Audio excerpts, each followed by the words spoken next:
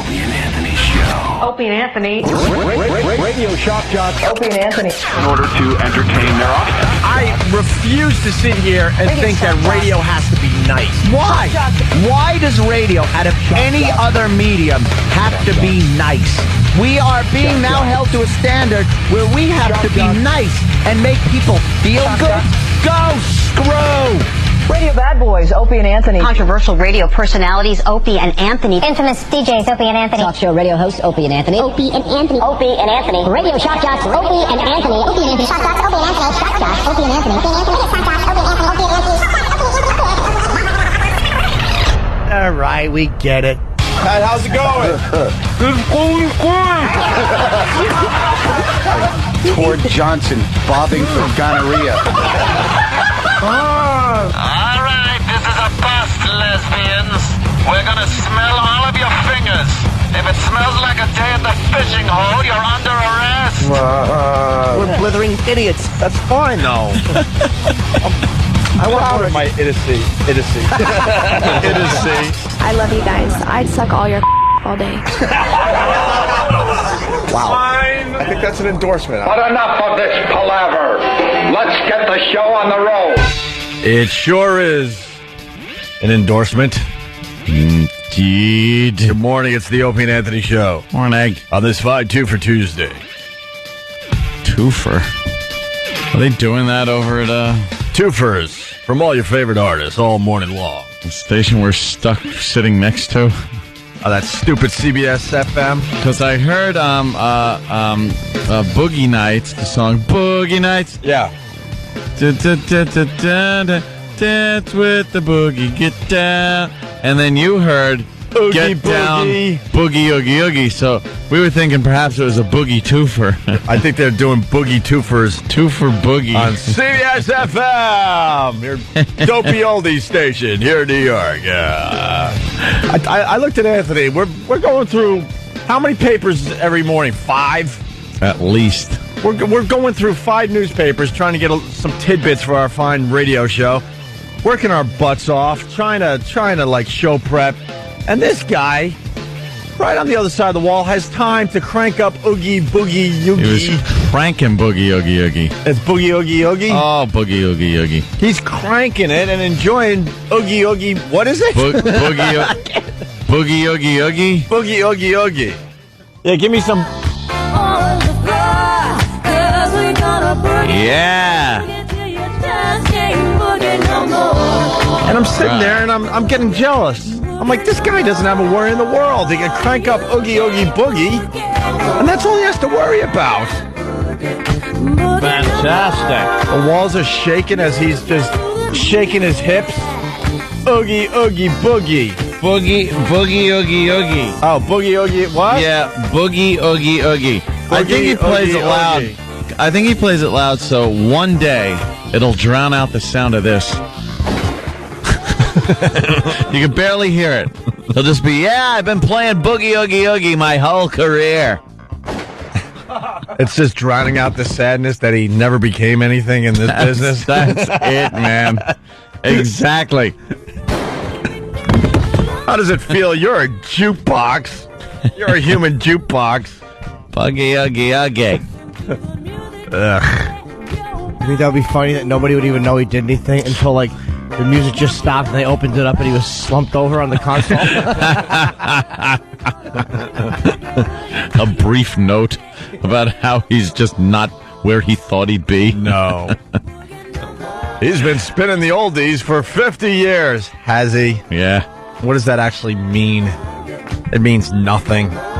So they're doing Get boogie. a little blurb in David Hinckley's column. Yeah, so these dopes are doing Boogie Twofers as we're trying to, like, do the heavy lifting for all of radio. Thanks for the help. And I don't understand this. What's her name? Who runs this joint? Mara? Mora? What's her name? Maura Mason. Mora. We barely see this broad. Smart. I think a little respect. Yeah, she's a broad in radio. Oh, Jesus. Congratulations. Listen to me. Why did she have to put the CBS FM Oldies studio right next to our office? This is a big, big floor. Yeah, that thing could have gone anywhere. Yeah, put it next to your office so you could hear Boogie Twofers. Boogie Oogie Oogie. As you deal with your hangover or whatever the hell you do every morning. Jeez. Woo! Boogie, oogie, oogie, indeed. Indeed, yes. We might have to, go in there and assault them a little bit later this morning. They weren't happy last time we did that. That's fine. Pretty sure. Hey, E-Rock, if you hear one more Boogie song, you're going in today. Maybe it's like a boogie. Going in. Do they do a boogie theme day? Where it's just songs with boogie in it? I don't. Boogie. I don't know. I really don't know. That ever become a term that people use for anything else but snot?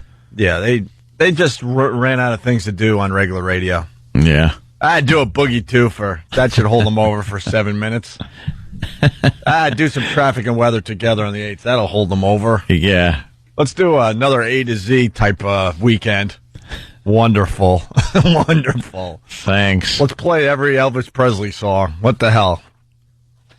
877-212-0-A. It's the Opie and Anthony Show. That's how we start today. That's how you get in touch with us.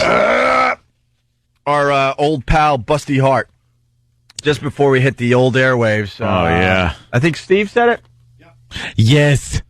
Steve said it. Busty Hart. Go to YouTube. What's the search there, E-Rock? I want to turn people onto this immediately. America's Got Talent, Busty Hart Uncensored. Or just put Busty Hart in and look for the America's Got Talent clip. When did this go down? Last night? A couple days ago? All right, a couple days ago. This is our old pal, Busty Hart. She used to do our show back in the day. And she's got massive boobies.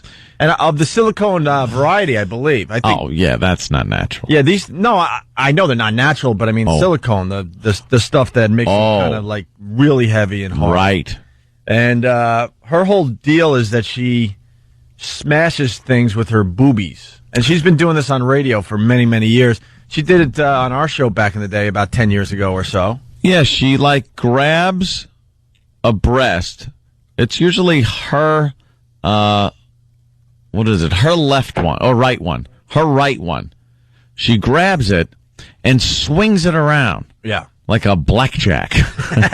like this giant, oh God. She swings it around and just smashes things.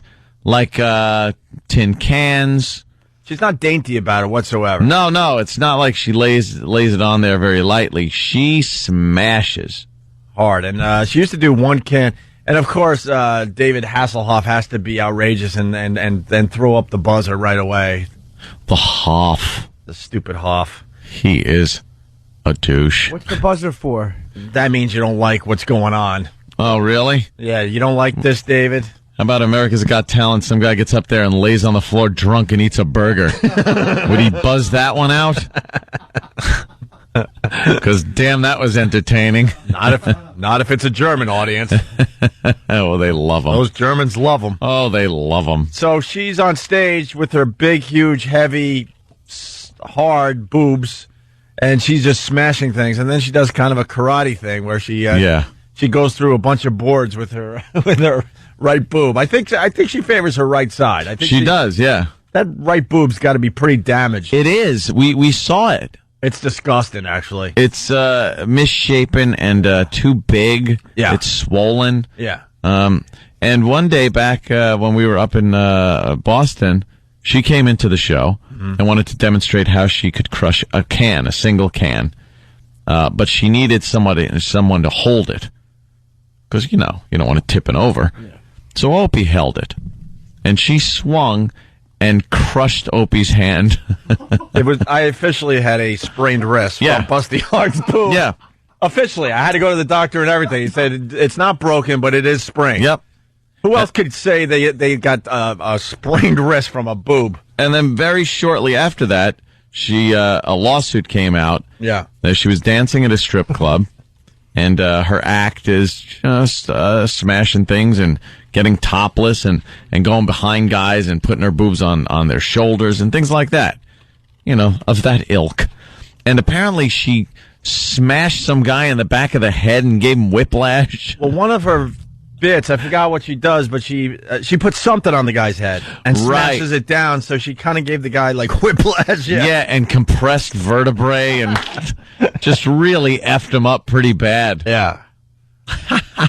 She's a tool. She really is. We kind of like her, though. And then she was part of that stunt where we duct taped one of our interns to a telephone pole. Oh, yeah? Yeah, we did that as well. Does she have a star on the Hollywood Walk of Fame, or is she just pointing to somebody? She's, let's say. I don't know. She's next to a star on the... But I can't see what it says. Miriam Hopkins? Miriam Hopkins? Who's that? Who is that? Oh. Yeah, exactly. Who is that? So check out Busty Hart. She's an old pal. Doing very well. We'll have to get her back on the show when she's in New York.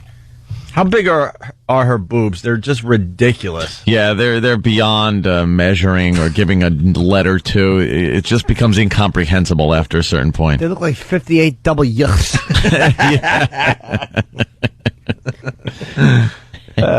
So we were watching the Busty Hart video just before he came on the air today. Oh. You could do the same. YouTube, Busty Hart, America's Got Talent. It'll get you there. It's on O&A. Oh, it's on ONDARadio.com. Very, very good. All right. How's everybody this morning? All right. Yeah? Chipper. Got a good night's sleep. Very good. Yeah. That doesn't happen often. It certainly doesn't. I have to rectify that tonight. I'm sure you get uncomfortable if you sleep too well. Yeah. Jimmy? And then went to the gym for the first time in a little while. I've been shirking my gym responsibilities a little bit. You know how it is. Kind of out and about. Little social butterfly these days, you know. And I hadn't gotten to the gym as much as I wanted to. So ow. Oh, you're sore today? Yeah, you always try to make it up in one day. Yeah.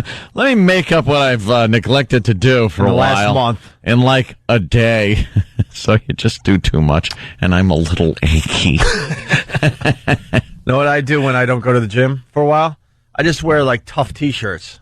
Is that it? Yeah, I got like a UFC shirt on today. So I'm good. I don't need the gym for another week or two. You know something? I wish I would have thought of that. Or a faggy little short sleeve green number. No, if you don't go to the gym, just find tough-looking T-shirts, and it's just as good as working out. Poor Anthony's sore. You know how I'd like to make you feel a little better? Have a mule just plant his feet into your back and arms. Ow. Good kick from a mule. What could be worse when you're sore from working out? Oh, God. A mule kick. A mule. Hey, whatever kind of mule you want, Jim, put it on my back.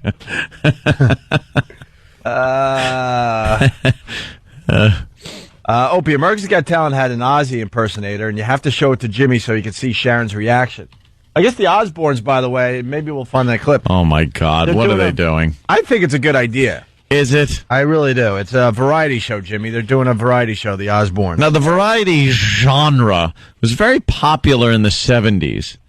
Like, anybody could get a goddamn variety show. Who did one? The Brady Bunch? Oh, my God. The Brady Bunch did an awful one. That was Donnie horrible. Marie. But Donnie and Marie, that was one. Glenn Campbell had a variety show. Flip Wilson. Yeah, Flip Wilson. Dolly Parton. I'm sure Stunt Brain hold on. has more. Go ahead, The Stunt. Hudson Brothers had The one Hudson that was Brothers? horrible. How about The a name that our audience can relate to? How old are you? The Manhattan Transfer Company. Did that? What about Peaches and Herb or The Fifth I Dimension? think they did. Tony Orlando and Dawn. Tony Orlando and Dawn. These are all that genre where they'd get someone, Sonny and Cher, the Smothers Brothers, where they would get the hosts, who were like the stars, and they would perform a little number at the beginning, and then they'd have guests that would come on and do comedy sketches and other musical numbers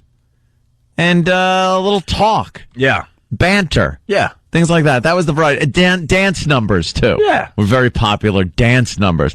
This is a genre that died in the 70s because it sucked.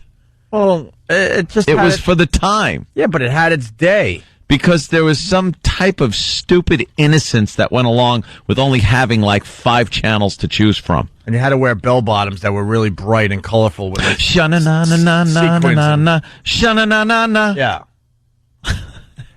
Just an awful But see, everything type of show. Everything comes back around, and I'm thinking Does it have to? it's time for the variety show to make a comeback. And why not the Osbournes?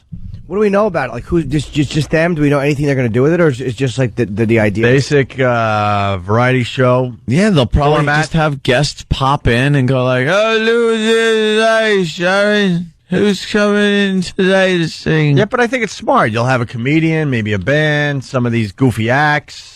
I want to do comedy on the Osborne show. Could you imagine if Jimmy got to do comedy on the Osborne variety show? Imagine Jimmy bombing on the Osborne's variety show. Why would you bomb, Jimmy? Fantastic. Why would you bomb, Jimmy? I'd be too nervous. No, you'll be fine. Would you? Yeah. Hamna. Yeah. Ed Norton. Yeah. Every joke would end in, "Hi, Ozzy." Floundering like a rookie. Just bringing up obscure things that he did in his career. Oh, I'm doing master of reality jokes. I hear 4 British boos. Talk about a dress. Was there a dress? Something about a dress. Yeah. Stephen S. from Bay Show writes, "Hey, Hope, you should get Pat from Munaki onto America's Got Talent so he could show off that unique ventriloquist act he did yesterday over at XM." Wow. What? I couldn't get to my vehicle quickly enough to turn on Pat from Munaki's show. Yeah. It was Pat. We just left Pat alone in the studio. Yeah. To kind of see his comedy chops, what he had. With no phone calls, no producers. No. Just Pat and a microphone. Pat, a microphone, and maybe some newspapers that were scattered around to give him some ideas. Yeah. Holy mother of God, it was the funniest, most tragic thing I've ever heard in my life. He bombed. Just ate it. But in a good way. Like, it was, you couldn't turn it off. It was such a bombing that I couldn't turn it off. Yeah. When it finally cut off in mid-sentence, he was in the middle of something, and it just went like, Opie and Anthony, Yeah. and it started an old bit. I was like disappointed. I kind of wanted to hear more. You wanted more? Because he was floundering. It was just like watching someone drown with no one there to help him. And the drowning takes, what, an hour? Oh, he was horrid. Every time, like, the drowning victim tries to get out of the pool, you take a tablespoon of water and you hold it in their nose. You go, stupid, breathe. Breathe this in. Yeah, but the ventriloquist act. Yeah. Is that video anywhere? It was so gay that it wasn't gay. If that makes sense. Where he was talking. Using another part of his body. Yeah, he was using a part of his body where he would use 2 hands and open and close a certain part of his body to speak. I used to do it with my belly button back in the day. And you'd go like, "Hey, how are you doing?" Oh, do opera face and stuff. You could do it with the belly button, or you could do it like Pat did it. Yes. Like a real man. And he did it for everybody on Pal Talk, and it was the talk of the O&A community all afternoon. People could not get over the shape of this guy. Yeah. It was, the back of him looks like the front of a fat woman. Really does. It was that bad. It looked like an elephant, too, though. Yeah. It had this elephant look to it. There was skin sagging where skin shouldn't be sagging. It was bizarre. Yeah. Sorry, Pat. I know you're listening. Well, hi, guys. Well, you know. Oh, the video's being edited? How do you edit that one? I don't know. Edited. Why does it have to be pixelated? That one you might have to go real deep to find. I don't know if we could just throw that up on ONARadio.com. Oh, that'll turn up on websites and other things. It's in all the usual places. I'm sure it'll be linked to our website, our official website that we can't somebody promote. Somebody has the Millennium Falcon flying out of it. Oh God! Looks like Pavarotti singing opera. Oh. So you might want to try to search that out today. That one might be a little tougher to find, but it was that was a biggie yesterday. Extremely funny. All right, we're just getting started. 877-212-ONA. Don't forget about ONARadio.com. We'll do some A-Rod news next. I guess A-Rod's wife went on a bit of a spending spree. Oh yeah. So, and we'll get some expert advice from Anthony on this whole Yes, thing. oh, been through it. Good luck. You're like you could be on all these you could be one of these. What are they called? Like a spin doctor. A pundit. What? Pundit. A pundit. A pundit. A pundit. I called it a pundit once, and Jimmy corrected me. It's a pundit. You learn on this show. Oh yeah, what did you call it? A pundit? Pundit. Yeah, no. Only fools put that last time in. That's why I did it. Oh. Yeah, no, the pundit is perfect. I wanted to be a fool. No. Yeah, if we mispronounce words on this show, Jimmy makes us clench our teeth, and then he takes a ladle, a spoon, and hits us in the teeth really hard. Ow. And guess what? We don't mispronounce the word anymore. It's a ladley. A ladle? Yes, a ladle. Opie and Anthony. Opie and Anthony. Broadcasting to the retarded. Sexual innuendo. Naughty radio show. Yes, this is naughty. That feels good, doesn't it? What the hell is wrong with you guys? Opie and Anthony.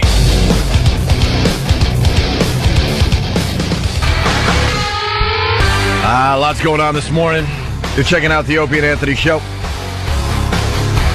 Phones are lit, but if you want to get through a little later on, 877-212-O&A. Jimmy's got an update on something we started yesterday. Well, before I get to that, I want to say I'm a traveling virus real quick. Oh, yeah, sure. August 2nd at PNC Art Center. It's the only show that we're doing this year, and we do have a couple of comedians to mention that I forgot to mention yesterday because I didn't have the list. In addition to myself and Patrice and Bobby and Voss and Otto, we also have Mike Birbiglia, Greg Giraldo, and Nick DiPaolo have all been added to the show. And there's actually, they're working on somebody else as well, but this is going to be an amazing show. It is August 2nd, and you can get tickets to Ticketmaster. And it's amazing. The fans are so good. I was a little sensitive. But in the was it NBC blog, they had mentioned a bunch of celebrities, quote unquote, that were at the UFC fight, and they had mentioned Jim Norton, and in parentheses, it's like he's a comedian. Does he count? I'll let you decide. So I was a little insulted, being a baby and a comedian with no sense of humor. Considering all the work you're putting into your career, you're a bit. No, but it's just amazing how I try to throw atomic bombs at people, and somebody jokingly throws a jab at me, and I just cry like a bitch. I just have my face slapped. So Danny just gave me an email from Mike Chiappetta, who's the guy. It says, I'm the douche blogger that supposedly insulted Jim Norton. I should have known better than using a throwaway line on an O&A personality, since I've listened to the show since you guys came on to New York on NEW. Jay Moore was drawing maps of Hawaii, and you guys hosted the short-lived NFL pregame show. Anyways, XFL. I wish it was the NFL. Yeah, that NFL would have been nice. Short-lived, yeah, my fault. It was the failed one. No, but what that was called, by the way, that mistake was called "So Anxious to Get Back to My Part." I just skipped everything else.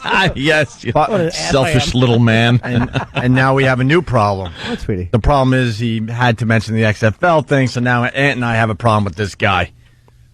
Hey, yeah. He didn't have to do that. And you guys hosted the short-lived XFL pregame show. Anyway, meant no disrespect to Jim. It was a 3-second throwaway line in between matches. But I just added another paragraph onto the original story to correct my mistake that reads, note, the emails are in, the people have spoken, and Jim Norton counts. For whatever it's worth, I listened to O&A going back to NEW, watched Lucky Louie, and have seen Norton stand up. No disrespect intended, just wondering if most of mainstream America knew who he was. Turns out I'm the idiot. I'm probably inviting more trouble by sending this email, but you guys have made me laugh enough times in life that I wanted you to know that you've definitely got my respect. Sorry, Jim. Regards, Mike. Yeah, that's pretty cool. Yeah, thanks, wow. Mike. Very cool. So the fans that send emails, it's very appreciated, but, you know. What a backpedaling douche this guy is. And me. I was perhaps a little sensitive, so thank you, Mike. Perhaps a little sensitive. It's amazing. For a guy who just says anything, and all of a sudden somebody throws a lighthearted little titter at me, and I just curl up into a ball and beg for help. That is hysterical, yeah. You just, unload. Yeah. This son of a bitch. Well, Jim Norton's a little short. Help me, fans! Thank you, guys. All right, let's get into the A-Rod news. Everyone's talking about this whole thing. Ooh, yeah. Who knows? I'm predicting probably 100, maybe $200 he's going to have to cough up to his wife. At all? The paperwork requesting dissolution of marriage was filed in Miami this morning. The storied relationship between Alex Rodriguez and his wife Cynthia that put them in the center of the spotlight from the minute he put on Yankee pinstripes over. In divorce papers, Cynthia calls their marriage irretrievably broken, citing extramarital affairs and other marital misconduct. Cynthia has made it very clear to me that she wants to take the high road and do the right thing and protect her children and herself. Wow, she's not taking the high road because the cover of the Daily News here in New York, her $100,000 revenge. She wants to take the high road, but me as her lawyer will advise differently. Please, the high road. I'm figuring to make at least $1 million on this one alone. In a highly publicized divorce case like this, there's no high road. If she was taking the high road, it wouldn't be all over the news. You wouldn't hear about it. It would be in secrecy. You wouldn't have your lawyer talking to the media. Bill Murray recently got divorced. That was high road. I guess, the high road because no one heard about it. They just ended their marriage. They split up some stuff. He gave her 3 houses to her or whatever. Yeah. And that was that. It was like 2 weeks, something like that. They already done. I already heard, like, Ralph Felder is, I believe, on part of her legal team. I heard something on Wins this morning. That lawyer was saying that because he's into that Kabbalah that Madonna is into, that is some type of cult and very dangerous to the children. So they're already positioning this whole thing to take custody away, or at least use it as a bargaining chip for more money. And I don't see her going out there and performing horribly in postseason. Exactly. She's not going 1 for 20 when she's needed. Hitting another homer when the Yankees are up by 15 runs. That's right. Yeah. And it's on A-Rod. For A-Rod, the score is now 11-2 Yankees.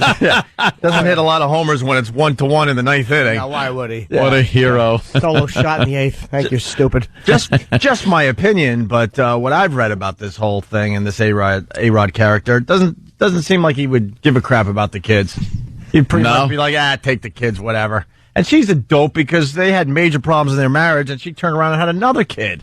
That's an investment. Yep. That's an investment. I don't think so, because there's a prenup and they already had a kid. Prenups don't cover child. What the hell? All right, that's the reason to have the kid Child because support? of a prenup. Because a prenup will never pay a child. All right. Child support. You can't write off your kid. I'm not paying for my child. All right, Send the then prenup. he's dumb. Well, he is. Yeah. Why would you get your wife pregnant knowing there's Oh, he's letting that stuff fly. What an idiot. That golden fluid. Unbelievable. Like a rain cloud in his pants. Let's get more audio out there to the peoples. Jeez.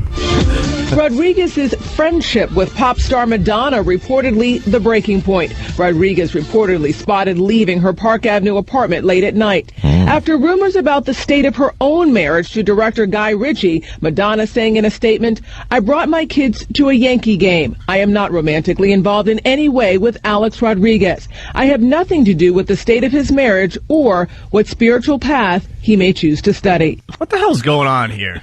So there's nothing. She's completely denying it. She's denying everything, even like the Kabbalah part. Because she's got her own issues with her husband, Guy Ritchie. So why are they leaving, like, what is he leaving her apartment late at night? And why is he allegedly banging a 50-year-old broad?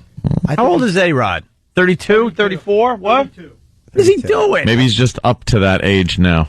Like in his checklist. All right. I banged everything from 17 up. I'm up to 50s. Yeah, but there's so many like high-profile celebrity women out there that are a hell of a lot younger. Why would you want to be with Madonna? We were talking about her ligaments yesterday. Yeah, Madonna's ligaments. I think a woman is bangable until you see the ligaments. When there's too many ligaments going on. And hiney bone. And hiney bone. You don't want that hiney bone, the pelvis, digging in. Right. Ugh. Hurts. That's why you got the, that little The indent? Well, why don't we just play another clip? Yankee third baseman Alex Rodriguez is one of baseball's highest paid players ever, with an annual salary of $28 million. He and his wife signed a prenuptial agreement 1 month before their 2002 wedding. Cynthia Rodriguez is asking for alimony, child support for their 2 young children, life as well as health insurance, private school for their children, and for their 2 daughters to maintain their current lifestyle. A lavish lifestyle that includes a $7 million condo on the 4th floor of this posh building on Park Avenue, and this Coral Gables, Florida sprawling $12 million 6-bedroom estate. So she gets it anyway, even though there's a prenup. This bitch gets it anyway because of the kids, because the kids need to live in a house like that. And what's she going to do? I'd say, okay, put the kids up in the house with a nanny, and you get yourself a goddamn apartment somewhere. There should be a stipulation. She gets all that, but she has to face like a major league pitcher. Throw the high heat. Right. Make her retarded. That's what the stipulation should be. If you could hit 100-mile-an-hour fastball, you get the following. You get the house in Coral Gables. You get the alimony. That would be a great thing to do. Right. Like, go ahead. All right. The wife has to come in and, let's say, put on an entertaining radio show for a while. Whoa! I'm just picking a career out of my hat here. Whoa! What if they have to come in and put on an entertaining show, talk to the people out there for a while? I'm just saying maybe we should have an open mind because, A-Rod's making all the money because of the skills he has. Uh-huh. And now she turns around and gets probably close to half of what he has. She should be able to hit 100-mile-an-hour fastball. Exactly. I don't completely fault her. I fault him on this one. He's a dummy. What? Look, he's stupid. He got busted with a stripper. Photos in the paper. He embarrassed his wife badly. What does he? You can't do it. What are you doing? Stop it, you moron! You're gonna get killed in court. You can't defend against that. Public infidelity. I had pictures with a stripper, and you can't. Well, here's a little tidbit of information. In Florida, where they are married, infidelity does not come into play as far as a settlement goes in court. Doesn't even matter. And they can't take your home in Florida. They can't? No, they can't for, I'm saying even if you go for anything? Even if you go you don't pay your mortgage? Oh. Really? Yeah, it's a homestead state. Really? I was joking. Florida's a no-fault divorce. Badly. Oh, hold on, Opie. God had the answer. Isn't that why OJ moved brain. to Florida to protect his estate so they can't take it because it's one of those homestead states like Texas. Homestead? In a debtor state, you're protected to so that you won't be forced out of your home, but you will have to eventually pay back your debts. So why would anyone pay their mortgage? Well, it's about your credit rating, too. You won't be able to get any future money. Who needs a credit rating if you got your house and they can't take it? Forget it. He's just a dummy. I mean, he's in the first year of a 10-year, $275 million contract. Why didn't he get rid of the wife before he signed the new deal? Why did he get her pregnant again? What is wrong with this guy? Why is he banging allegedly a 50-year-old broad with ligaments? He's damaged, this guy. I guess he was trying to keep up, the good face. Florida's a no-fault divorce state, 50-50 split, yes, okay. God. What's that mean? Anytime you get divorced, it's 50-50? What lazy courts? Stupid-ass New York can suck it. God, I hate New York's divorce laws. Why? Ugh. Why? Because, where have you been the last 8 years? Jesus. No, but I mean, what's the difference between that and Florida? Like 50, 4 more. You know? 4 more easy payments on the payment plan. 4 to go. For my car. And then a car huge payments. party will be had. You promised a huge party. Remember that. Oh. A huge party. That's right. But wait, what's the if Florida makes you half to each person? Yeah. It's a lot. Mm-hmm. Of what you have. That would have been fine. Oh. Half of what I got? I ain't got crap. Didn't own anything. No kids, no house. Nothing. You didn't even have clothes. Right. Seriously. I had didn't even have booze nice T-shirts from all of our gigs. I had swag. That's what I wore. And you had a station swag. And you had a computer that is very outdated by now. Yeah. By now, that computer would be just ridiculous. It's gone. You had nothing. Nothing. I'd have gladly split nothing. Imagine if it was a 50-50. Yeah, but they go with that future earnings crap. Yeah, see? Allegedly. That's what they do in New York. Yeah. So that's the latest we got on A-Rod. And as she takes the high road, she spent 100 G's in Paris yesterday, according to the newspaper this morning. She flew a bunch of people over first class. Did she really? Yeah, like her and that bodybuilder guy, her kids and her godparents. I mean, airfare alone is probably... What do you think first class on a real, like, international airline is? Not continental. Like $250? No, it's got to be more. No, that's a guy who doesn't get humor at all. Now, how could it be that cheap, Opie? Oh, it doesn't get any humor at all. A guy who never gets sarcasm or any type of humor at all, just a blunt idiot. Yeah. So, and then you got the Christy Brinkley story. That's a good one, too. Now, that one's full of some fun. That's just not this infidelity with a stripper kind of easy stuff like that. No. This guy was a real creep. He loved the internet. Oh, my God, did he love not being able to do things with two hands in front of his computer? Let's all be honest here. As men, we like the internet. But this guy loved it. Oh, my God. He could not get enough. He was spending upwards of $3,000 a month on certain porn sites on the internet and having Wait, what did he get for that money? We're talking about Peter Cook, obviously, who's married to Christy Brinkley. He was going on certain sites where he was able to take care of himself on camera. He was on camera doing this. And I gather watching somebody else on camera. Why do you get Pal Talk for free? Exactly. Why wouldn't you just get Pal Talk? I don't get it. Up to $3,000 a month? Yeah, a month. Getting off with the internet? Yep. In some of these, live cam rooms? Yep.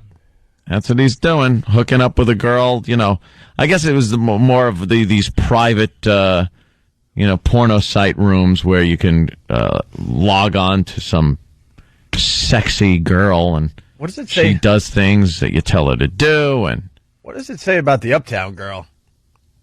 That she's not very proficient. Sounds like the Uptown girl doesn't go downtown. Oh, no, you did. Oh,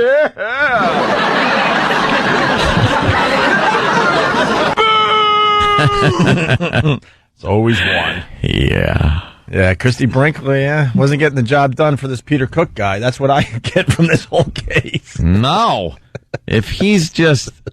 And they're trying to use it against him, saying that, he's got kids and the wife, and instead of being with them, he would, go to this computer and just sit there for hours, making a wreck of the joint, I guess. Wasn't he trying to hook up threesomes, and he was going to swinger sites and all that, right? Yeah. Imagine being Christy Brinkley, and you carry a lot of clout when you bring that to the threesome. There you go. What do you got for me? I got this. Yeah. Right, what are you bringing? Right. Take me to the special room. Yeah. I don't want this fatty. Who's your partner? Well, you got a radio? A little song you might recognize.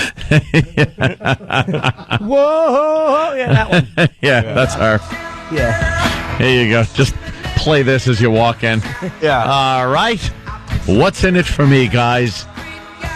What did you bring? Marriage number 4. Who else was she married to? Billy Joel?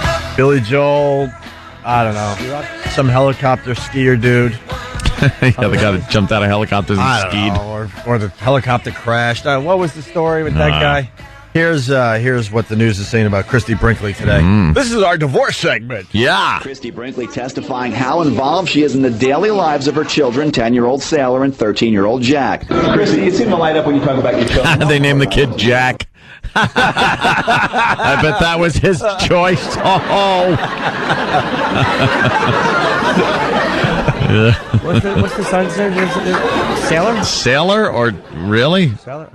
Sailor. Full disclosure, don't make fun of that name. No, the middle name is not Mehoff. That's silly, Bill from Waterford. Sailor Mehoff? Bill from Moonaki. Yeah. Their son Can't be Mehoff. Their son is named Jack. I didn't even notice that until right now. Very good, Anthony. Very good. Light up when you talk about your children. How important are they to you? They're my world. Brinkley testifying that in the years leading up to what she calls the betrayal, referring to Cook's affair with then-teenager Diana Bianchi, that Cook became less involved with the children and wouldn't even have dinner with them, instead insisting on dining and drinking wine by himself in a separate part of their sprawling Bridgehampton estate. In front of a computer. Yep. Separate part. The sprawling estate. He's in a closet with a computer. Don't come in here. Another guy with the perp switch. Oh, he couldn't take it. His family, his kids. Just logging onto that computer. Oh, I gotta get home. Gotta get to that computer. I'll take dinner in the West Wing again. Yeah. Well, you and the kids can eat out here. I'll just get a sandwich and go into this room. Yeah. Somebody out there is calling her the uptight girl. He's got a plate of buffalo wings. He's typing lefty. Yeah. Getting smudge marks all over the keyboard. I love him. What a creep. Oh, total ghoul. And then this. Brinkley appearing poised and confident on the stand, not missing any opportunities to cut down Cook, who is the biological father of Sailor and the adoptive father of Jack, and call into question his parenting skills. On the stand, Brinkley said she questions Cook's judgment, saying, how could anyone run the risk of ruining this wonderful life? Anyone who can chase a teenage girl, anyone who would run out of the house when he has beautiful children at home to masturbate on the World Wide Web. She shook her head and said, it makes you wonder, where's his judgment? Do we have to call it the World Wide Web? The World Wide Web. Wow. He went to http //www. The World Wide Web. Anybody who would sign on via C prompt. He was going to BBS's. Yeah. Oh, God. Oh, and what about her? Just stop. Give up this wonderful life. It's the reason. There's kids running around. One isn't even his. This Christy Brinkley's, I don't know. If you ask me, my opinion, dead fish. Yeah? Yeah. The hell? She's been through a few husbands. And, maybe the guy needs a little pick-me-up. And where does old googly eyes stand on this thing? Also known as Christy and Billy Joel's daughter. Old googly eyes. Alexa? Is she standing by her mommy? Old googly eyes. Alexa. I don't think she's involved in this in any way, right? How do you come out that ugly if you have a mom like Christy Brinkley? Well, how does that happen? You'd think her genes would have, overrode Billy's genes. The Billy Joel genes? Yeah. Yeah. Old googly eyes. Googly eyes. I think she has a problem sleeping at night. She can't get those eyelids shut. That is just, awful of her, though. Wow, she looks good there, though. Look at that. She grew up. The first picture of Alexis I've seen where she doesn't look that bad. Maybe she was tired. In her eyes. Her eyes are half shut because she's sleepy. Maybe that's it. She's got to be tired all the time, so her eyes look almost normal. Wow, those are some big eyes. All right, we'll take another break here. 877-212-018. That's what we got on our divorce segment. You want to add anything here, Ant? No, people have heard it before. It's hard for me to side with the gals on anything. I don't care if the guy's just banging 5 girls in his bed and she walks in with 3 of the kids. It's hard for me to side with him. You think she thought she was so hot and so supermodel-ish that she didn't have to do certain things, and that's where Peter Cook decided, whoa, I got my needs? I don't know. Either that or this guy's just one of these, creeps? Like Jimmy. He just needs to be in front of a computer. It's hard not to. Yeah, but it's right there in your house. He's going to have some things to say eventually, right? He hasn't hit the stand yet, has he, there, Stunt? Yeah. He has? What is he claiming? He had to admit to all this. It was crying on the stand, talking about the whole affair and what happened with it. It was real. And then I would log on and I would start to. And then I had to have sex with a really hot teenager. I'm so sorry. I'm sorry. I'm sorry. That trail of spit when his mouth opens between the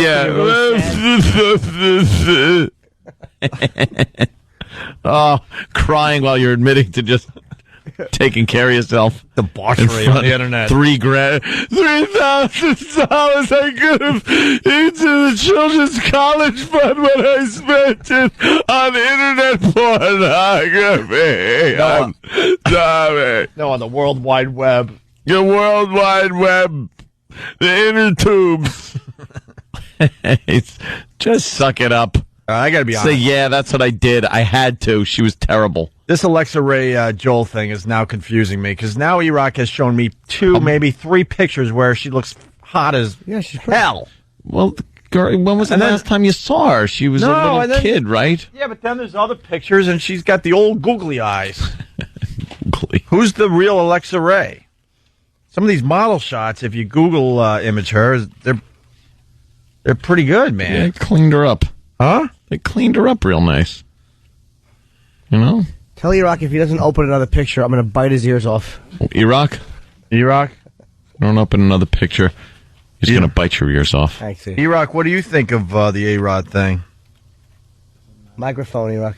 I think he's a scum.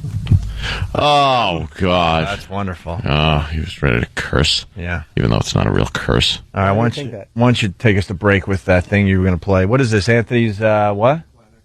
Wedding planner thing? All right, check this out. It's Opie and Anthony. You're getting married. No. Here's Anthony from the Opie and Anthony Show to help you plan the perfect wedding. I'm talking to you. Are you listening? First, you must carefully choose a wedding ring for your gal. I went into one of those jewelry stores in Penn Station, and I think I spent $300 on it. Right. Well, you should also make sure your betrothed gets along with your dear, sweet mother. Your son is a scumbag. Maybe not. Your wedding night, on the other hand, should be a magical one. I believe I laid there looking at the ceiling with tears of regret and sorrow rolling down the sides of my face. Just follow these simple steps and you'll have the perfect wedding. Just like... I got nothing. I was shocked. I was horrified. I was broke. Hopeless. What did I get myself into? It only took 9.5 years for me to leave. Never marry a wop! I was a broken, beaten man. And I had been married for 6 hours. This is radio at its most fascinating. Cutting edge radio, I don't know how to do this. Opie and Anthony.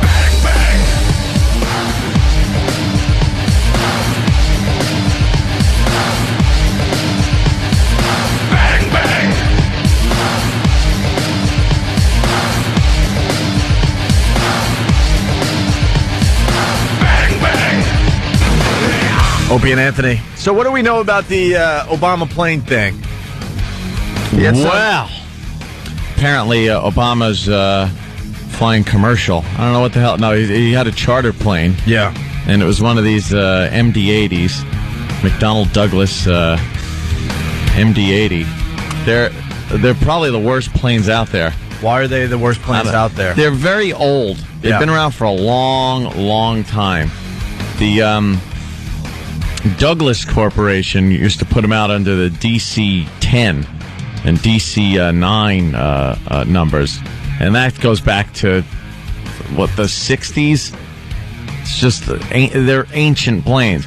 And then when McDonnell Douglas picked them up, they changed the name to the MD-80. They, upgraded some of the stuff, but they're still old frames and old planes, old designs. How do you know so much about this? Oh, I love aviation. I watch a lot on Discovery. Forget Aristotle and Socrates. Here comes Professor Anthony. What happened? Why was there static? I don't know. It happens every time. Thank God, because it saves us from a huge fine. Wow, I didn't know you knew so much about the MD-80s. Yes, the MD-80. I know a lot about them because I try to steer clear of them when I'm booking airline reservations anywhere. So, do you know, to go to Bonnaroo, I wouldn't even take American Airlines because they had MD-80 going to Tennessee. It's like, I'm sure you can get there, but they freak me out too. I flew one to Tennessee, and I flew 737 back. But going there, I'm on MD-80 just going, well, how often do they? Yeah. So basically, the MD-80s, we give these things to other countries, and they end up going down in the mountains somewhere. Yeah, well, American Airlines seems to use a lot of them. So, you know, why is Obama flying one of these? I don't know. It's charter plane. If little Jimmy Norton wouldn't fly one of these, why is Obama Why would flying? Obama? Because he's probably not making the decisions on the aircraft, and he's probably not a flying obsessed idiot like I am, so he's probably not going, what kind of plane is it? I would demand a 737 or something new. Yeah. So they're calling it a close call, and they're saying this was pretty serious. Well, no. Actually, they're trying to just downplay it and say, no, this was nothing to worry about. Don't worry about it. But it turns out the rear slide, the emergency slide, that's tucked into the rear cone at the tail of the plane, deployed. The cone didn't pop off, but it deployed and affected the pitch trim of the plane. So the plane couldn't stabilize the nose from going up or down. So they really couldn't just fly level without the pilot's input. Could that, let me ask you. Wait, did the plane pink sock? Did the plane... That's a great way to put it. Well, you know something? Because I'm looking at the TV and they showed kind of a graphic. And, yeah. And it's this it's like this slide and it looks like it pink socked. It pink socked his plane. God pink socked the plane. But nothing came out of the plane? No, it didn't come out of the plane. All right. It deployed inside the cone and threw off the pitch. Wait, what would happen if would it have crashed? Because they say D.B. Cooper, when he jumped, the way those old planes would work is the back of the plane would open. Yeah, there's a stairway in the back. So technically the cabin pressure would have gone out because he would have jumped out the back. Yeah, you could. There have been planes that have flown with that rear stairwell open. You just can't go that high up, If you're above, 5, 6, 7,000 feet, it starts getting a little iffy. Would his plane have crashed if that had popped? If the cone had popped off? They're saying like this is a lot more serious than his people are saying. Yeah, there's a good chance there's a lot of in that kind of plane, a lot of hydraulic lines and cables that are back there for all the control surfaces on the rear of the plane, and just drag alone. You don't know what else it's going to rip out if it did deploy the whole way and the cone came off. So they're saying, pretty serious. Wow. So Obama's, but I guess they fixed it. And what? He took back off again in the same plane? No. All right, did they give him a new plane? All right, he can't be president. He's dumb. He's too stupid? No one would do that. You shouldn't go on a plane like that. No one would do that. He really did that? No, I don't know. Oh, okay. Speaking of Obama, Danny just ran in some great audio. Texas Senator Kirk Watson. Did you guys see this? I did not. A Texas senator? Gee, did he say something that could be interpreted as racist? He's a supporter of Obama. Doesn't seem to matter. Kirk Watson, the Texas senator, was confronted by Chris Matthews on what Obama has done. Oh, boy. With his political career. Okay. And this is the audio. It's good. You're a big Barack supporter, right, Senator? I am. Yes, I am. Well, name some of his legislative accomplishments. Senator, I want you to name some of Barack Obama's legislative accomplishments. Oh, does he go after him? Well, what I will talk about is more about what he's offering to the American people. No, what has he accomplished, sir? You say you support him. Tonight. Sir, you have to give me his accomplishments. You've supported him for president. You're on national television. Well, name his legislative accomplishments, Barack Obama, sir. Well, I'm not going to be able to name you specific Can you name any items of legislative Can you accomplishment. name anything he's accomplished as a congressman? No, I'm not going to be able to do that tonight. Well, that's a problem, isn't it? Well, no, I don't think it is, because I think one of the things that Senator Obama Pat did a better job on the show yesterday. He's able to lay out a vision. Say anything? He's able to lay out solutions. But Senator, I'm going to give you one more shot. List Barack Obama's accomplishments as a U.S. Senator now. Well, what I'll do is I will say this to you. He will offer the ability of the United States to The be best part is the guys laughing in the background. This is a perfect example of what's going on in this country. That is one of the most reasonable questions I've ever heard somebody ask. List his accomplishments, and that way it gives you a little background on the guy, what he's all about, what his platform is, where he stands on certain issues that are important. This guy knew nothing. Is Chris Matthews, I mean, this might be very ignorant. He's typically really conservative, right? Or no? Oh, he's not. I think he's more... Is he more liberal or is he in the middle? I think he's more liberal, no? He's a big Hillary supporter, and I actually believe this was mid-campaign, or late in the campaign this happened. But yeah, he's been a huge Hillary supporter. Oh, this wasn't recently. I don't think this was that recent. I think this happened just as they were on the verge of deciding. Well, you think that guy just kind of went and studied every single thing Obama voted on? Yeah. After that interview? Ooh. Now he's like Gleason getting pulled off the set of the quiz show. Yeah, I'm not. Yeah. Piece of legislation, 1997. Hey, look. A little bill called.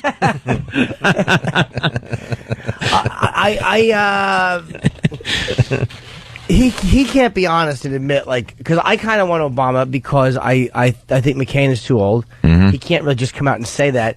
And I kind of want a black president. I really do. And there's something about him I like. I don't know exactly what it is. So racist to say that. No, it's not. It's just I kind of want a black president. I do. I think it's symbolic. It makes sense. It's like a gag.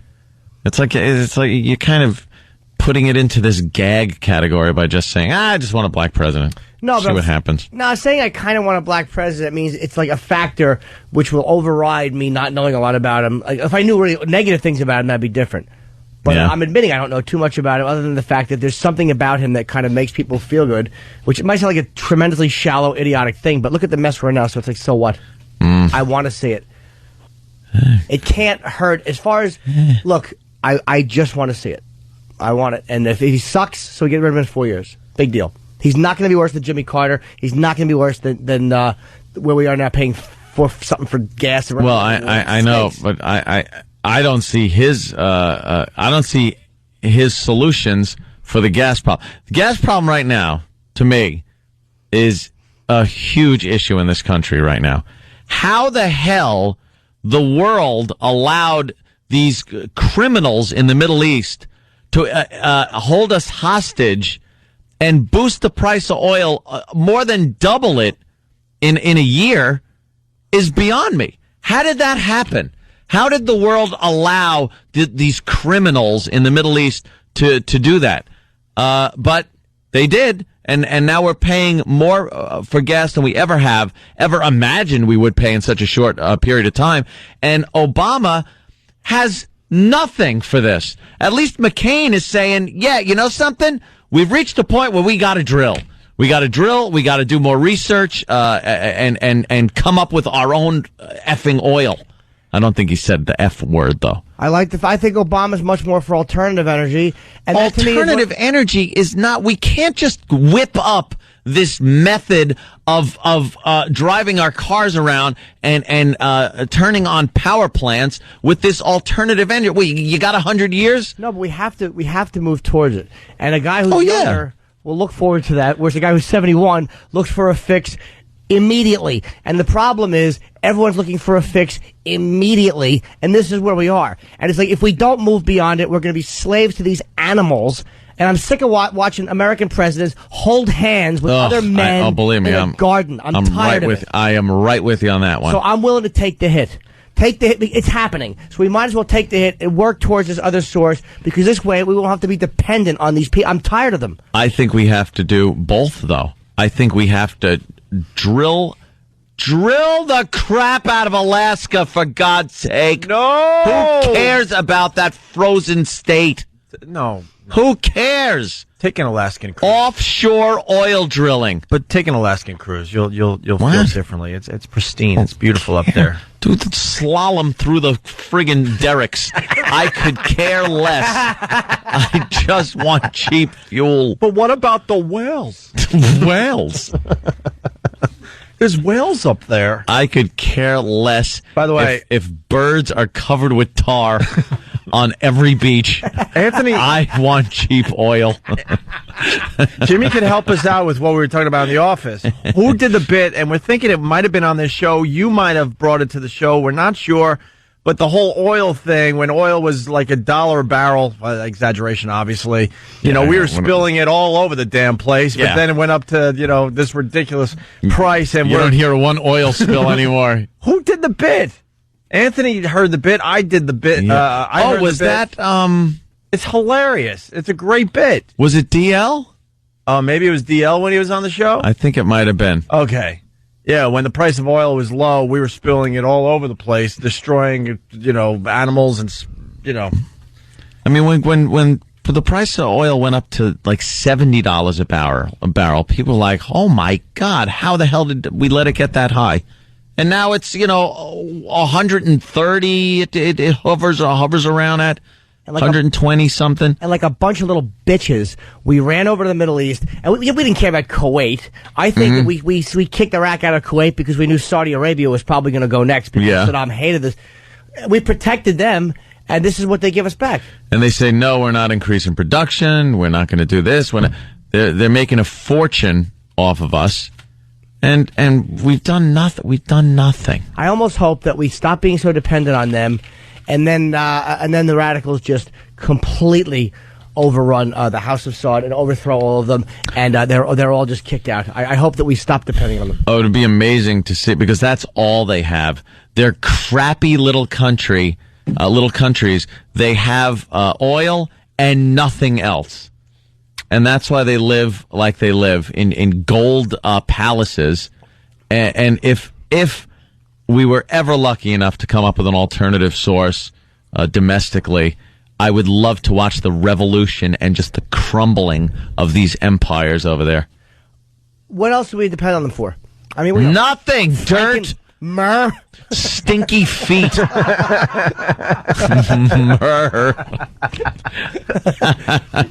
They have nothing for us but that. No. Nothing for us but that. So if we stop depending on them, let them murder each other. Expensive rugs. Exactly. A tapestry, perhaps? Tapestry.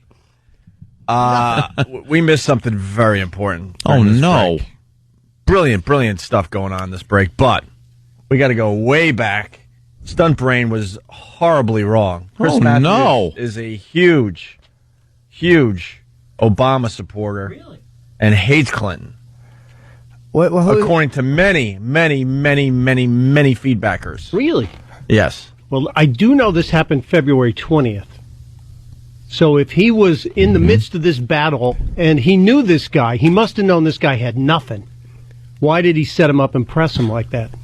That's a good question. And I'd like an answer. Matthews does not go into things naked or dumb. So, Stunt Brain, you're holding strong here. I'm saying I believe Chris Matthews is in the Hillary camp. That's holding, but not quite as strong. No. Yeah. I'm still holding on. Are you humming in? Nope. Is there a little humming going on? Humming. He's holding on, but he just wipes his hand on his pants to get the sweat off. Yeah, he's getting a little nervous. Yeah, I got a little humidity. I mean, if you walk around with a cocky name like Stunt Brain, you can't be wrong ever. Well, I got to go do something. That's why my name's Opie. I could be a dope all the time. No one's going to question it. Good point. But when you're Stunt Brain, they're going to call you out. You can't mispronounce anything. You're going to have your facts correct every single time. Well, I got to go double check. But look at it. February 20th, in the midst of the battle, he cornered that guy. Yeah, that's brilliant. I loved it. That's brilliant on Chris Matthews' part, because no one knows what these guys stand for. No, and I mean no one. I'd like to know how he knew that this guy knew nothing about this. Because I bet you could get almost any senator on, and they would have the same reaction. Yeah. We did our own survey with potential voters on the streets of New York, and they don't know why they're voting for McCain or Hillary, back when Hillary was still in it, or Obama. No one knows what these people really stand for. Yeah. That is the truth. All right, we're going to take a break with some primetime gossip, just in case you missed the latest. Ooh. Primetime gossip from young Sam Roberts. These. Yeah, these are great. Jimmy? Breathing? Heavy? I was. I'm. You all right? Yeah. I'm going to a doctor Monday for my sinuses. Oh, are you? Yeah, I'm getting it. Consultation, or are you actually going to get it? I can't get it fixed yet. I've got consultation. I have not been to anybody, but I can't live like this. Going to put your head in a drill press and just ream out your nostrils? Nuts. Matt from D.C. says, Jimmy. Jim doesn't vote, so shut up. Oh, whoa. One of these guys. Yeah, you're right, Matt. I don't. But I still have an opinion. So what do you think of that? Us non-voters. Showed him. Yeah. I don't vote. You're right. Like Carlin, genius that he was. Yes. Said people always say that you don't have the right to comment if you don't vote. He goes, no, that's exactly why I have the right to comment, because I didn't contribute to this mess. Brilliant point he makes. So there you go, you D.C. voter. Yeah, you dumb voter. Us non-voters are making a statement by not voting. That's right. We're lazy. I'll vote if I really feel like there's a guy worth voting for. These two clowns, who are you kidding? I voted for Perot. I want Obama over McCain, but in the end, I don't give a crap who's president. I really don't. I really don't care. It makes a difference on some level. I mean, like, I don't think, honestly, Gore, as much as I didn't like him, I don't think we'd be in the situation we're in, at least in the middle of a war, if he was there. No. But then again, we might be in a worse situation as far as terrorism goes. Right. Who knows? We'd all be speaking Arabic. Right. They would have won. Yeah, there would be mosques all over the place and all that. Give me Vince McMahon as a choice. Yeah. I'll get out President Vince. I'll get out to that grammar school and pull the lever. Or the local church basement. I'll be there. Yeah, well, he's very injured.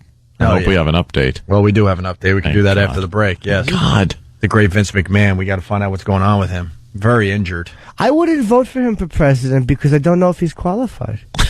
It would be fun to watch, though. Certainly would. Go into Congress and just hit people with chairs, throw sand in their eyes. Right. Just pulling all those shenanigans like in wrestling with like serious Congress. Oh, would that be funny? Just being a complete ass. Cage matches. Yeah, to get laws passed. Between senators. How great would that be? A law-passing match. Right. Democrats versus Republicans in the steel cage. That's right. That's what you're going to get.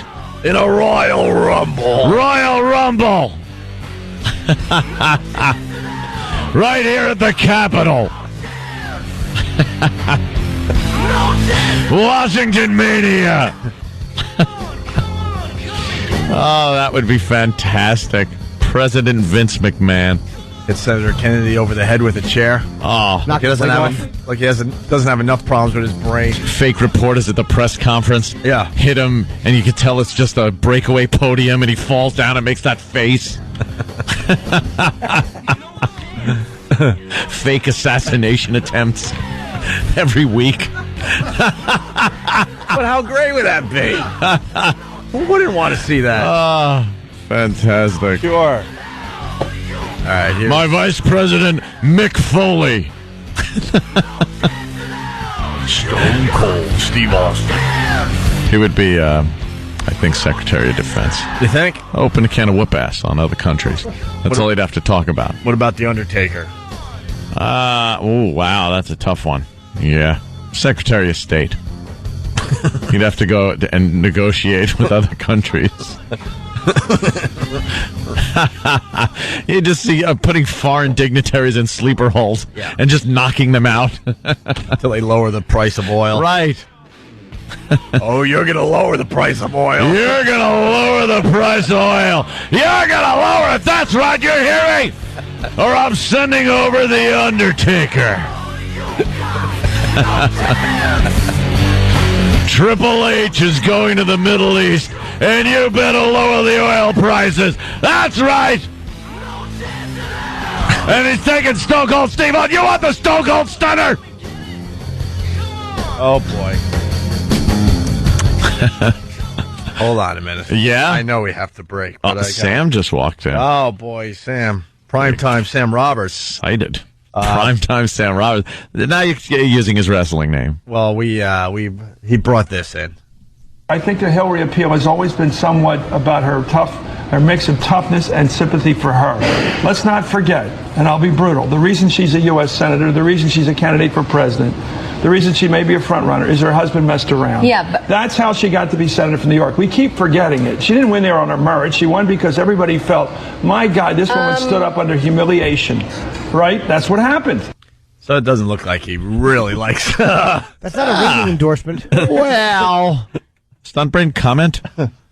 I stand corrected, and I will tell you this: there's even more. But I still wonder why he set that guy up. But he's also wrong about that's the only reason she got elected senator, because she stood up under humiliation. It's kind of simplifying it. It's stupid. Oh, yeah. She was the head of the bar in Arkansas, wasn't she? Or she did a lot of work for the bar in Arkansas and did a lot of work as the number one lawyer in the Rose legal firm. Why should we believe anything you say at this point? Yeah, I know. That's a great point. Yeah. Well, can I get anybody tea or coffee during the break? I'd like a little piece of humble pie. Am I right or wrong, guys? Oh, Jimmy. I'll be eating a little crow. How about you? Any more food references? I can't. Oh, good gravy. Are we going to have a Vince McMahon update there, Sam? I think it's time. All right, we'll do it after the break. But first... So they're all calling you a fraud now. Yeah. I'm just reading Stunt Brain, fraud. Yeah. Why? Why can't Stunt Brain make a mistake? One mistake and he's a fraud. I love that. P-Brain. Stunt Brain, you might want to get an MRI. Something might be going on in that brain. Stunt Pudding Brain. Old Stunt Brain, a.k.a. George Harrison. Why? I don't know. Why are you obsessed with poor George Harrison? Get him headphones with gutters on him. Yeah, that gutter joke killed me. Poor guy had a hat with gutters on it. Blue Heeler, Kentucky. Until you prove yourself there, Stunt Brain, you're back to Coach Mike. I'm sorry. Coach Mike. Coach Mike in the house. Here's some gossip from Primetime Sam Roberts. Coach. We are back with more Primetime gossip from Primetime Sam Roberts. Antholini celebrated their first 4th of July in a big way. The couple brought both families together and threw quite the soiree at the Cumia mansion. You know, the families came over and had some wine and beer for everybody. During the party, the celebrity duo gathered up their friends and family to let them know they had a major announcement. At this point, Jill's sister is crying. Sal is going, I told you, Ro. I told you. I knew it. I knew it. My mother's face is just red. Both families are just drop-jawed. But leave it to these two. The couple ended it with a hilarious one-liner. We saved a boatload of cash on our auto insurance with Geico. They used a hacky Geico commercial line, and you could not see two more pissed-off families in your life. Oh, were they angry. All car insurance jokes aside, while Antholini may have told the families one thing, our sources are saying that it was a blatant lie and that the couple will soon be married due to the fact that Jill is pregnant. In other news, Mandy Moore was seen with Jim Norton over the weekend in Las Vegas. Could another celebrity couple be blossoming? No! Stay tuned as Primetime Gossip continues to keep you up to date on the information you need to know.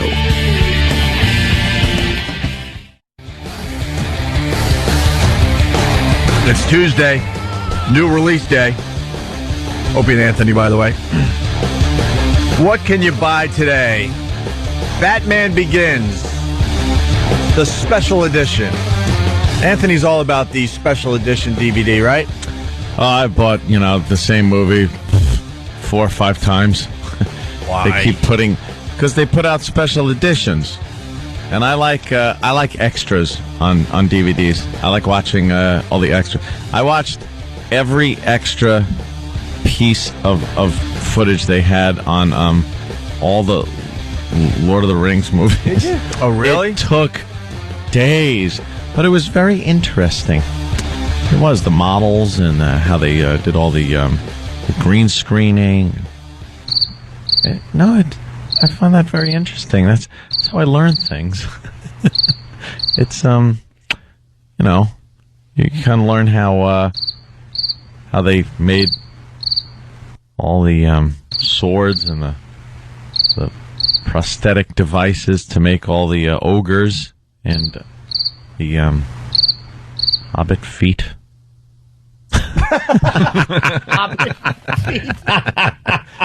E-Rock's writing, all the extra footage makes watching the movies 20 hours long. Yeah, it does. Oh, God.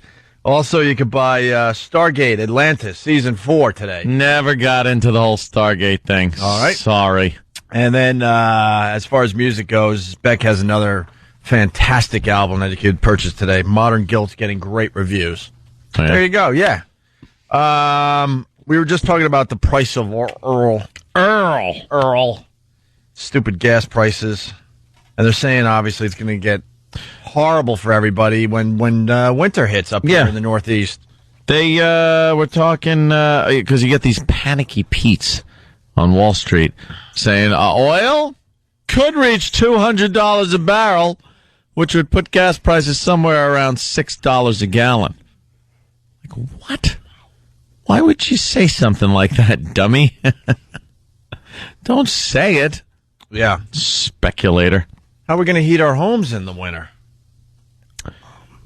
Yeah, the winter is really going to be bad. I always fill out one of those contracts with the oil company where it's like, here's your price. You want to take it?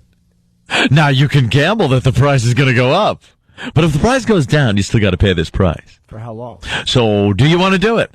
It seems like for as long as the price stays the same. Because then when it goes up, for some reason they have to come up with a new contract. I don't know how they get away with that. It's like, it's time to re-up your contract. Okay, can I have the one I had last year? No, sorry, the price of oil's gone up. Yeah, but I was betting on that.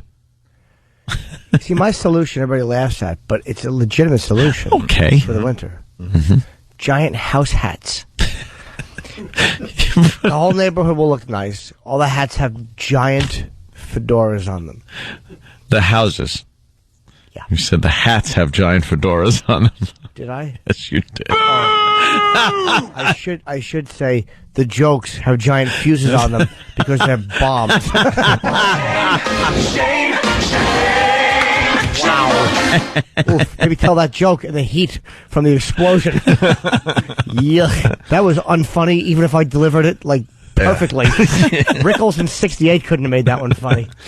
House hat? I don't know. House hat. Seems nice. Well, we got a guy that's getting around the old price of gas. The high gas there's price. always somebody that figured it out. Well, we got this guy. One North Carolina man took a cross-country ride in his 1985 Mercedes on vegetable oil.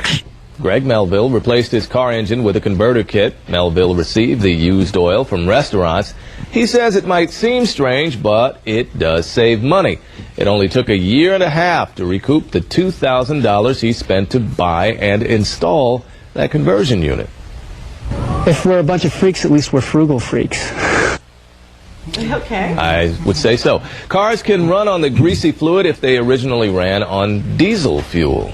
People are coming up with so many different Yeah, they're ways. stealing that stuff now from restaurants. It's amazing. Hey, you know what? We need to find an alternative, don't we? Vegetable oil burglars. Vegetable oil burglars. As opposed to turd. By the way, let it be known that was Channel 11 News. The local news here in New York. Well, then I must say, Anthony's girlfriend. Very informative.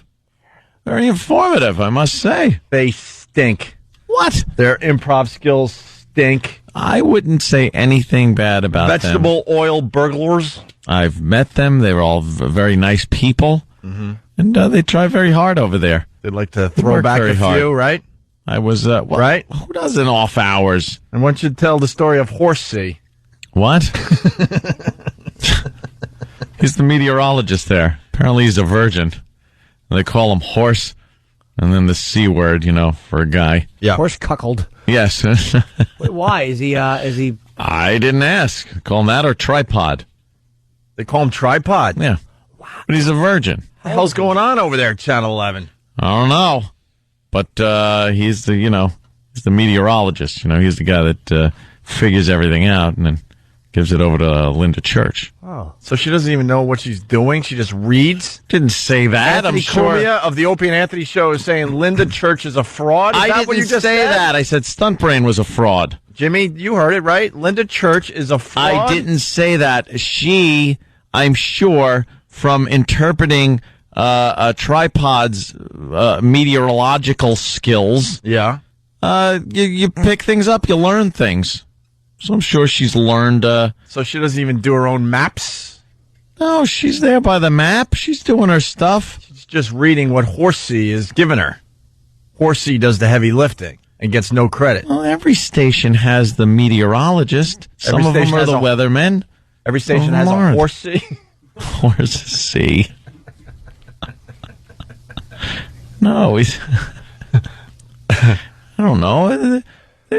We watch it all the time. Yeah, the CW11 News for the comedy, for the humor. They are entertaining. I'll say that. See, you got to say it is entertaining.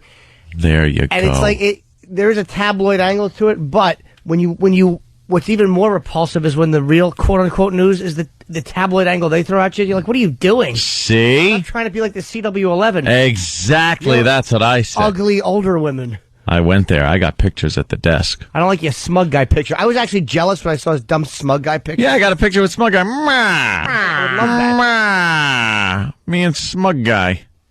Can't wait. Very entertaining. Did you put that picture up on onaradio.com? Did you get that one yet? Of you? I got to send it over to you. I'm sorry, Stunt Smug Brain. guy. And smug guy. God, do they both together? They stink at doing the news. No. Why don't they have you as a guest news guy one day? No. Doing one of your impressions, but you only deliver like the really tragic stuff, like fires and things that are totally inappropriate. But you're doing it in a Vince voice, but you do it anyway. No. You do it as Tom Brokaw, but it's a rape case. You can't be funny doing this. You guys want to do our cute pet segment?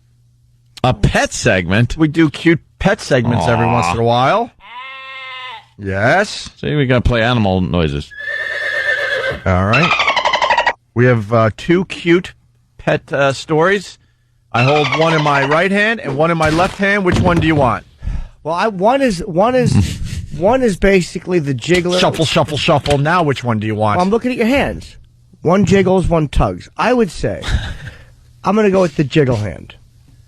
Shuffle, shuffle, shuffle. Now which one? Still the jiggle hand. Which is the jiggle hand? Oh, come on now. Don't tell him, and then he won't know where to put it. The hand you jiggle with. One tugs, one jiggles. Right hand? Let me see. Trying to think. Oh, that type Jiggle, of? jiggle, Oh, jiggle. yeah, right Tug hand. and a jiggle. Yeah, definitely a right hand. Really? Thing. Yeah. Mm-hmm. Which is weird because I hang to the left. So, like... All right, here's our cute pet segment. We start with this one. Aw. A family returns home from vacation to a horrifying sight. Someone had killed their family dog, the Chihuahua. Now, we warn you, this story is disturbing. The Medinas can't... These bastards. We warn you. We warn you. Story is disturbing. It's amazing. This is not the news. If a cop is shot, they wouldn't say... I mean, this is disturbing, but they wouldn't warn you like that if a cop was just gunned down or if a drunk driver just killed a fan. It's amazing how they selectively choose what's disturbing. Mm-hmm. I'm boring myself at this point. Go on. Warn you, this story is disturbing. The Medinas can't think of why anyone would want to do this other than the fact that they're Hispanic. My mother from Mexico and my family all here. Humberto Medina proudly displays pictures of his beloved family. I'm real happy with what God gave me. Missing on his wall are pictures of their dog Taco, who was like family. You know, I always went outside. He always was with me, and when bring it in, he always be real friendly with my daughter. The pictures of Taco are now buried with him. Medina says they're too painful to look at because his last image is of Taco cut in half. Wow, half a taco? By the way, it's not cute to name a Chihuahua Mexican thing names. Why do people do that? Oh, he's a Chihuahua. Let's name him Taco. Burrito. I don't know, but let's not stereotype that. Dirty Sanchez. Hispanics have a dog named Taco. That's a Chihuahua. I don't like stereotypes. Let's not lump. Jesus. I heard the worst dog name ever. I was reading The Road by the author that also did No Country for Old Men. And this old broad with one of these like cigarette voices was scolding her dog Sexy. Worst name ever. Sexy. Sexy, don't do that. Sexy. What are you doing? Worst dog name ever.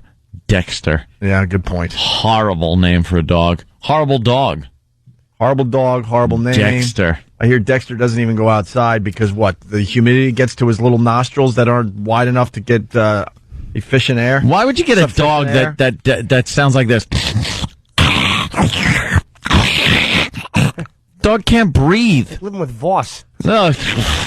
Except smarter. Yeah. Were you going there too? Oh, so there. Of course. Stupid Voss. He's dumber than a dog.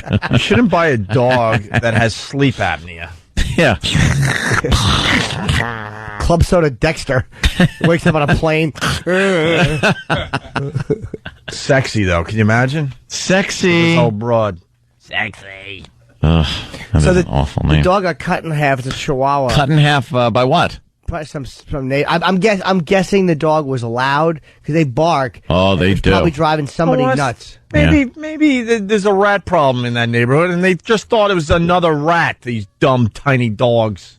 Cut them in half though with what? It's true. A razor blade. They're so tiny. Cutting remark.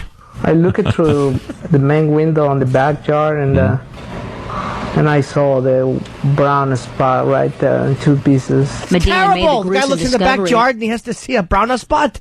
Maybe I'll bake a cake for her. That totally sounds like him. Pedro. There in two pieces. Medina made the gruesome discovery after returning home from vacation. His son had been taking care of Taco, but when Medina called for him, nothing. And I said, no, it can't be true. Last night I barely sleep a little bit because I have the picture in my mind. I know it's just a little dog, but I love him. Medina believes he knows who did this, but he doesn't want to say who that might be.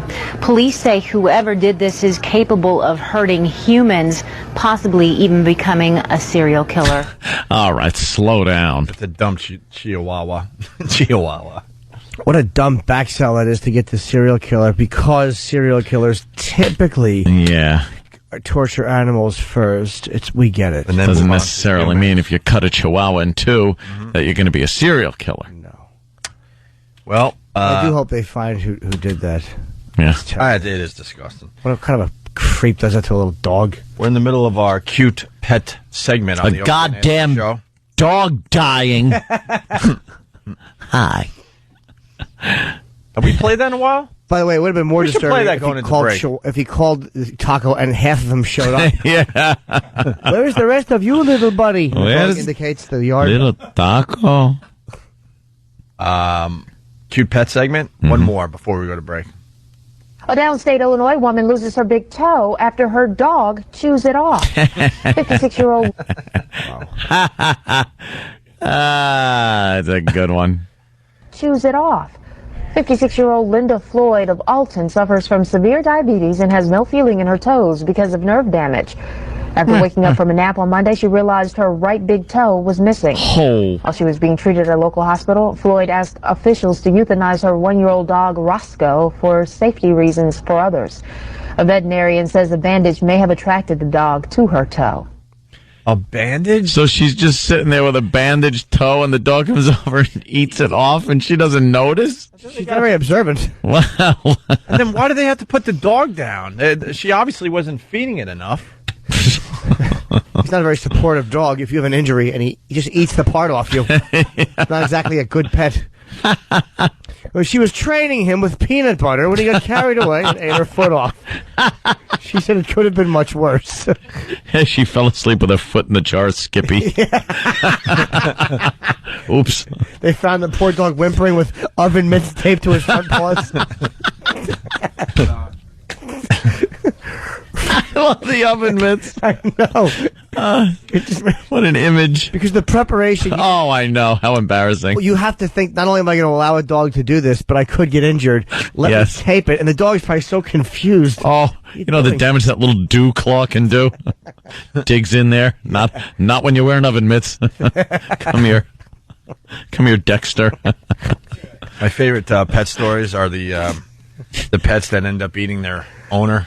Oh, after the owner dies? Yeah, because everyone thinks, pets aren't animals. They're all animals, and if you don't feed them, they're going to start eating. Look, kisses, give me kisses. Right. Give me kisses. Every once in a while you get a story, an old broad dies. Yep. All she had left was her poodle. Yep. That she, they were like partners. And the lady dies, and, the dog needs food, and next thing you know, they find, like, the lady half-eaten, and the poodle's still alive in the house. Yep. He's got to eat. He doesn't think about, oh, that was my owner. She was so nice to me. No. She fed me all the time. It's just like, hey, look at this old piece of meat on the floor. Tastes like grizzle, but I'm hungry. Let me start here. Just doing that whole where they grab tight and then back off, sliding on the linoleum as you're just ripping part of grandma off. Ugh. That is the reality. That's the reality. Your pets are animals. Tears away and he just... You don't believe me? Starve your dog for the next 3 days. Yeah, and don't let him out of the house and see what he attempts to do. Walk in and then try to give him kisses. Right. Watch your nose disappear. Yeah. Old Sexy is going to take a bite. Stupid Sexy. I hope Sexy eats this old broad's ass. I wish I could have recorded this old cigarette voice lady talking about Sexy. Stupid dog. He's been eyeing those breasts for 8 years. Like, he can't wait for you to grab your chest and hit the floor. He's already learned how to undo a bra. Like, when you fall asleep, the dog's on line learning how, with paws, you can undo a bra. Yeah. She collapsed. She's still alive, and he's already in the back, unsnapping it, undoing her blouse. She's like, "What are you doing?" That's fantastic. Guar? I got Blue Healer telling me that Guar has a song about a little dog named Pookie that eats his old lady owner. Hilarious. I'm telling you, in the end, they're it animals. Happens. Yeah. It happens. What part do you think they go after first? Let me think. I'm thinking the cheek. First? The face? You think they eat the face first? Hell yeah. It's the most familiar part, I guess. Hell yeah.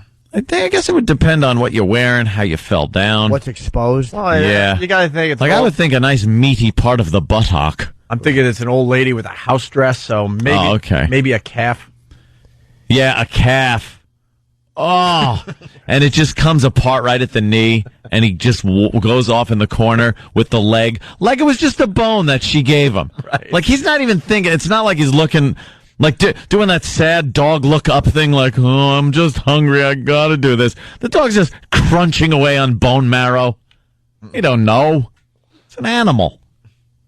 Kisses. Give mommy kisses. Yeah. Here goes your face. Let's say hi to Dawn in New York. Dawn? Hi, how you doing? Whoa. How's Sexy doing? What's up, Dawn? We finished with politics, oil, and dogs. What's that, sweetheart? Are we finished with the politics, the oil, and the dogs? What would you like to talk about? Yeah, what do you want? I want to know, what about, do you ever play Tom Waits? Well, Tom Waits is kind of a classic rock or slower. Do you mean on the show? Why would we play Tom Waits? You like the what's your favorite Tom Waits song? Oh, come on, he's got like 20 albums out there. No kidding. But if you want to play one, you can play God's Away on Business. Oh. But you don't have Tom Waits, do you? No, we don't. No. And this is a radio station? Look, hey, Cutting edge? You're preaching to the choir. Oh, my God. Listen, you deep-voiced dyke. Listen, you disgusting-sounding whore. What? What do you think? Are you familiar enough? You're not familiar enough with this to know it's a talk show, dummy? Do you call up Larry King and request a song? You idiot. You are a dunce. We didn't spend years and years honing our craft so we don't have to play music so we could take calls from you. Man voice. Hey, man voice. Ooh, you're hurting me now. Yeah, you know I am. Ooh, you're hurting me now. Hey, all right, Herman Munster. Listen to that. Why don't you smoke 18 more cigarettes this hour? 18? Yeah. You're giving me credit. What are you listening to right now? Ugh. Tom Waits. No, you're not. What radio station are you listening to? I thought I was listening to the Cutting Edge. What are you talking about? God, I hate you. Oh. What radio station? What radio station are you listening to? K92.3. When did they remove your ovaries to give you that voice? When did you ever hear the station? Did you have your whole? You had a complete removal of your female organs, and no more female hormones are pumping through your body, right? And what's that got to do with playing Tom Waits? What's it got to do? I'm right though. Yes. Hey, Manhattan Mini Storage Womb, we're trying to ask you a question. Oh. Better Off Without a Wife? Is that the song you want to hear? That thing just ends like it was bricked off after they removed all the goody parts. Yeah, she had the procedure that's called the old ice cream scoop. Oh, take it all out and leaves you with a nice mustache and goatee. But my ears work fine. Do they? Really did have. I can hear my voice is horrible. I don't give a damn about it. No, you do. It hurts you, doesn't it? No. It hurts you. I've been living with it for 52 years. 52 years. Do you like Tom Waits because he has a more feminine-sounding voice than you do? Exactly. I think he has a melodic voice.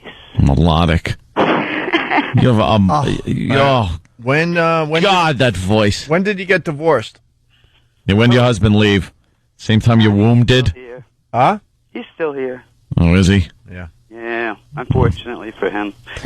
Well, listen, Tranny, is he? Are you happily married? At times. Are you attractive? Are you kind of fat? Or are you a lovely-looking girl? Someone is very confused. They're saying it's Chris from Long Island. I can't go to his phone call right now. He's saying, "Is this Tom Waits calling in to request Tom Waits?" Oh. Hey, Chris Sarandon from Dog Day Afternoon. What exactly made you think that this station? You're not dying, Sonny. You're killing everyone around you. What makes you think that we play Tom Waits on this talk show? Yeah. Yeah. Is anybody in the station later? No, not on the Cutting Edge. Not on the station. 92.3, the Cutting Edge. Well, isn't he Cutting Edge? No. Well, what is he? He's an older man. No one. An older man. You ask. Lily, Grandpa, could you play Tom Waits, Grandpa? So I'll never hear like the Rolling Stones or anything like that on this station. Yeah. They're too old. Well, the Rolling Stones are your ovaries.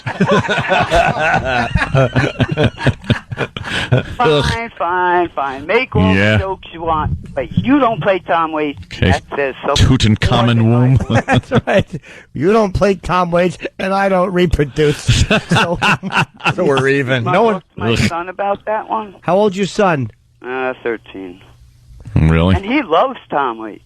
I couldn't love Tom Waits. Enough about Tom Waits. Really? She probably just plays it 24 hours a day in our house. Get him. Happens. No one knows what to do with Tom Waits. Tom Waits, the radio programmers have never figured out what to do with Tom Waits. Sure they have. Don't play him. Maybe they should try playing him. Yeah. Oh. And then what happens? Everybody will buy his CD. And then everyone will stop buying iPods. Throw his CDs in the same bio-waste container your woman parts are in. That's what I say. Hey, how about this? We'll play Tom Waits if you can tell me how old he is. He is 58. He'll be 59 in December. I lied, bitch.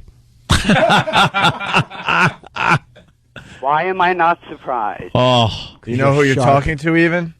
Yeah. Do you know the name of this show? Opie and Anthony. What do you know about Opie and Anthony? I know you mellowed a lot since you came to this station. Oh, damn, that's going to hurt. We did. In what way, ma'am? In what way? Yeah. Mm-hmm. You just talk about dog tricks and oil. Oil and dog tricks. What's a dog trick? All right. Speaking of oil, how much of it do you need for your husband to have any satisfaction? Dog ate the person's toe. Woohoo! Hey, it's Howard. Yeah, that's a real story. Yeah, but then it led into like old people getting eaten by their pets, which was a fine conversation. So, Miss, you don't think it's worth talking about when a dog eats its owner's toe off and she doesn't notice it? You don't think that's worthy of making fun of? Kind of funny. You're a tough one. It doesn't faze me in the least. Of course it doesn't, because you probably have 3 toes left. Old sugar feet. Yeah. What happened to your parts? You go a little too deep with the peanut butter? That was enjoyable. I'm wrong station. Eddie. Say that. You know, Marilyn, I don't have any womanly parts. Grandpa, could you whip me up some ovaries? All right. You have to take my womb. Darn. Go to the hospital, Grandpa. I won't. I go to the Getting Dragula, Heyman. I'll take you. Grandpa. I'd love that Demerol. Bye-bye. Oh, she went away. Oh, boy. Damn her. Whip me up some ovaries, Grandpa, I need fallopian tubes. Okay, Heyman.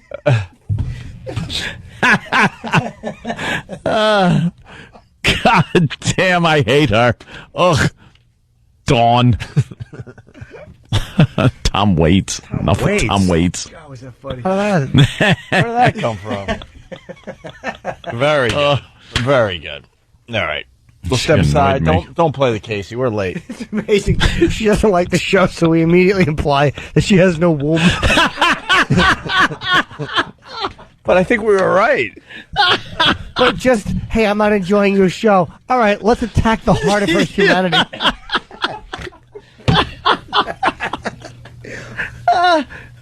Oh, God. Hey, I'm not digging your show. Ha ha, you can't reproduce. We are horrible. Right. Gotta pee. Come on! Opie and Anthony. Bitter, angry motherfuckers. Fuck! Opie and Anthony. Jimmy's a realist, you're a racist. Fuck! And I'm clueless.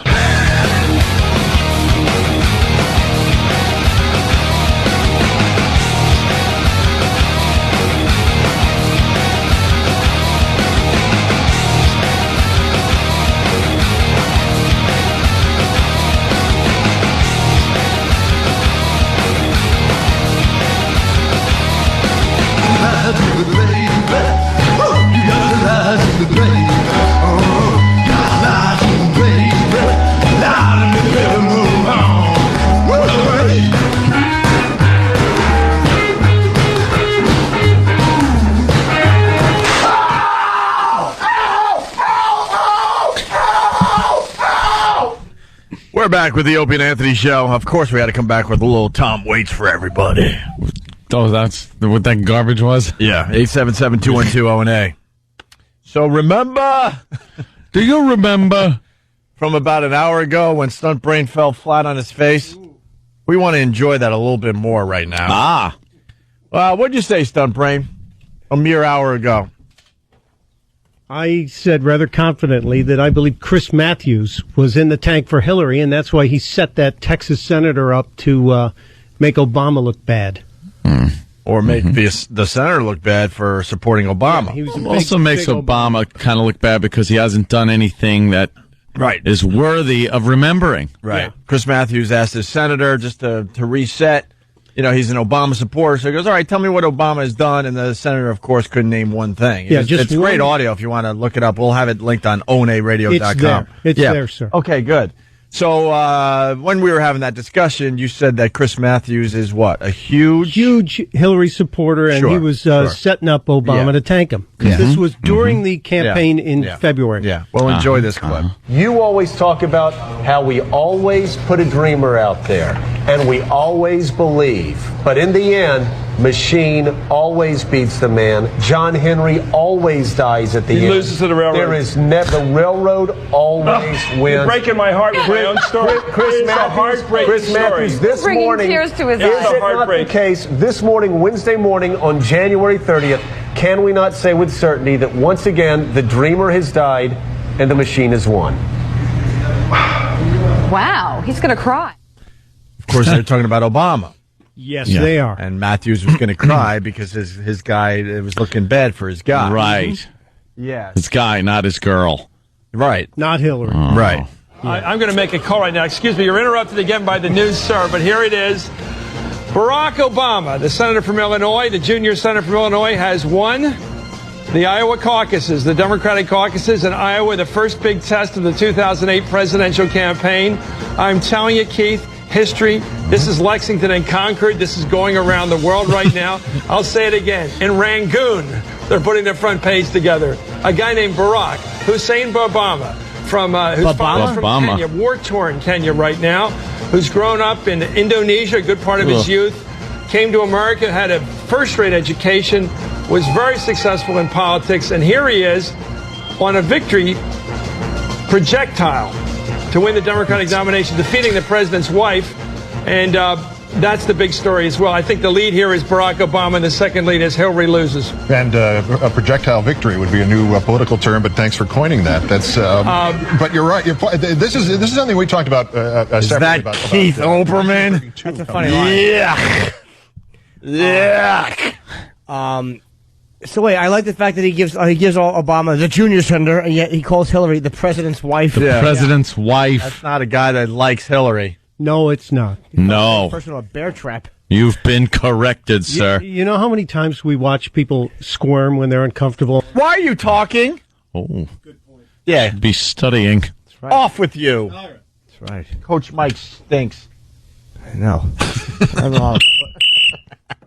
It's the coach. A lot of political You gotta have the whistle when you're the coach. You're Ken Howard. Ken Howard, I think. White Shadow? Yeah. Yeah. Oh, coach. Yeah. But a nobody coach on a nobody team, except for Salami. He was funny. Salami. All right. Hey, that show's unwatchable, by the way. Oh, completely. I used to watch it growing up. So did I. Ugh. Okay. And I watch it now, and it's such dreck. Why is it dreck? I don't even remember, really. The wonderful, raceless relationship everybody has. Yeah. How they all joke and laugh together and have parties. And they're just dorks. Just dorks. Can we get a White Shadow clip? We need a It's good on TV Land, right? Shadow Enoch, please. clip. I was watching a little TV Land the other day, and it's unwatchable, not because of the shows so much as the commercials. Because they're all... Did you hear what happened to John? Oh, he left his wife with thousands of dollars in funeral bills. Well, he should have had the insurance that it's all death, old people insurance, AARP stuff. I could get life insurance for just $15. It's a Colonial Penn insurance. What about the life alert? The celebrity is being paid for this endorsement. Hi, I'm a celebrity being paid for this endorsement. Yeah. And you got life alert. It's all old people stuff. Old people on the ground pushing their life alert button. Yeah. Ugh. Because I guess that's who's watching, Gilligan's Island now. Yep. Just laying there in their Craftmatic bed for their sciatica. All right. This might be the story of the day. Have we covered everything? We did the A-Rod, right?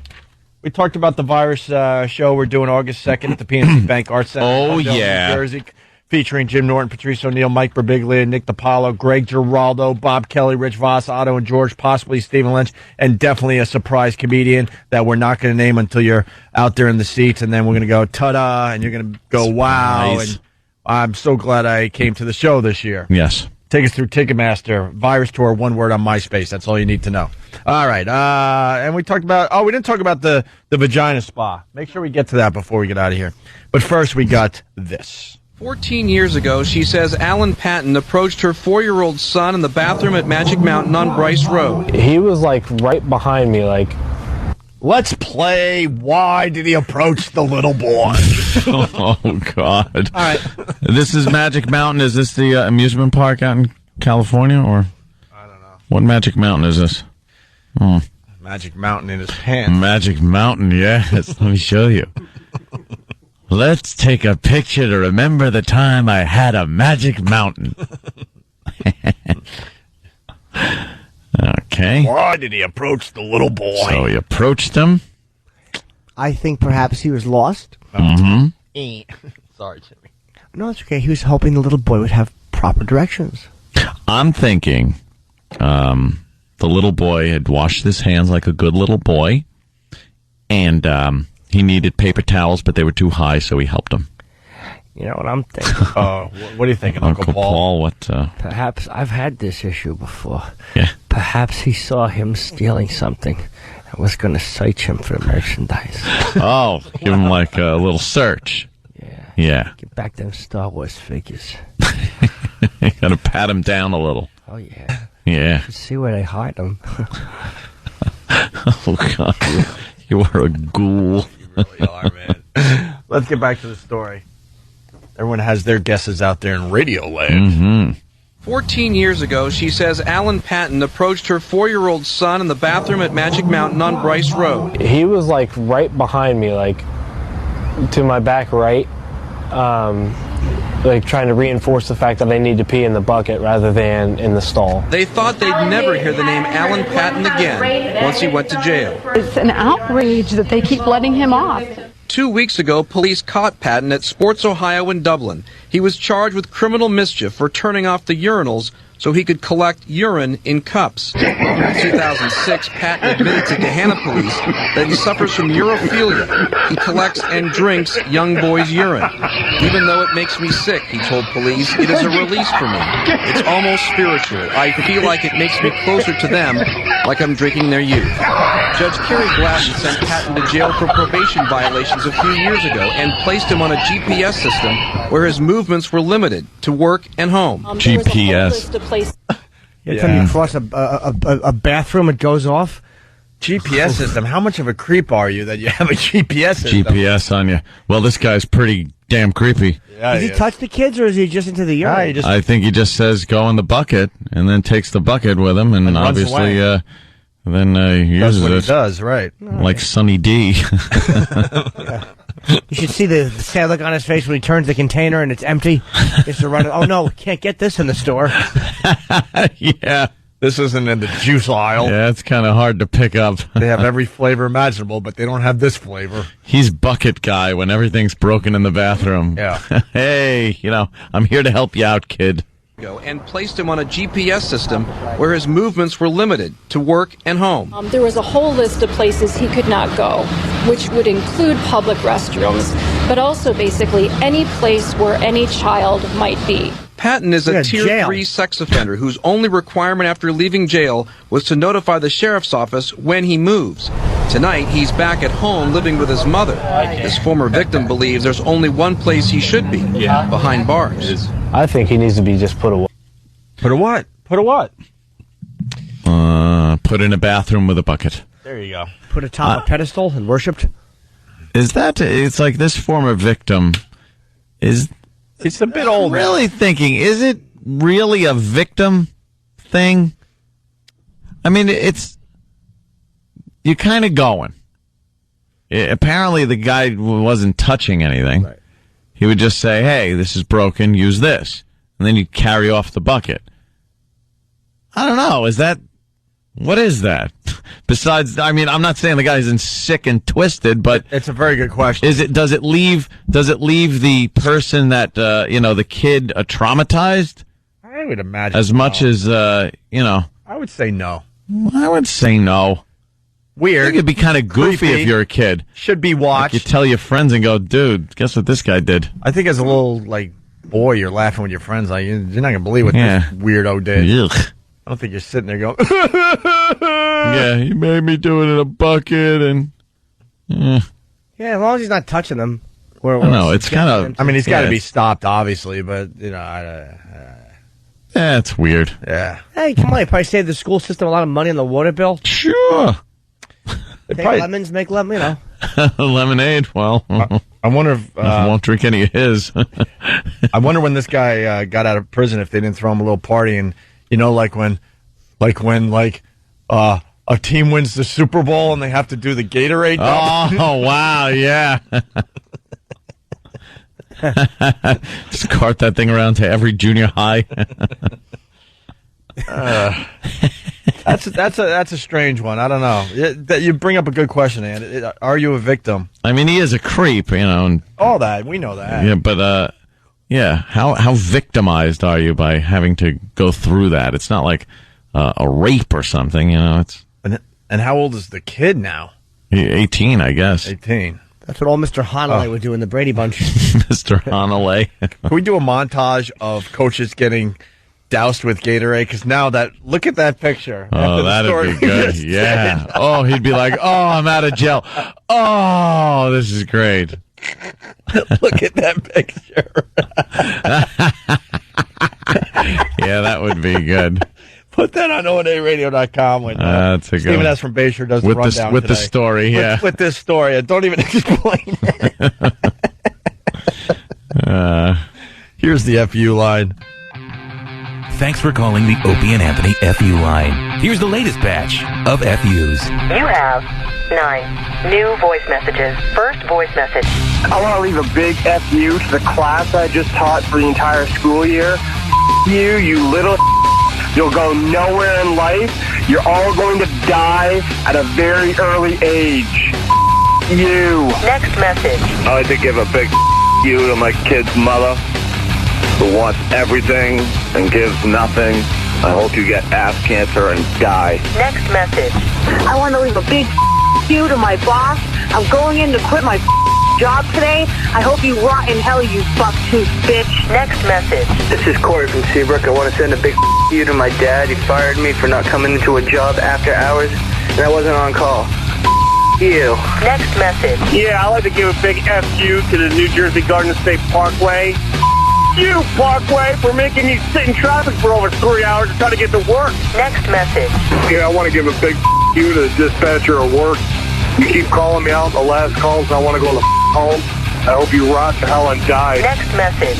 Yeah, this is Mike from Boston. I want to give a big FU to liver disease, because the other night I picked up this chick. She was like a 9, and I couldn't get it up because of the friggin' medicine they got me on. FU, liver disease. Next message. I want to get a big you to my ex-girlfriend for giving me gonorrhea. You stupid. Next message. I want to send a big you to the you line. All you do is bitch, you little. End of new messages. Call the Opie and Anthony FU line. 866-FU line 1. That's 866-FU line 1. Thank you and goodbye. Opie and Anthony. They're fucking awesome. I mean, Jimmy, he's funny as you. Happy birthday, Jimmy. Oh, my God. Oh, man. Hey, when's this merger going to go on? I don't know. Maybe we'll find out after break. I feel like I'm a monkey right now. A little bit of a douche. What do you mean? Oh, not a little bit. A lot of it. Wow. WOW stands for Whip 'em Out Wednesday. And when the girls see the WOW stickers on the highways, they will flash you. They pull up next to you and maybe give the little lift. Maybe it's a one-handed lift while they're steering. Move. Nice. Maybe they steer with their knee and do the two-handed lift. There are a lot of women that will flash you if they see the WOW. That is an absolute fact. Oh, yeah, they're out there. So WOW stickers, 111 West 57th Street, Suite 500, New York, 10019, right?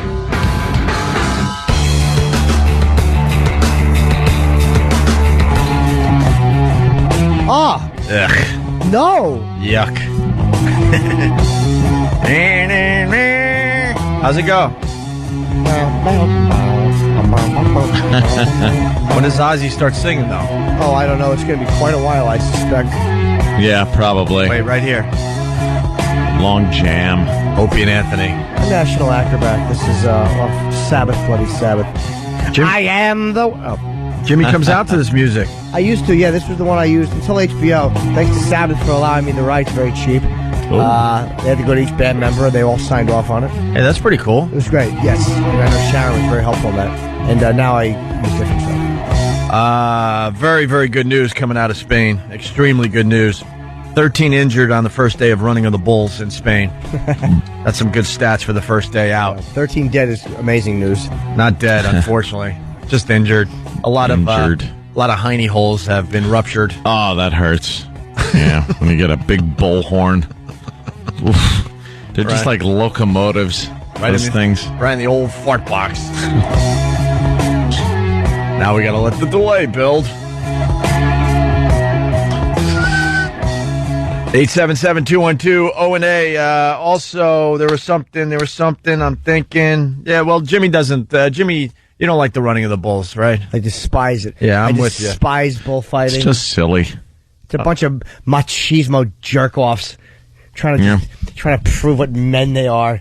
I love when they get just speared by a bull. Yeah. Why do you need a weapon? The bull's just got his head.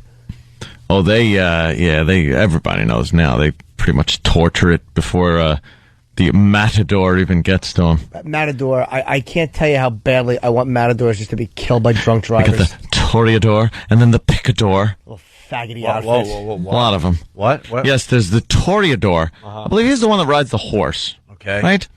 And then the picador. Yeah, I think he's the one that throws the spears in his back. I'm not sure. Adore. Where did you learn this? Obviously not from Stunt Brain. Discoverio El Channelo. Forget Aristotle and Socrates. Whoa. Here comes Professor Anthony. One man gorged on... the stats are way down now.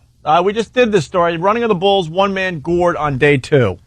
13 injured on day 1. Only 1 on day 2. Day 1's always the big one. That stinks. Yeah. That stupid hat they wear. You don't like that little... It looks like it has Mickey Mouse ears. I hate them, like with their little capes. Look, the bull runs with the cape. Get out of the way, the bull's running the cape. You wear it over your waist. Fruit. He's so brave. I just despise them. Never seen a bullfight live? Why would I? Yeah. I literally, I would love to drop napalm in the arena, and anyone who's enjoying that could just die. Man against beast. Not into that whole... Fight fair. Yeah, it's really not man against beast if you slow them down drastically before you get to it. Unless it's in a small Oregon farm. Yeah, exactly. Seattle, you goose. It's Seattle. Yeah. Why do I always think it's Oregon? Because that's where you would go. Yeah. The horses are much more cordial there. Really are. The much chickens more and gentle. the hens are in Oregon. The horses and donkeys. Look at this bull with a spear hanging out of his neck and the matador. Yeah. All brave right there. He's wearing pink boots and holding a red thing, and the animal's just confused and going, why can't I just trample this nothing? Why can't I just trample this thing? Maybe because he's got spears in him. Why can't you just leave me in a field somewhere and let me be? Exactly. Why am I in front of all these people with a spear hanging from my neck? Me and my giant testes just walking around, enjoying life, eating wheat. That's wheat. That's probably the problem over there. The bull has big, and that makes people sad. So they have to do this to the bull to show him who's boss. Yeah, it's just, any type of macho display like that. It just makes you want to again just pick up a rifle and just blast the guy's face. Just shoot him. Holla to that, Jimmy. Then we got this. Police arrested this man, 38-year-old Jared Conway, following a chase in a car crash around 6 this morning. By the way, I gotta openly say that this story kind of makes me chuckle a little bit. I say that before you hear what happened, because it's just so bizarre and effed up. I try to go inside these people's heads to try to understand why. Chase in a car crash around 6 this morning in North Modesto. Inside the trunk of his gray Honda Civic, they found a missing 14-year-old girl. Horrible, obviously, but it makes me laugh. Like, what the hell's wrong with you? Yeesh. That it comes to the point where you're shoving a girl in your trunk. Oh. She's dead or alive? How are we going to find out, Jimmy? they found a missing 14-year-old girl. She was flown to UCD Med Center with severe injuries. Conway is a registered sex offender who had moved in with the girl's family on Garvey Avenue about a month ago. Her father reported the girl missing around 3 a.m. Police arrived and were investigating the scene. Around 6 a.m., they spotted the suspect driving by and a chase ensued before he was caught. Neighbors are stunned. I just think about the whole thing. It could have been one of our kids. You know, anybody's kids. No, it couldn't. You weren't cute enough. That's it. Keep letting sex offenders out of jail. That's good. Yeah, I don't get that at all. That's great. That's great. Make bank robbery 25 years to life, but let sex offenders out in 6 years. Good. One city wants to pack all their sex offenders into a 3-block area. Problem is, it could be right next to your house. Sex offenders may be in your house at 11. Neighbors are stunned. I just think about the whole thing. It could have been one of our kids. You know, anybody's kids. I think it's pretty crazy. I mean, I can't believe that happened right down the road from where I live. Of course you can't. Why can't you believe it? Right. Why? If it happened on Jupiter, I would be stunned. Somebody was molested where? On Jupiter. I don't believe it. I'm stunned. I forgot that Jimmy hates the man on the street. Who doesn't? Participation. It's worthless banter. It really is. Neighbors were shocked. Or you're really shocked. But what Do we neighbor, really know what our neighbors are up to? What neighbor wouldn't be shocked? Who would go, oh, the pedophile that kidnapped the 14-year-old? Well, who didn't know that was happening? Yeah. According to police, the suspect was a longtime friend of the victim's parents, but there's no telling if the parents knew. Way to pay attention, parents. Long-time friend. We have been for 6 years. Working. Freaking no signs whatsoever in that long-term friendship. According to police, the suspect was a longtime friend of the victim's parents, but there's no telling if the parents knew of Conway's criminal past. And whether the family knew this or not, whether neighbors in the area knew this or not, we don't know. But what we do know is that his name, his face, and his address are all on the Megan's Law website, right there for viewing.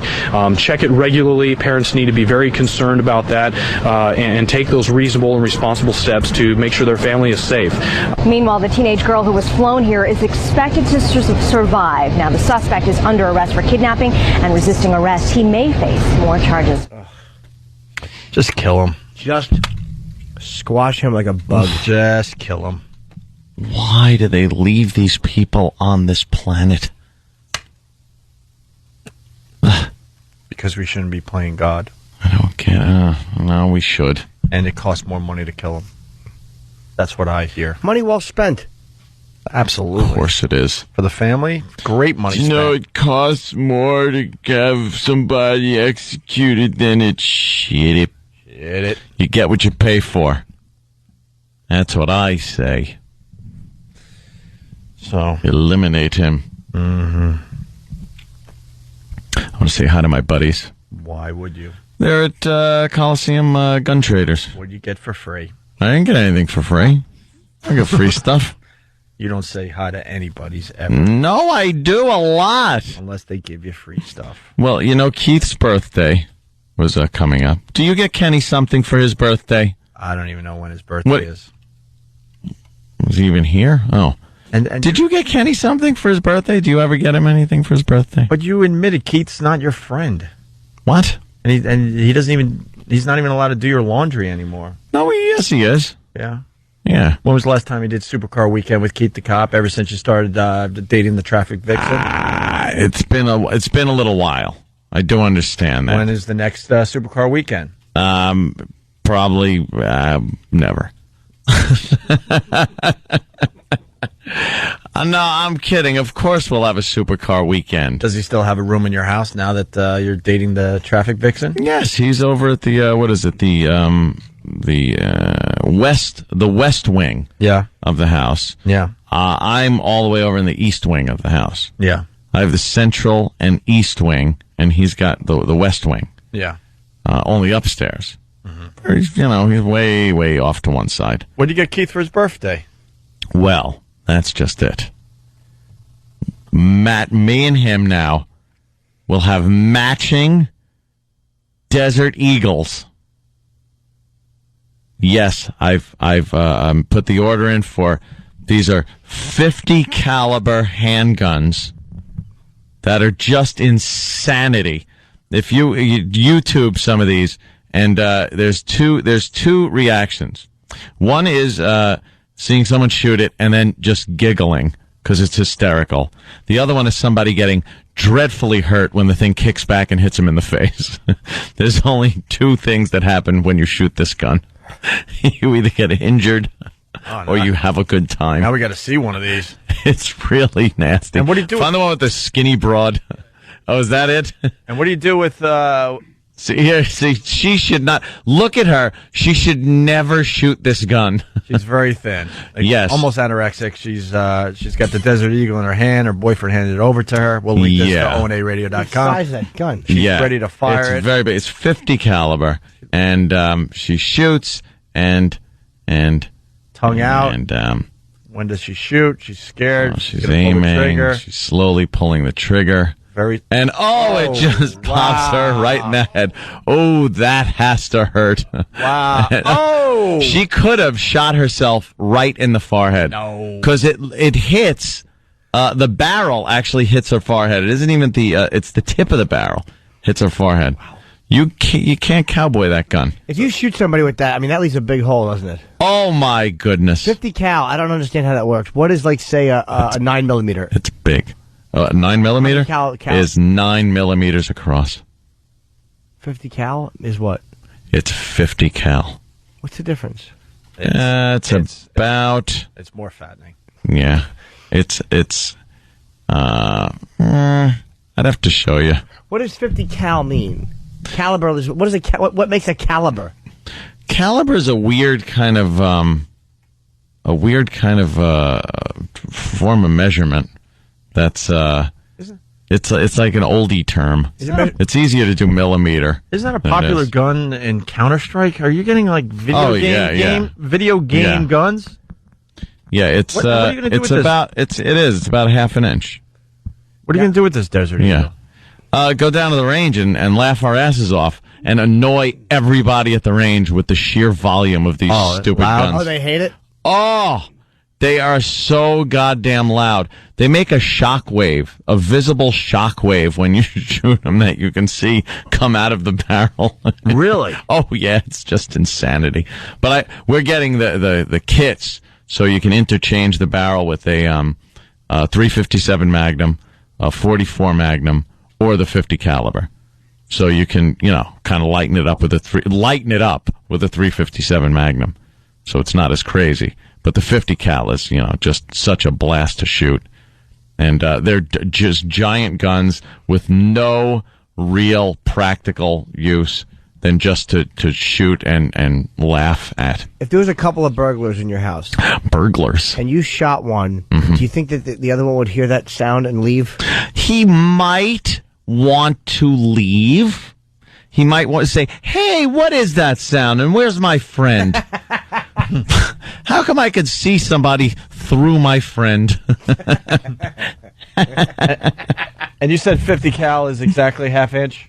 You said that, right? Yeah, it's a half an inch. Everyone's calling now with that answer. Yeah. I mean, everybody. So the bullet's like half an inch in diameter. Okay, but what's the difference between that and a 9mm? 9mm is 9 millimeters in diameter? Yeah. Okay. So 50 cal is much bigger? Oh, yeah. Millimeter is. Yeah, 9 millimeter is... It's a good one. I like it. I own one. Cops have that, right? Yeah. Yeah. Is that what the fuzz uses? The fuzz. Yeah, they use that one. But that's pretty funny. Then I saw a fan in the gun store yesterday, so you want to say hi to those guys? Yeah, they're all pretty cool down there. And Keith the cop got a gun for his birthday. Yeah. Get him the big hand cannon, Dirty Harry kind of a thing. Can't wait to go out and blast off a few rounds. I think it's cool that Anthony is so good to his friends on their birthdays. Well, when's your birthday, Jimmy? July 19th. You should know that if you were his friend. Oh, he knows. I just wanted to see if Jimmy knew. Big birthday for Jimmy.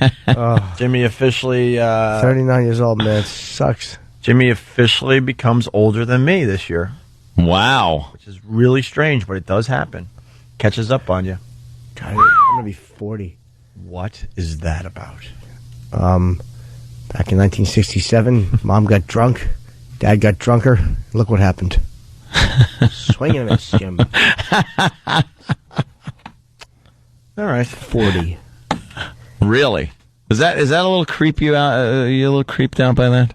I have Sabbath posters on my wall. How do you think I feel? A little creeped out? Yeah. I have an internet addiction. I'm like a chimp. I can't keep my hand off myself. And I have a giant Kiss thing in my room. All I want to do is see Gene Simmons Friday if he comes in and get him to sign an 80th item. Well, good luck, because we don't want Gene Simmons. Why?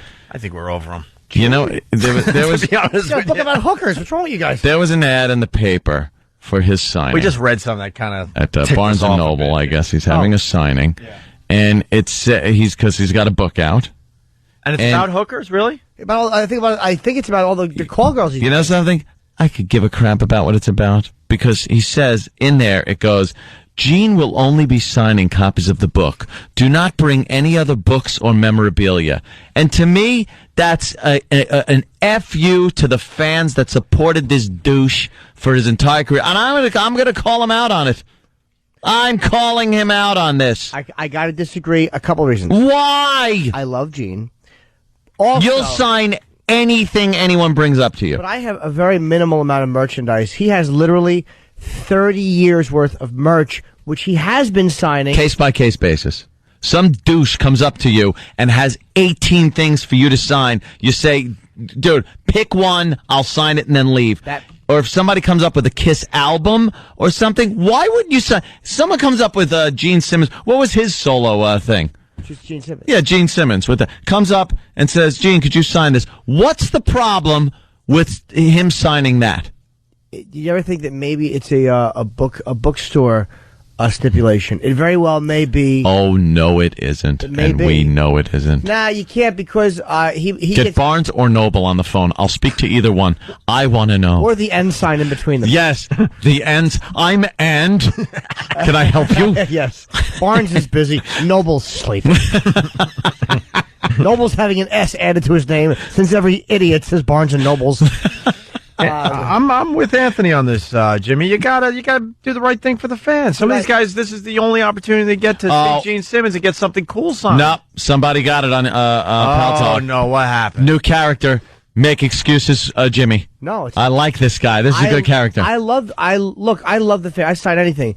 But again, if you have as much stuff as he has out there, fair enough, he put it out there. Mm-hmm. But when you're doing a book signing and you have, like, say, 2 hours to sign books, people are going to be waiting online for 4 hours because some guy brings 8 things to get signed. And the bookstore may not want it. All right, That's not crazy to say. All right, how about they say you can only get one thing signed? But he did, the book. How about you don't want the book signed, but you want something else signed because it's more valuable to you? You can understand that as a collector. Yeah. Let's say you saw the same ad, but it was for a signing of a book written by Derek Jeter. I would feel the same way. I really would. I mean, would you? Yeah, of course. I mean, they're going to sell their books. Jeter would sign his copy of "I'm a Douche." All right, how about Jimmy? How about this? You can only go online if you purchase the book, but then you could get one thing signed of your choosing. That would be a fair compromise, at least. Maybe, but he just, whatever. He just gets. I don't have a good example right now, but no, I know some of the people I follow, I know sometimes they put out projects and you're like, this thing stinks. I really want, that classic album or that classic whatever signed instead. You know what I mean? He just wants to sign this. He's got his album since 1973.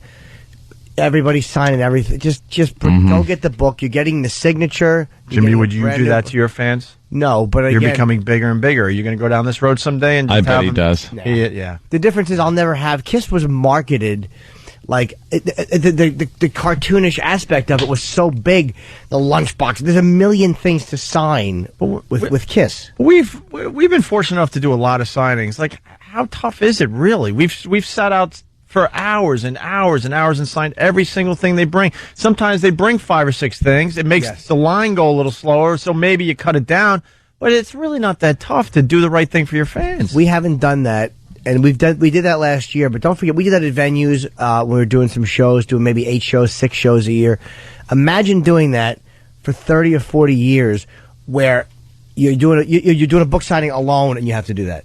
I'm playing devil's advocate for him because on this one, I don't think he's being greedy. I don't think he's being a douche. This is one of those ones. It's just it makes sense at a book signing to just get the book signed. This is what you're doing. This is what you're here for. I don't know. And I think most people are pretty. We've had a lot of celebrities come through, and you get things signed, right? You would be so mad if one of these people said, "Look, I'll only sign the latest thing I'm promoting." Nah, if it was when you have some classic, like let's say Mike Myers stuff because he was in recently. Yeah. If he said, "No, I'm only going to sign," even though it's not out yet, The Love Guru. Who wants that signed? It'd be a bad.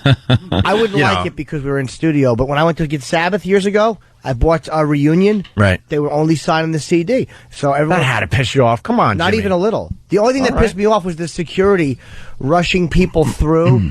Like, I tried. This is Yeah, but that's another thing. They want to rush people through because they don't want to sit there for a really long time. I used to get autographs before I got pictures. I'd get my business card signed. And I'd gotten Ozzy. I got a photo, and I got Ozzy to sign my business cards back in like 97. So I still didn't have Bill, Geezer, or Tony on my business cards. So I was getting the CD signed. You say a quick hello and a handshake, and I got the three of them to sign. And security was like, no, only this. It was the security around wanting to move the line through. The band didn't mind doing it. It was. They were like, yeah, fine. It wasn't like the band had said nothing else. It was the people around them. So this might not even be him. Yeah. I know it sounds like I'm making excuses for Gene. This might not even be him. Stay tuned. We'll find out on Thursday. Is it Thursday he comes in? Yeah. Because I'm going to ask. So I'm going to ask him. It's Thursday, not Friday? I'm going to ask him. All right.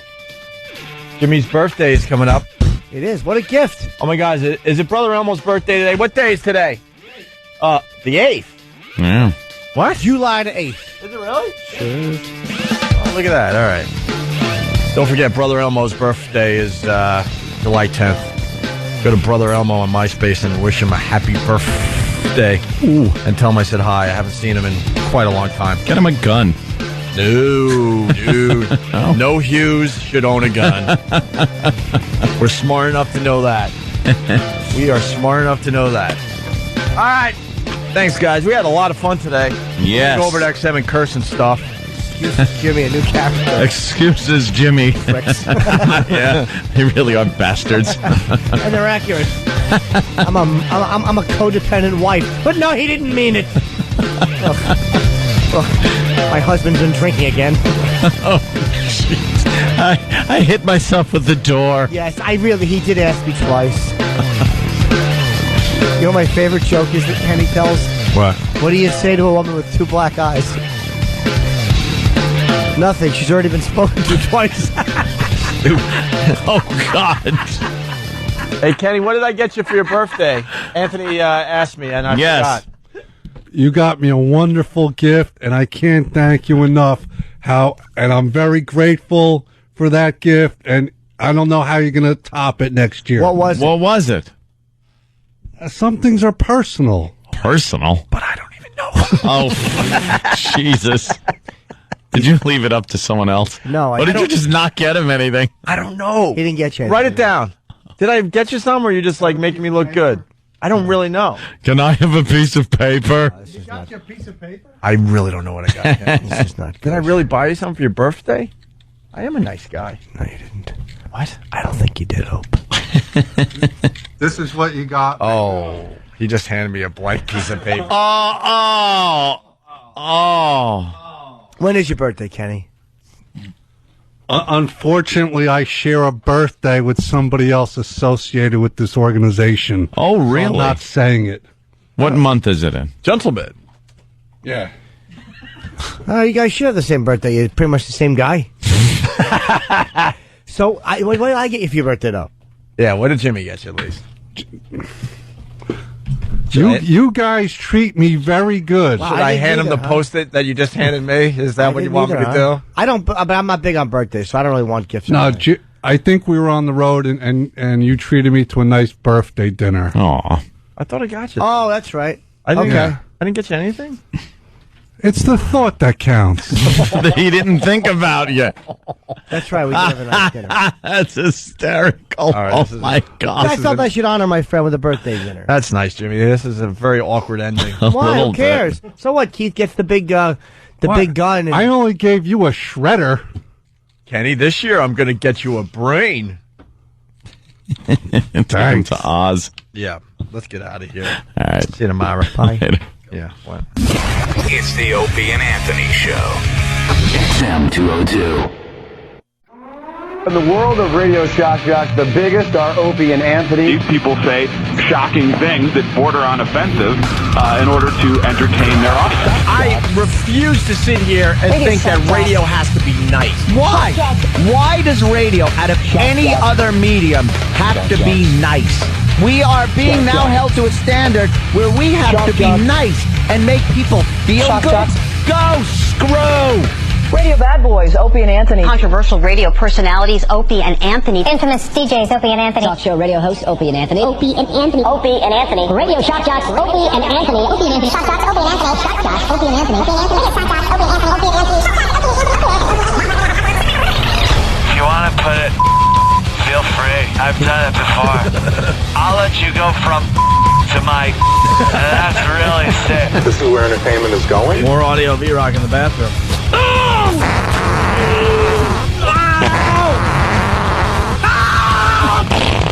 They are sick freaks. Can you pop this? I want to see something squirt out. Aim it over there.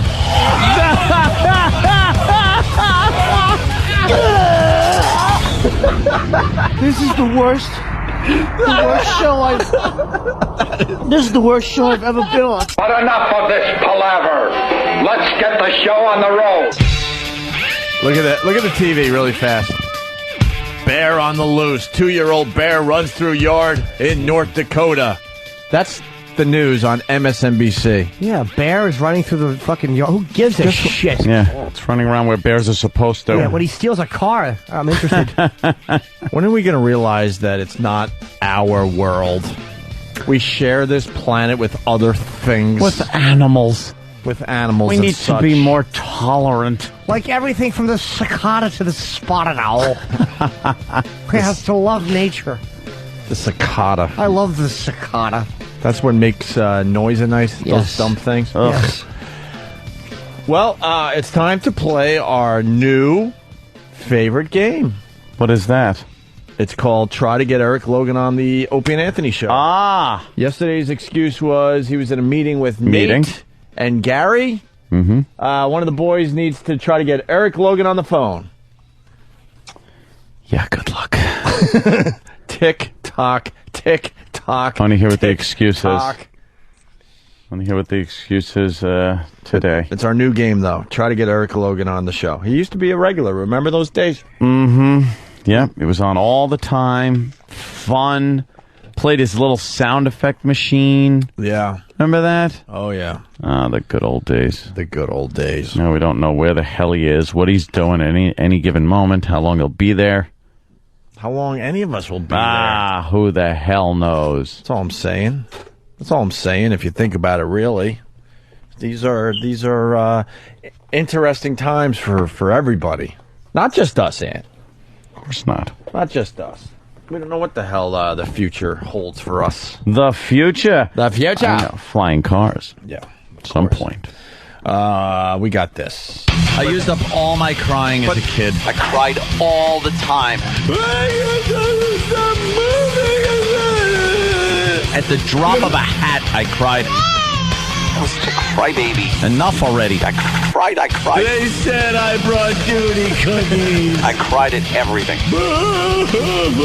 Everything. Just crying like a little fruit. Opie and Anthony.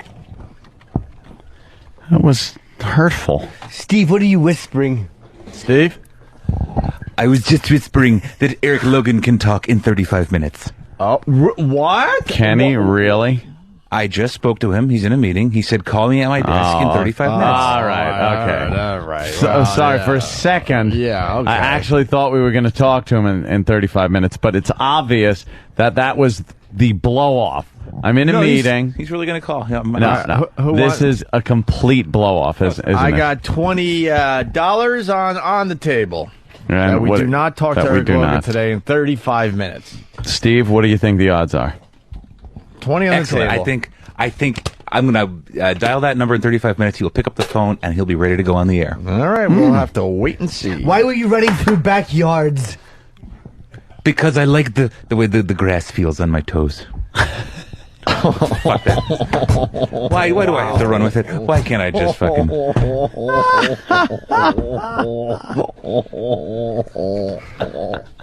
I love it. Ooh. Back injury. Oh, Steve. Steve. What's that? That was back injury on that one. I'm sorry. Back injury? Yes. What do you mean? That mean? Swung, missed. Oh, yeah. Oh, hurt your back. Hurt your back by trying to, swing? I get it. Yes. It hurt my back. I was getting honey from a beehive and I fell. What do you think, Steve? Is that accurate? What? Sorry. What? Something good? Yes. What are the odds of a Foundry reunion? Slim to none. Why? Because I don't know where those guys are. Wow, you don't know where your band is? Yeah, that was like 10 or 11 years ago. I still know where my band is. Yeah, well, they're all in the same place. A lot of my guys moved, I think. Most of them are your family. Of course you know where they are. Friends. You know. All right, Steve, why don't you get the fuck out of Ooh. here? Oh. But why were you running through backyards in Wisconsin? I want to know why. North Dakota. Whatever. Why am I correcting? What were you doing? Where was it? Sorry, Jimmy. Steve, why were you running through back? I'm not answering. He's not answering. Jimmy, it was right on. All right, well, Danny had actually... I have to credit Danny, and Steve can hear this. So, Steve, here's the deal. Your improvisational skills... Oh, Jesus. ...need a little to be desired. Not that it has to be brilliant improv. Yeah. But Danny pointed out at one point that what Steve will do is a lot of times just repeat what we say. Like to him, why are you running through backyards? I don't know, I like backyards. And today was even worse because it's like, why are you running through those backyards? I like the way grass feels under my feet. Under my toes. Oh, is that what he said? Yes. Yeah, he said that. My little bare toes. He wants to do a joke, but he ends up just being literal. Yes. Yes. I like the air. Yeah. I like having fur and running like a bear does with teeth. So that's why I was just asking Steve those inane, idiotic questions. Yes. So the audience knows. We try to get him into a silent room. Yeah. But it's just... That's all right. The audience picked a good day to be here because you're going to get a Vince McMahon update from... yes. Can't wait. From young Sam Roberts. Oh, fucking Fiona Apple. Where's young Sam? When are you guys going to fucking cut your hair? That afro thing ended months ago. Doesn't matter. They. I was gonna get it all braided up or something over the break, but then I just forgot about it. Really. When are you cutting your hair? Look, I've been thinking about what this. happened to the days when you would come up to us and off mic and go, "Dude, I really need to cut my hair." That was months ago. Because, and I think Danny feels the same way. I wake up in the morning and I look in the mirror and I see a champion and I see somebody who destroyed Eastside Dave. I wear the Afro Wars trophy on my head every day. Right. You know he beat Eastside Dave. I destroyed him. He never had a chance. And he came in with a shaved head, looking like a loser, and I still look like a winner. And I want everybody to see me as a winner. I look like a winner every day now. Is your girl going to leave you? Why would anybody leave a winner? Because look at your hair. But it's starting to get embarrassing. I look like a champion. You're a winner in a Lawrence Hilton Jacobs wig. Remember when it was all kind of smooth and symmetrical and the same length and everything? Now it's just corkscrew things popping out all over the place. I stopped combing it. Oh, you did? It's just too difficult. And yeah. How is that to wash? It's a huge pain in the ass. Is actually. it water repellent? Yeah. Yeah, it is. So, like, you put your head under the shower, and the hair doesn't get wet, but the water drips down your head. Can we just dump some water on your head? Please. Yeah. Jimmy, yeah. Jimmy, Okay. I want to see if the water just bounces Like, off. go over a garbage pail. Not even a garbage Lean your pail. head over a garbage pail, and then go by a socket. just and then pour it on the back of his head and see. I want to see if this is. What? His hair will not get wet. I bet it defies water. All right, lean forward. Let's another. Let me get it. Yeah, look. It bounces off his head. It bounces. It's impervious to liquid. Is your hair? That didn't even lost form, he says. He's right. Now he's shaking like a dog. Wow. All right, get that pasty kid in looks here the to same. clean up the floor. What pasty kid? That pasty kid, the English dude. Or he looks like he's an English pasty dude. Wow, that's what Sam used to look like. Yeah, you better keep the hair. Wow. Yeah, you keep Ken the hair. Forey. Who? Ken Forey. Who? He was in The Devil's Rejects recently. Oh, He yeah. was in the original Hills Have Eyes. The original Hills Have Eyes? Yeah. I haven't seen that. Or one of the Dead movies, right, Danny? Oh yeah, you know what? That's right. He was the news reporter from the original Dawn of the Dead. Yeah, Dawn right? of the Dead. Yeah. Oh, He's a star. Yeah. Yes, he's a star. Very bright. That'll make the replay funnier today because you set up the bit after the bit. I had to, yeah. Yeah, That's he's why very we're laughing out of context. Yeah, because it was hilarious. Because Jimmy set it up before we got here off mic, saying you got to hear this. Anyway, Sam, we got a Vince McMahon update. We got 3 clips here. We got to play. Which one do we start with? Well, Everyone knows that he was fake hurt. all right. You're setting it up all wrong. Oh. Anthony, help me out here. Vince McMahon was fake hurt, Yeah. That's still leaving everyone a bit confused. Well, he was giving some kind of a money giveaway thing, $500,000, and when he was done giving this away, he's standing by his podium, and the lights started falling all around him. Yeah. And he was shocked, so he went to step off stage. No. The stage collapsed. Yes, the stage collapsed. He kind of fell into where the stage collapsed. It left a big hole in the stage. He stood up for a second, and then for some reason ducked back down into the safe place. as if he knew that this other big TV monitor thing was falling. Big part of the stage was falling. On but a very cleverly mechanized unit. Yeah, he knew exactly where the safe place was. Yeah. And that was his job that day, was to get into the safe place so it would look like he got injured. And the wrestlers all came to his aid. Yeah, He they're came to all his working aid. together. To help him. He was seriously injured. Yeah. And so they've been trying to, as Vince would say, the show must go on. You know how sick he is? No, Vince he's hurt. McMahon He's is not a very sick. sick man. No, he's He injured. did the whole death thing last year, and then what's-his-name blew up his spot. So then Yeah, he waits a little Benoit. bit and decides, all right, I'll try killing myself again because I really like this storyline. Yeah, he That's needed a sick to individual. finish the storyline. Yeah. He's actually 1 year to the day almost. Really? Oh, Yeah. wow. Oh, that's wonderful. That. He figured, we give it a Enough year. time's gone by. Jimmy, that's the pasty kid, by the way. I like him. That's Bob with the apple cheeks. Is that your name? Sweet boy. Bob. Hey, Bob. Hello, Bob. My name's Bob. But he's not English. He just looks. I know, he just looks English. He does look British. Hello. Hello, Bob. Fucking dry hair, big ears, and appley red cheeks. So, clean the floor then. Aye. Wait, why isn't that mic on? Why do I have to say that every time? Why are we still here at XM? What? Please, sir. What? May I have some more? He's Oliver Twist. Yeah. That's your new name. Oliver Twist. That's acceptable. Acceptable. See, he doesn't sound English. No, he's not. No. Go back to clean the floor so we can do our hacky English accent. Oliver. Yeah, go back there so we can just talk English. That's right. Horribly. Get back there before we have Nutsy Fagan give you a spanking.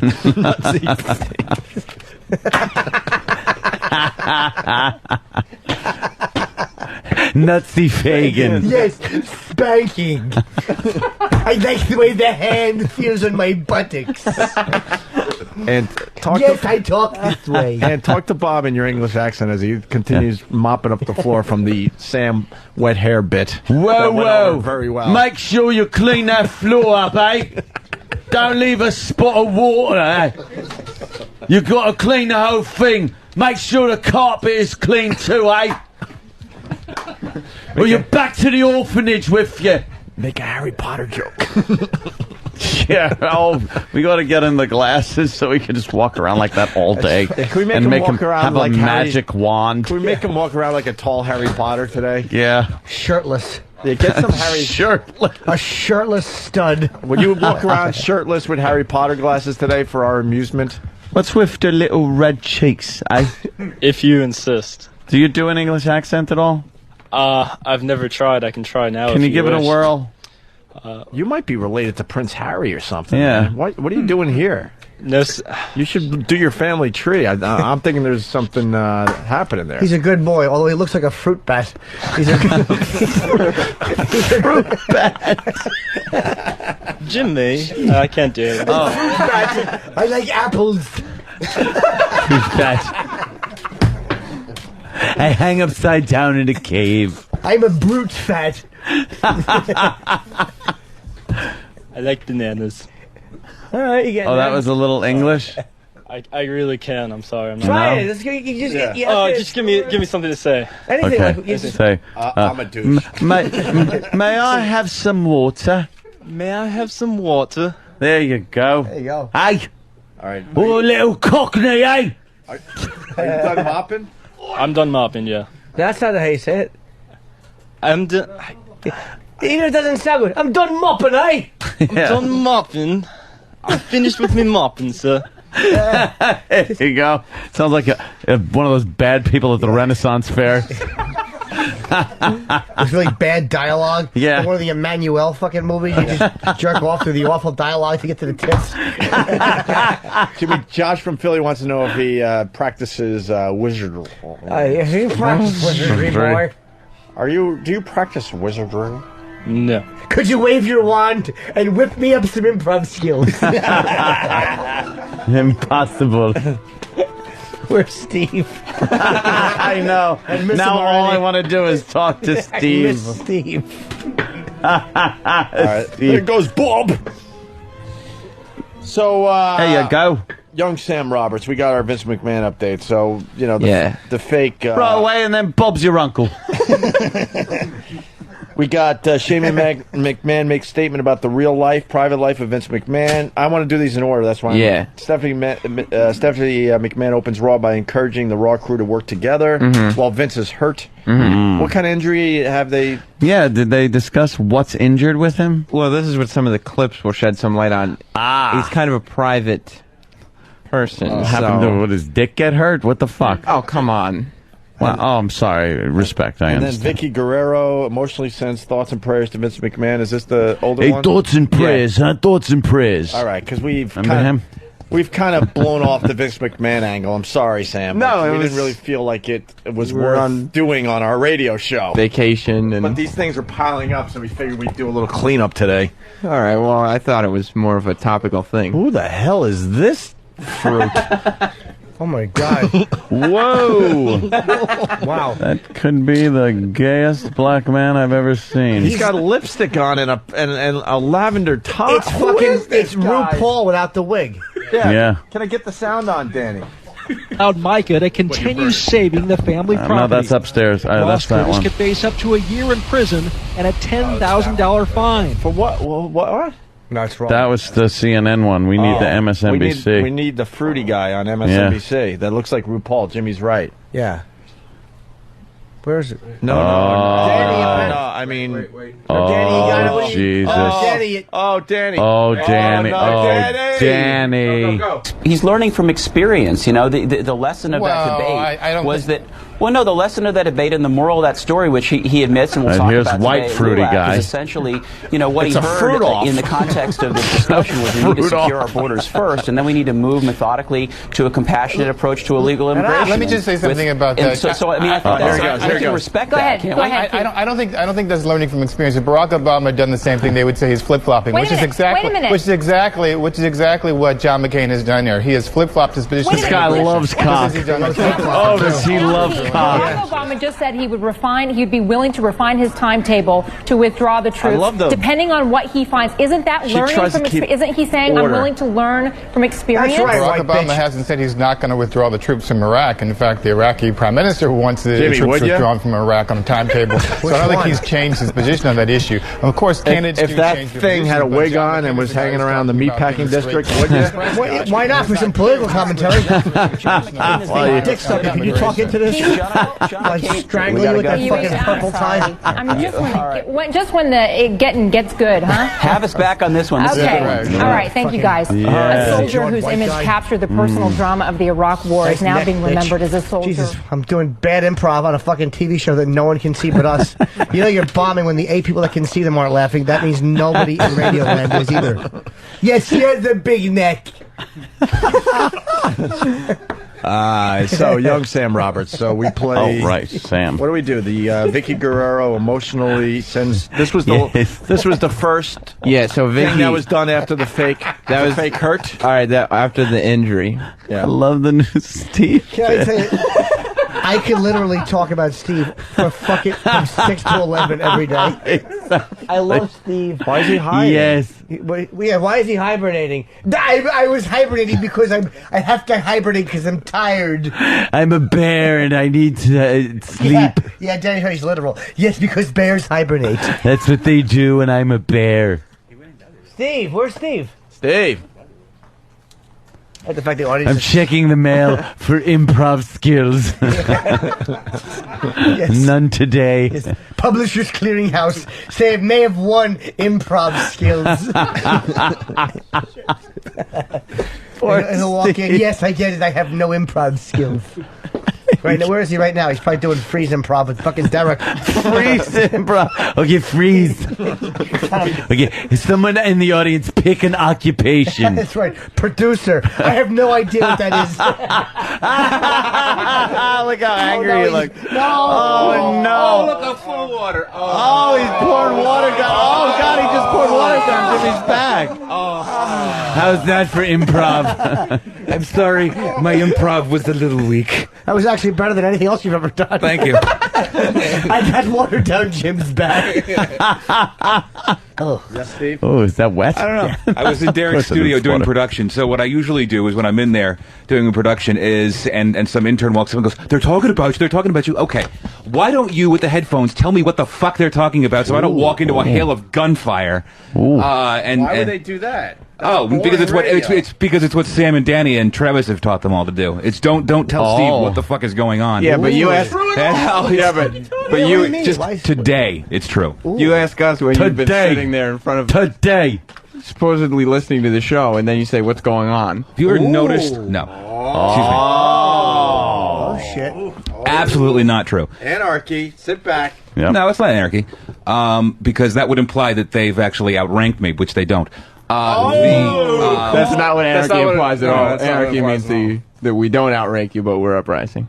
That's not going to happen either. Anyway, point is, sometimes I'm wrapped up in 5 different things, and I'm politely asking what's going on. And sometimes latex, lycra. Yes, thank you. Yes. Honey, fur, and semen. That's 3. I like the way it feels on my body. Thank you. So wait, but what do you say? Like, I'm asking, what are you accusing Steve of? I've not actually. No, I wasn't. I was young Sam Roberts. My name was thrown under the bus first, for the record. So why? I don't know. He said he claims that he's in the production studio, and then we don't tell him what's happening on the show. But a lot of times he'll be called into the studio and ask what's going on, and he won't have been in the production studio. He'll have been in the office on the phone with the show on, talking to Roland. There's a dozen other things that have to get done, and I'm asking politely if you guys can help me out. And sometimes they're just go on in. They're talking about you. Go on in. They're talking about you. That's how it should work. Danny, what are we going to get out of you if you know what's going on? Oh, thank you. Well, at least I know that they've been told. Thank you. Danny, your take? I have a difficult time. I have a difficult time shutting up when you should, projecting my opinions because of things that have. Danny gets angry because of things that have happened in the past. Because they come out like Gunnery Sergeant Hartman. There's some diplomacy happening here, but Sam, what's going on? Sam has no problem in saying what is going on. What's going on? Talking about talking in a roundabout way. Well, Danny has to talk in a roundabout way because he gets very upset with certain things. Well, no, because before the Christmas break, Danny had a little punishment that happened, so Danny's not allowed to talk about Steve anymore. Yeah, that's... What happened? What's going on? What I missed? Double secret probation. Pretty much. Yeah. Danny got the old red warning. Perhaps a talking to? Yeah. Well, if you were allowed Perhaps to, a bit more. if you were allowed to talk about Steve. Yeah. No, that one won't work either. Since I'm asking on the air, it's acceptable. As long as you're not being disrespectful to him as the producer. What would be something you would say in candor without rancor? It's an improv game. Yes. Oh, no. You already dumped water down my back. I know. What's the issue? Unfortunately, I must decline to speak. Because I like coming to work and having a job. And if I speak ill, in any kind of ill light, then I have to insubordination. Then I have to worry about my lengthy career in the radio business. How about this? Are we allowed to do this? If you speculate, what's a quality in a person if you were to work for them, or what is something theoretically that would drive you crazy? It doesn't have to be something that's going on here. It could be a theoretical quality. Good question. That's a fair question. And the human resources, listen, you can't fault you for answering. No, especially on air.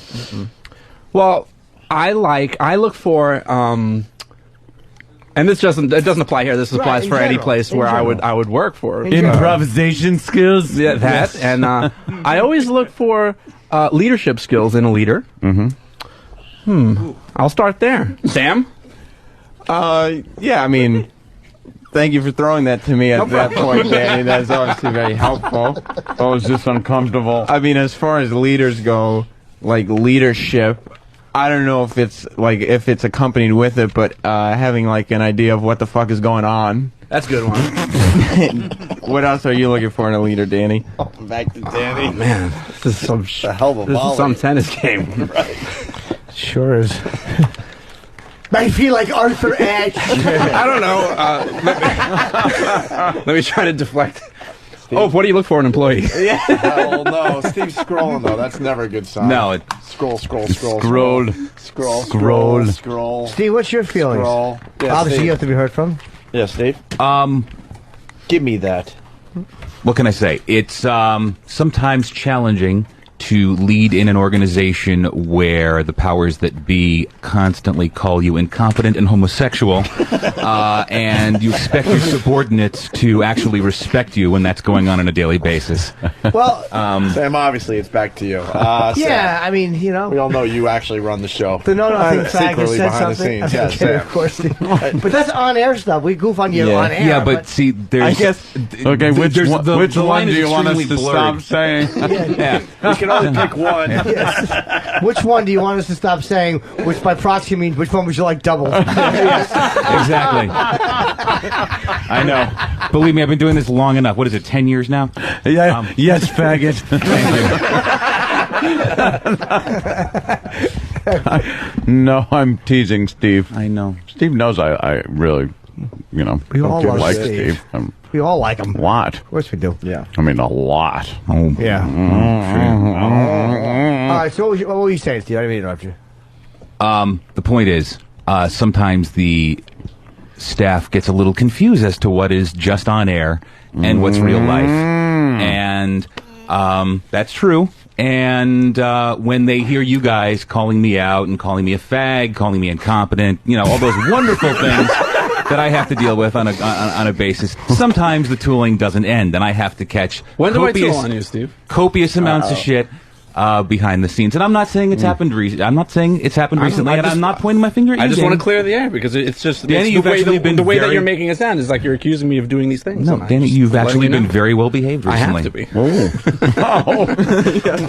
Danny's been doing a very good job of biting his tongue. Yeah, Danny's been biting his tongue quite well lately. Scardo. And I've been biting a pillow.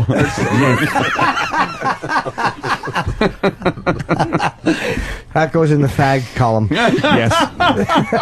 Oh boy, can I see the lawsuit now? They constantly called me a homosexual. Yes, exactly.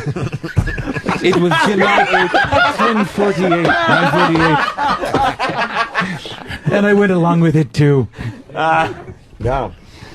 But it's all on air. Oh my God! I understand that, Jim. You understand that. That is so good. I mean, you have to realize, like, people are going to pick and choose what they want to pay attention to. Yeah, it's almost like nobody calls you like an animal who hibernates for real. Like they don't really treat, Wait a minute. Like they don't really treat you like a bear off air.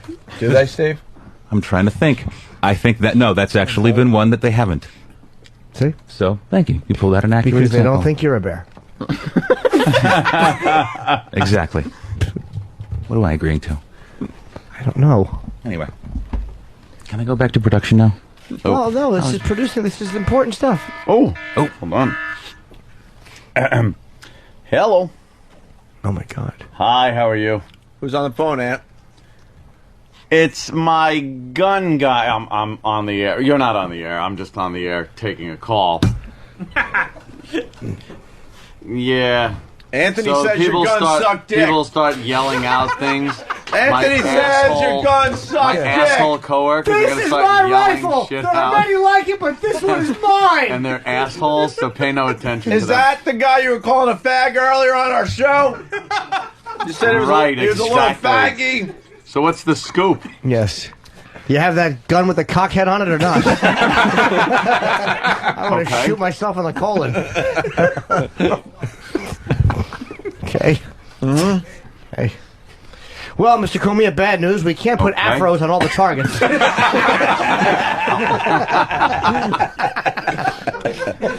What is the penny wearer saying right now, I will Anthony? get back to you after I get out of this horrible working environment. Yeah. Yes. And I'll let you know, sir. That's right. That's right, killer. Thanks, man. Killer.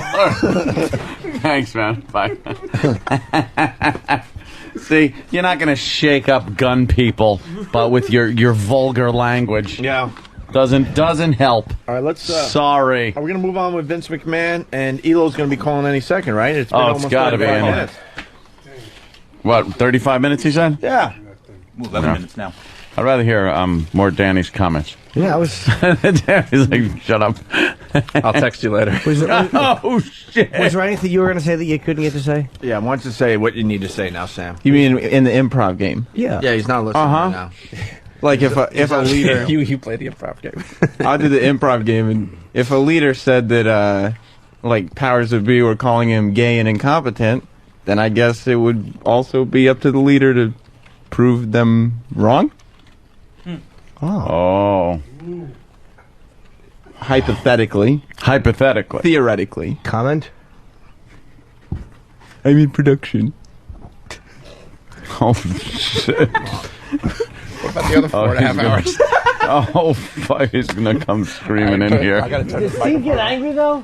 He's going to come running in here. Angry. But he doesn't... Why doesn't he respond? Like, he's not yelling, but the truth. He does respond, No, right? but I mean, where is he? Listen to me talking with a mouthful. Steve, where'd you go?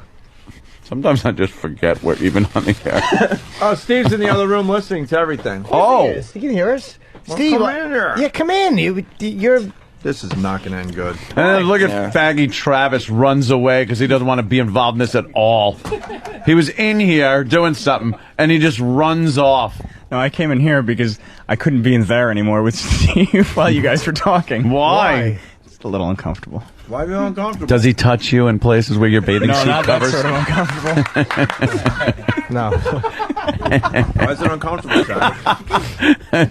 Another one for the gay column. This is that's gonna be some deposition. Oh, yeah. You're right, Jim. Yeah. And then they accused me of touching the twink that answers the phones.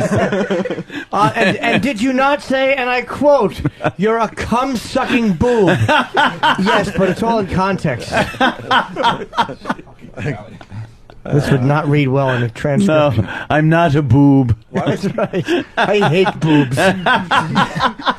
Why is Travis uncomfortable? That is why. Huh? Why are you uncomfortable? Yeah. Same reason you were uncomfortable when it was going on in here. I'm not uncomfortable at all. Not even a little. I mean, I'm listening to everybody talking. Well, you know, when you got people going back and forth in this tennis match, and then Steve's standing right behind you while it's all going on. It's open dialogue. You don't here really on want to the laugh Opie and hysterically. Anthony, Well, I can't you? I would laugh if I wanted to laugh, or I would try. I'm if I not wanted to uncomfortable. cry. There's a lot of hate in this room. That's obvious. What the fuck? Want to get uncomfortable? Let's go. Yeah, Steve, don't call me out on being uncomfortable. What's your take? I don't want you to feel like no one's listening. I'm a king to of not being uncomfortable. Practicing no improv skills. There's not a lot of love in this room. Where do you want to go with this? Let's go. Oh, God. Steve? Oh, I'm fine. Fine, I'm sure you are. Yeah. Comment? On. Which one? We were talking about you. I know, Sam. Thank you. They were discussing you. I think I'll go improv a review. Oh, the old D. Ross suspension coming my... Oh, is that what they're calling it now? Yeah. The old D. Ross. The old D. Ross. D. Ross. You got Danny'd. No, Sam had a better day. But wasn't that the old? That was the old shit can McGillicuddy. Yeah, it's the old shit can McGillicuddy. Danny's old nickname coming prime time's way. Shit can McGillicuddy. Oh, that's a good one. Who do you think's going to get shit canned, Sam? Oh, I don't know. I guess it depends. It really depends on how far this conversation goes and who dominates it. Well, we're all talking on the air. I don't think anybody can fault anybody for anything said on the air. I mean, we're asking. So it's not like anybody's being belligerent. I actually had a conversation with Don Wicklin. You remember him, don't you? Barely. With Don Wicklin. Cool. When that was whole... it hard to talk with just making eye contact through that hole in the stall?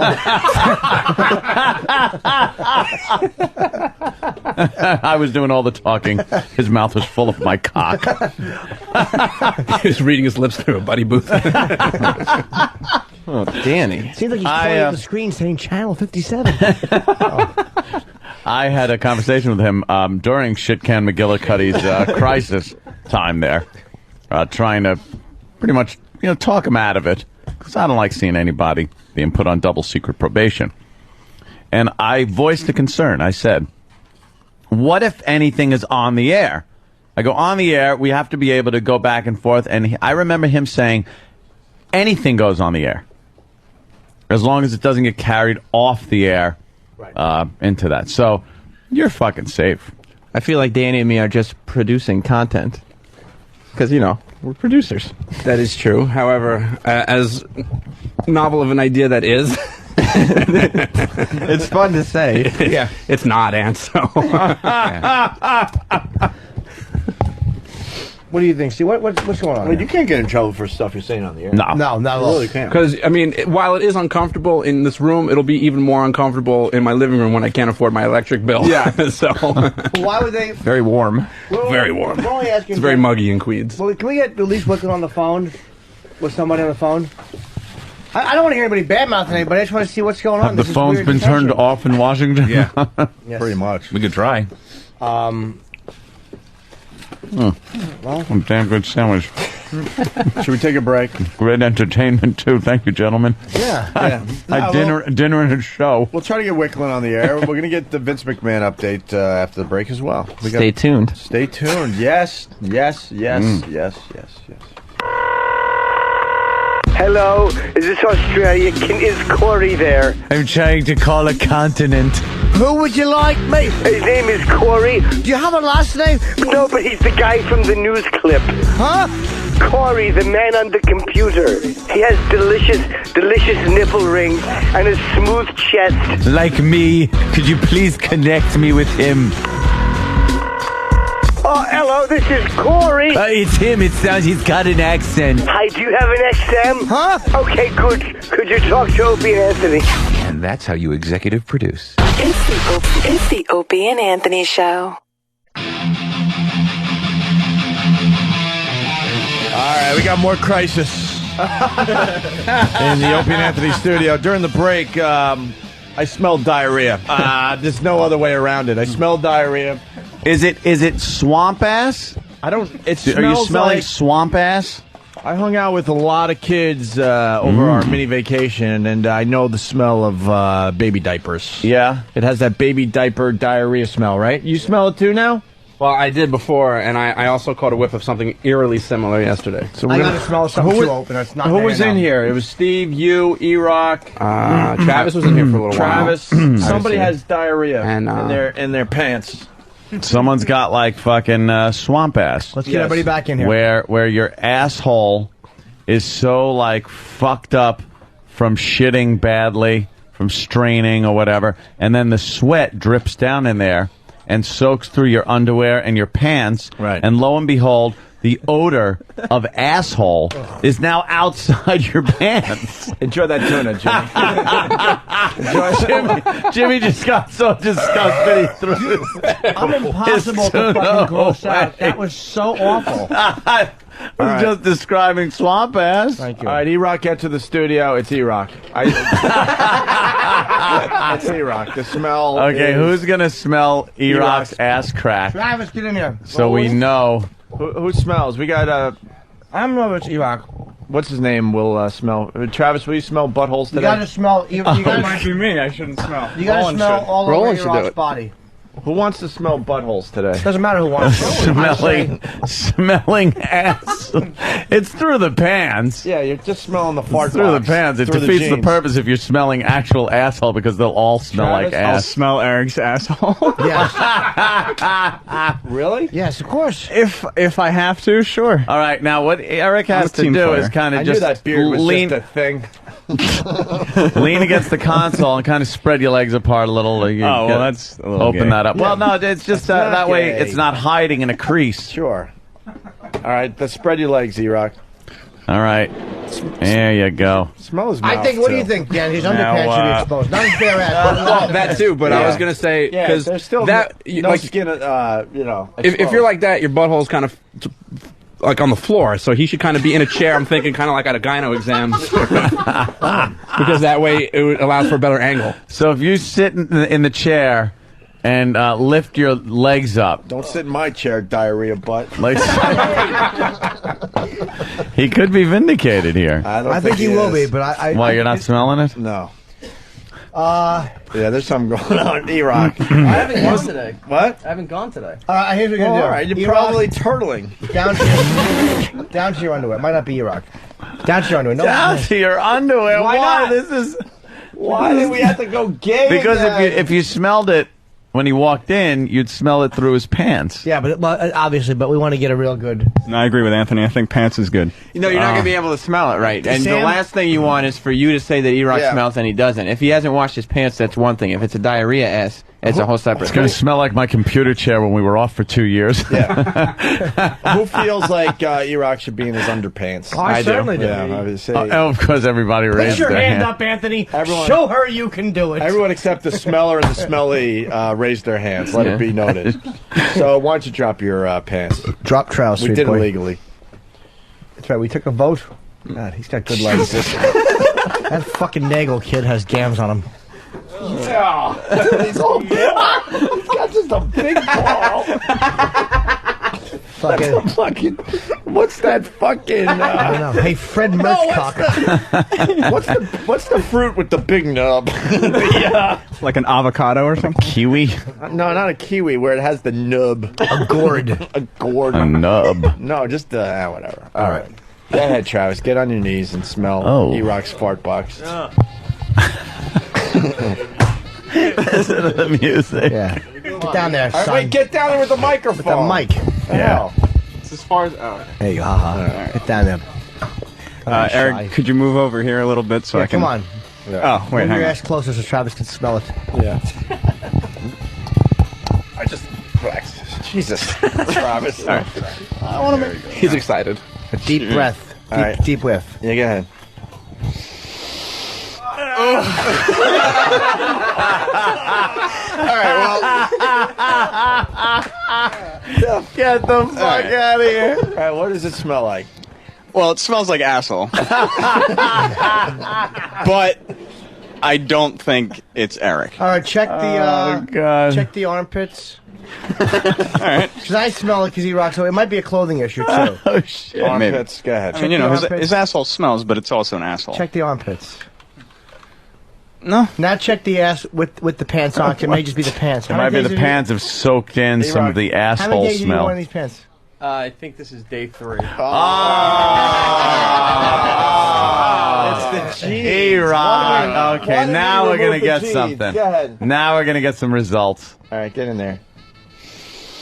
It still smells like asshole, but if it's See, it shouldn't smell like asshole on Through the the outside jeans. of your fucking jeans. It just but you know, shouldn't. I got I don't like defending Eric, but I gotta take a big sniff to smell it. So. All right, well, there's one more option. E-Rock, it's your ball bag, and well, I don't know if I agree to that. I think, and I don't think E-Rock, this is get a in problem. there and just itch your ball bag a little.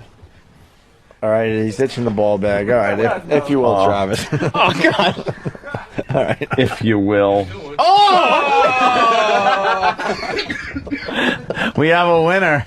Well, oh God, damn it! Is it vinegar? Oh, it's bad. Fucking salt and vinegar chip balls. Yeah. That's Well, we got a gross. studio audience. Who wants to smell E-Rock's ball bag technically by smelling his finger?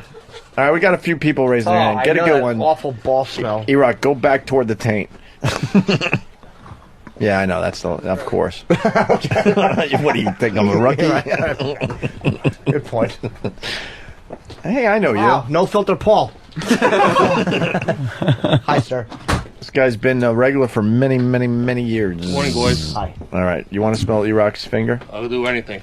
Okay. Get a good one. Go back toward the taint, E-Rock. Oh, fuck. Come on, man. Good? Wow, you That's touched that it. 2-day-old stink.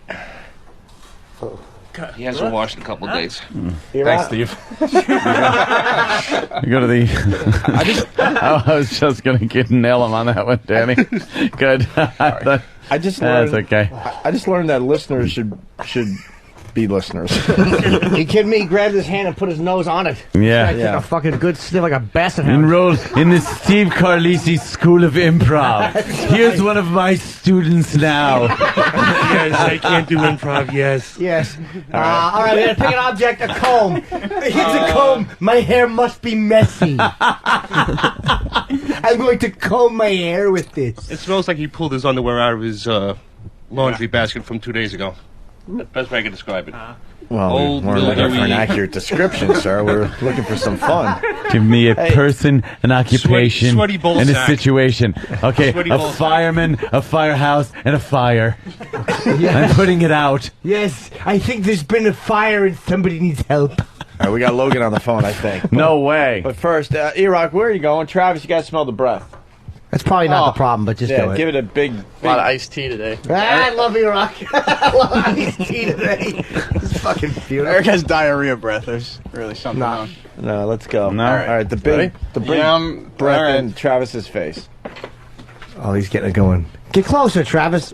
I don't want to get You gotta closer. get closer. That's not Get a little closer. Come on. Don't be shy. Come on, Don't Travis. move back. All right, E-Rock. Give him a good one. Close your eyes, Travis. Hey, you know what he's doing right now? I saw that. He's saving it up. No, he's doing that. Sucking He's it. doing that gum thing. Though. Yeah, suck Yeah. those gums. He's licking the inside of his mouth right now. All right, give it a Give him a good All right. one. Don't move back either, Hey, Travis. Bob! Hey, look who's here, mate. Hello. Hello. Bob! What you got then? Feedback. Governor. Feedback. Little feedback, eh? Little feedback, yes. I try. He does the worst English accent Fucking I've ever horrible. heard. What He happened sounds to the like Harry he's German with Bell's palsy. What happened to the Harry Potter glasses and the bear chest? Yeah, we really do need Harry you got, Potter glasses. You got for Harry him. Potter? All right, he's going to come back. Little with Harry Potter. Oh, there he is. Oh, he's coming back. All right, here comes. Get him here. We got somebody. it's Bob! Hey, Bob. Hey. Hello. Wave my magic. I can't do it. No, go ahead. Give it a try. Give it a try. I'm Harry Potter. I'm a little Harry Potter. I'm Harry Potter. I'm abracadabra. You stink. I'm Harry Potter. Wow, it's Blair's cousin Jerry if she was a wizard. It's deaf Harry Potter. I can't smell on you. All right. You're great. All right, Bob. All right. I'll see you later, Bob. Bob's your uncle. Pasty Bob. Love it. All right, little E-Rock. English, Put him into non-English. Travis's face, please. Give him a good one. Don't back up.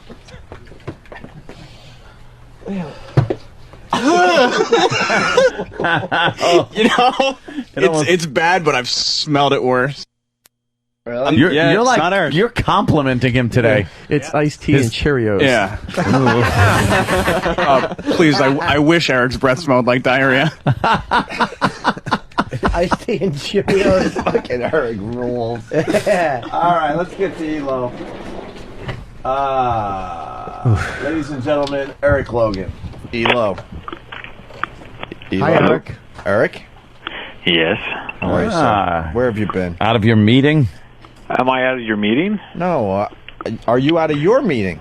Yeah. And listen, I hate to be the technical guy, but it's like I can barely hear you guys, so why would somebody check the phone? I've only been on hold for 15 minutes. Why would somebody check the level so I can actually hear the audio coming to me? But in the end, you're to blame. You're like the big guy. You're at the top of the pyramid, my friend. No. You should be you're working, people. you're transmitting, you're now getting paid finally, so my work here is done. I would assume somebody in that room would say, hey, let's make sure the audio feeds down the phone so regardless who's on the phone, they can hear. He makes a valid point. Whose responsibility is it, Elo? Whose responsibility is it? Yeah. Well, I don't think it's mine, and I don't think it's the three hosts of the show. Right. Outside of that, we can start with Carlisi and start beating downward. Wow. Who would you fire if you know? For this offense? Yeah, who would you fire? For this offense, I start with pulses and work up. Pulses? So he's just looking for a live body. Oh, okay. Now, what we needed, Elo. First of all, how are you? I'm great. How are you, Jimmy?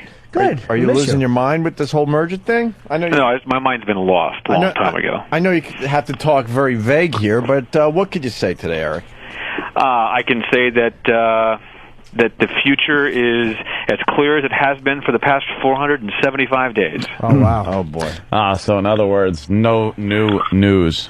Eric? I just think we're in the same place we have been. We're continuing to demonstrate how this merger is in the best interest of the public, and why there's terrific benefits to the subscribers of both platforms and even new subscribers. And we're going to continue to demonstrate that and hopefully win the support of the FCC. Are there terrific benefits for Eric Logan? Well, that is a whole different question now, isn't it? Yes. Oh, no. What's your hunch? What's my hunch? Yeah. I've learned after this past year and a half not to have hunches. Oh, boy. He talks like that guy on Wall Street. The old guy that talks very vague, and you have to try to figure out what he's saying. Yeah, he used to be. What's his name? We forgot him. Greenspan. Greenspan, Alan. Oh, Greenspan, Alan Greenspan? You're speaking like Alan Greenspan. Who did he marry? He married some political... Andrea Kramer, is that right? Really? He married somebody. Kramer? Yeah, I remember. We were asking, too, Elo, we wanted to ask you, because we were having an issue with... we had Steve in studio, giving him a bit of a razzing. And the staff had some things they wanted to chit-chat about. And, well, we know that young Danny is occasionally a mouthy sociopath, but... but very valuable to the Opie and Anthony show. Yes, and when asking on the air, he's concerned, and we want it to be rest assured that if we're asking him things on the air for the show, he's allowed to answer honestly as long as it's not being carried off the air. Yeah, is he allowed to speak openly, Eric Logan? Of course he's allowed to speak openly. Well, I guess my question to him would be, what makes him believe he shouldn't or can't? Look at this. What do you got there, Danny? Well, just from prior experience, that's all. There have been times where things have come up on the air, and then I would get a talking to off the air about things that happened on the air. So I've... give me an example. On the air. Man.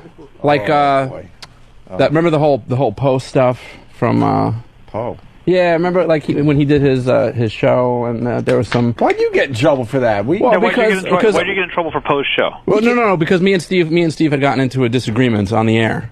About what? I don't remember, to be totally honest with you, Danny. Remember, because Poe decided he was going to have a big party here that night? Yeah. And are you sure the issue wasn't the fact that it was the big party or the fact that you talked about it on the air? Because it sounds like a big party in the studio would be where I'd have the problem. Well, you should have had the problem with Poe's guests that were convicts that weren't checked out properly. Well, that's a different issue. Well, I think the way the way it had worked was that I had alerted Steve. I had heard from a third party, like I was out, I think, being social. And parties. I heard from somebody like, I heard there's a lot of people going to the studio tomorrow, and I was like, really? So I shot Steve an email just saying, you might want to check into this. I think that there's a bunch of people showing up tomorrow. And he had asked or whatever, but then Steve was trying to tell me, he said, well, you knew that there were people coming in. And I'm like, yeah, but only because I told you. And it got into this big argument. It sounds to me, Danny, that you were doing the right thing as a good corporate soldier, making sure that the interests of the company were being protected. So for that, I salute you. I thought so, but then when it came up on the air, it turned into a big argument, and I was wrong, and the more senior parties won out. More senior parties. Where did the seniority stop? I'm sorry? Don Wicklund. Don Wicklund. Yeah. Well, now we know. Steve is here as well, so Steve should definitely weigh in. I vaguely remember. I vaguely remember what Danny's talking about. I remember the Poe incident. I don't remember the details. I remember of it, clearly. Okay, that's where we got that clip from, where you told me to. I believe the quote was, "Will you shut the fuck up for 2 seconds?" Oh, is that where that was from? Yeah, I love that one. Well, now, by the way, that's not the first time you've heard that quote. So let's get that out of the way. And not just from Steve. Correct. He hears it usually on bars. There was some other fuck up for 2 seconds. But there's been some other occasions too. I could recall. There's a lot of hate in this room, Eric. What do you have to say about that? Yeah. Are you asking me? Yes. Oh, I didn't. You're asking me what about the hate in the room? There's a lot of hate in this room. Probably a lot of hate where he is right now too. Well, I was going to say. I guess why should that be regulated to your room? Yeah. So, but Danny wouldn't be in trouble if it was something we were asking him for opinions on the air. Well, as long as he's not defaming somebody, or as long as he's not alleging certain things that he could be liable or slanderous for. Well, what if it's all in good-natured ribbing, like we say Steve is a homosexual? Yeah, well, that teeters on fact or fiction. But teeters. Thanks, Eric. I really appreciate that. See the deposition. I'm here for you, Steve. Yes, I know. I don't even tease Steve. Where would Don Wicklund? That's not even a thing. Where would Don Wicklund be on that seesaw? Oh my God! Please. He'd be on the C side of the saw. He'd be able to the sit on seesaw in the clouds. Yeah, right in the middle. You know where that little thing ribs up in the middle? Yeah. He'd be able to sit on the seesaw without hands. Yeah. Oh, come on. Reminds me of the crime scene discussion from yesterday morning. Oh, you heard that? Oh yeah. How could listen? I look forward to the Giolini updates. That is the highlight of my day. Or Antolini, whichever. Oh, whichever. No, I call it Giolini. No, I know you say it's Antolini. I think it's Giolini because it's really all about Jill. Yeah. Hold on, Sam made a face. Sam, did you want to correct Elo? Because I figure in the same tone as the face, you might want to correct Eric. Yeah. No, because somebody said something in my headphones. I was making a face at that. Oh, because it's funny. Wait, what happened, Jimmy? When you said Giolini, yeah, Sam made a face like a what the fuck? What a dummy. Yeah. No, that kind of face. That's and I pretty was much like, what he did, that? Sam. You know what it was? Who still is in charge. Oh, yeah, for he's now. the boss. No, I know that because Bob the intern said something in my headphones. Hey, Bob. Hey, Bob, what did Bob say? What did Bob say? Spot tea for you. Let's get Bob in and ask him. Hey, Bob. Where's Bob? Oh, this is a brand new intern here. His name is Bob. He's straight from Liverpool. He's a wonderful little lad with rosy red cheeks. He's got a complexion looks like he's right off the boat from England. Talk to Eric Logan. Yeah, what'd you say, Bob? I said no. Well, why would that mic work? Why would the mic work? I'm so glad this is happening in front of Eric Logan. Steve, bash some heads, will you? Yes, Yes. First of all, I can't remember when I've ever had an intern that lasted more than a week with a British accent. Yeah, Bob. Yeah, I assure you, I could not have said anything to Sam because I was nowhere near a microphone. We don't understand what you're saying. What? Yeah. I was nowhere near a microphone. Nope, still not quite it. You're English, We remember? don't quite understand you. Hey. I'll sit. Hey, you got to turn southern. That's from London, Arkansas. Logan is car crashing you now. Bob! Speak like you're English! I'm telling you, I was. Come on, give it a shot. You're almost there. This is Forrest Gump of Wales. Okay. Go ahead, Bob. What were you doing there, Bob? I was.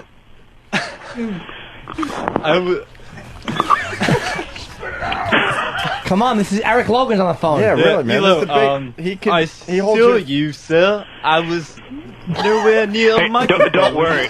I'm sure my time talking to an intern is probably the most efficient use of my time today. Clearly, there's nothing else I should be focusing on right now. And an intern trying to do an English accent, of course. Let's say goodbye to Bob. Goodbye, Bob. I will catch you later, Bob. See you at the pub. All right, then. Cheerio. Fucking, that's my new I love bit. Bob. Oh, he's awful. Just come up with excuses why we have to bring him back in. It's a different accent every time. Yeah, and Does never he have the same sort of smell that I had to listen to the 15 minutes I could barely hear because somebody didn't check the audio? Swamp ass. Oh, yeah. We did nice like that. We don't know what it is. Yeah, someone has diarrhea Well, in pants. again, that's what pre-show is for. Oh, Mars. Get You Mars think? in here. He's blaming Mars. Okay, Mars. You Really? say Mars should have done his. I don't know whose fault it is. All I know is you guys, literally, it sounds like you guys could be yelling down the street and I could get a better connection. I'm thinking the show itself has actually developed a smell. And it's just shit. Mars, Eric Logan's saying that you should have checked the equipment better before we got here today. Mark, what do you have to say about the that? speed of the audio down the phone line. Yeah, but if I do that, you're going to get that garble that we had a problem with before. Okay. Right now, we're at the optimum level. So the optimum level with so that's great. So what you're telling me is I have hearing loss. He called you stupid, pretty much. Yeah, so I'm the dummy. Yeah, Mars just called you stupid. Is pretty much what he did. No, I don't recall those words coming out of my mouth. Fine. Car crash. Elon sounds a bit tense. Elon, Yeah. are you Right now, all right? he's probably in his office nude with a handgun. I can only hope. No, I'm in a closet with a guy named Peter Cook, and I don't know what he's doing here on Pal Talk. Hey, that's good. Logan, what's up with the merger? Come on, give us something that'll give us a nice headline today. A nice headline today. Orbitcast is listening. You know that. Let's go. Yeah, I love Ryan. I wish I had something. Ryan, I actually get all my news from Ryan. Really? Yeah, absolutely. I go to Orbitcast more than CNN because Ryan has more information about the merger than I do. Yeah. It really is amazing how long this whole thing is. Hey, taking. Logan, where are we going next with this show? Where are we going next? Me, Wow. you, Anthony, and Jimmy. Where are we going? Because you need to be part of our future. What was that? Oh, that was me, and I got a big call. What is this? I got a call. Oh, I got a call now. Oh, Jesus. Oh, boy. That's his excuse button. That was, yeah. Yeah. Who installed that button for You gotta take No, that. certainly huh? wasn't Mars because you could hear it. God damn, Logan. I missed it. Here come the emails from Mars. See everybody. You watch. The over-under is 25 minutes before. I'll have Ed Schwartz and Maciel in my office within 20 minutes going, well, I think the phone was really fine. It was really Opie. He has the board. So. Yeah, no shit. Copy, paste, CC, blind CC. Yeah, no, I am starting a full-on thing that I'll just turn my BlackBerry off in about 20 minutes. So. Mars, comment? I didn't hear the initial comment. Yeah. See, because the audience. Now you know how it feels. He's doing Mars noises. What was that Mars noise? Mars noise here.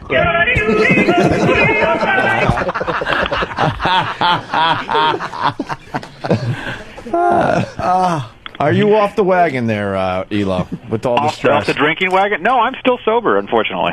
Although 475 days would be enough to put you back into the well. Oh, shit. What are they saying? By the end of the month? 2010 is last I heard. Jesus Christ. How many more days can we do this before bankruptcy happens? Oh, we're fine. Yeah. We're fine. There's no worries. We're in great shape. No worries. No worries. All right. We're fine. No of course. How could you not be Look, fine when you're not paying the employees? That only took a small act of Congress, but we're in good shape there. Wait, what happened? You guys got paid. It's all good. Can only imagine who's not getting paid. Yeah. Well, we don't. Hey, it's all good. It's all about priorities. Hey, listen, I got a call. I got a little note that says on the bridge. When are we going to talk about, that contract thing that we were supposed to talk about, before July 1st? What contract thing? Like the, what are you typing? Yeah, I'm telling you this person to hold on a second. I gotta get on. I gotta get on the call. Resignation. I was going to say, hopefully Steve sees pink slip. I hereby. Pink slips aren't really pink. That's right. You meant sock. Yeah. All right, Elo. Well, thanks for calling in. We miss All you, right, of guys. course. Mars, I'll talk to you offline about this phone problem. Okay. Oh, I'll be boy. waiting. Hey, All right, Mark. Eric, can we go home early today? Of course. I suggest you leave now. Just, you know what, like you did with Pat for Menaki? Yeah. Why don't you have the British intern talk British for a half hour? Well, let's bring God damn, Elo's on fire today. Yeah, he really All right? is. I think that's I what wish we do. literally. I mean, listen, really, that's a ratings grabber. I mean, subscribers will be Wait a paying minute. for years. Two things. You enjoyed the Pat from Menaki thing. I did. And secondly, it was off our clock. That was OT programming for That you. was OT programming, so Yeah. people should just be quiet. Enjoy it. Right. That's right. And the chat board should just pipe down a few. Whoa, easy with the language. What's the new corporate term out there? Pipe. All right, I gotta go. See you guys. All right. Everybody. Leaving on a high note. It's been way too long. All right, where's Bob? There's a Bob. I don't know. Here comes Bob. I don't know. I saw him in here earlier, but he seems to live. Hello, Where's governor. Bob?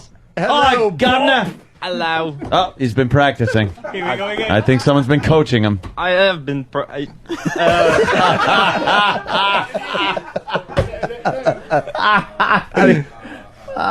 Shit. Yes. I have been practicing. What is that? Fucking Elephant Man had a smoother delivery. Hey, Bob, when's the next day you're here? Thursday, sir. Yeah, so your intern's on Thursday That's right. and Tuesday. Right. And what other day? Monday. All right. Next time you come in, we want to hear a good English accent from you. Try my best, sir. Monday. Monday. Bob stinks. Oh. That's right. He looks very English. I want him just like with a little beanie cap. I want to put some AC/DC shorts on him. Yeah, put knickers on him. My favorite band, but they're Australian, not English. Oh. Well, I don't understand a word you just said. What did you just say? I said AC/DC is Australian and not English. I've never seen anybody so bad at an English accent. He just slowed down in American. Yeah, he just gives up. Just syllables. You look so English. I would think it would be really easy. Irish, actually. Oh, okay. Then do an Irish brogue. Yeah. You can't do that either. Yes, you can. Try speaking in an Irish brogue. Hey, don't you know? Come on, you little jizz bucket. Fuck the Queen. Fuck the Queen. I am terrible at accents, Anthony. Terrible. What the fuck was that? Corey in Alabama has a great idea. He should read from Rent Boys in an English accent. Wow. Wait, let me ask you, are you in tomorrow? Thursdays. God damn it, I wish you was in tomorrow, because Rich Voss versus him with accents would be really entertaining for nobody that'd but be us. lovely. Indeed. That's right, guys. How's you, Bob? Good day. All right, Bob. Cheerio. All right, well, later, Bob. See you later, Bob. Later, Bob. If you want, I have some quotes here from Clockwork and also from Oliver. Oliver. Oh, come on back in, Bob. All right, then, Bob. Let's get Bob up to the microphone. Restore little Oliver, maybe, with a Bob. Welcome back. Perfect posture. read any of the Alex lines there. Very well, little brother. Very well. We all feeling a little bit shagged and fagged and fashed, it being a night of no small expenditure. One thing I could never stand was to see a filthy, dirty old drunkie howling away at filthy songs of his father's, going blurp blurp, as it might be filthy old orchestra in his stinking Are you a hooligan? I can't believe. Look at Bob's hands shaking. Is he a Bob, you're soccer shaking, hooligan? Bob. You're a little nervous, are you, bub? No, sir, I drank too much coffee when I was a little boy. Hold your hand out straight. You like soccer? A soccer hooligan. Are you a hooligan? He's a hooligan. Go for some Oliver Twist. Okay. All right, you just make switches whenever you feel it's necessary. Please, sir, I want some more. Just like the movie. Yeah, one movie. Oh gosh. Real good gosh. I don't know. Hurry up. All right, here's Hurry up. Appy Polylogis. I had something of a pain in the Gulliver, so I had to sleep. He doesn't do this. I was not awakened when I gave orders for awakening. Oh my God, he rolls. Fucking Bob. All right, Bob. All right, thank you, Bob. All right. Enough of that then. When you guys see Bob outside the studio, you can say hi, Bob. Right. Hello, Bob. Hello, chap. They're all saying hi to Bob. I just want wherever he goes now, wherever he passes. Everybody talks to him British. Yeah. Everybody. Fucking Bob. I haven't heard how come we haven't heard fucking British accent from you? What are you, too good? Oh, Iraq? Yeah! Yeah, bring Iraq in here. This is gonna be awful. Yeah. Hello, fire! Whoa. If it isn't old shitty trousers. How are you, crumpet neck? That's mumful. Oh, wow. And that's about it. That's all you do? You gotta say it in a British accent. And that's about it. What? How many stone you weigh? Looks like you're weighing a little more stone. Just a tad. And somehow they just goes, what? There's been a theme to this side of the show today. That's right. No improv. It's no improv Tuesday. All right, fam. Good job. Tell you.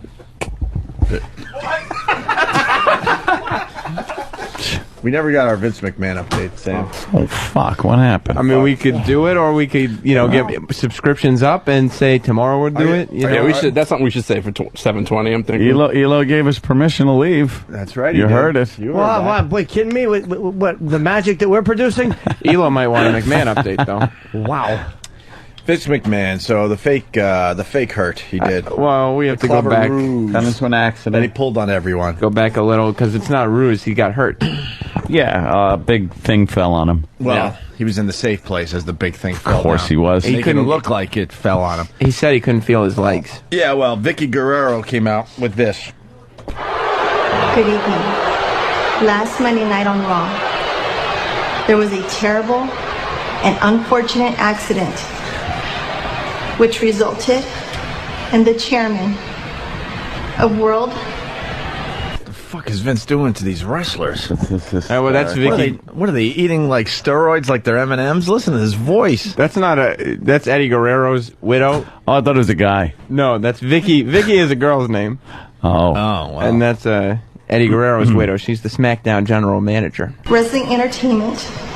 She's upset. What do they give her that job so she doesn't sue the shit out of Vince McMahon? I think that she earned it. Mr. McMahon being severely injured. What happened there? They showed the clip. Soundbite. Yeah. Oh, okay. Exactly. Severely injured. That's the reaction I was hoping for. Complete Stunned silence? emptiness. Yes. On behalf of my family,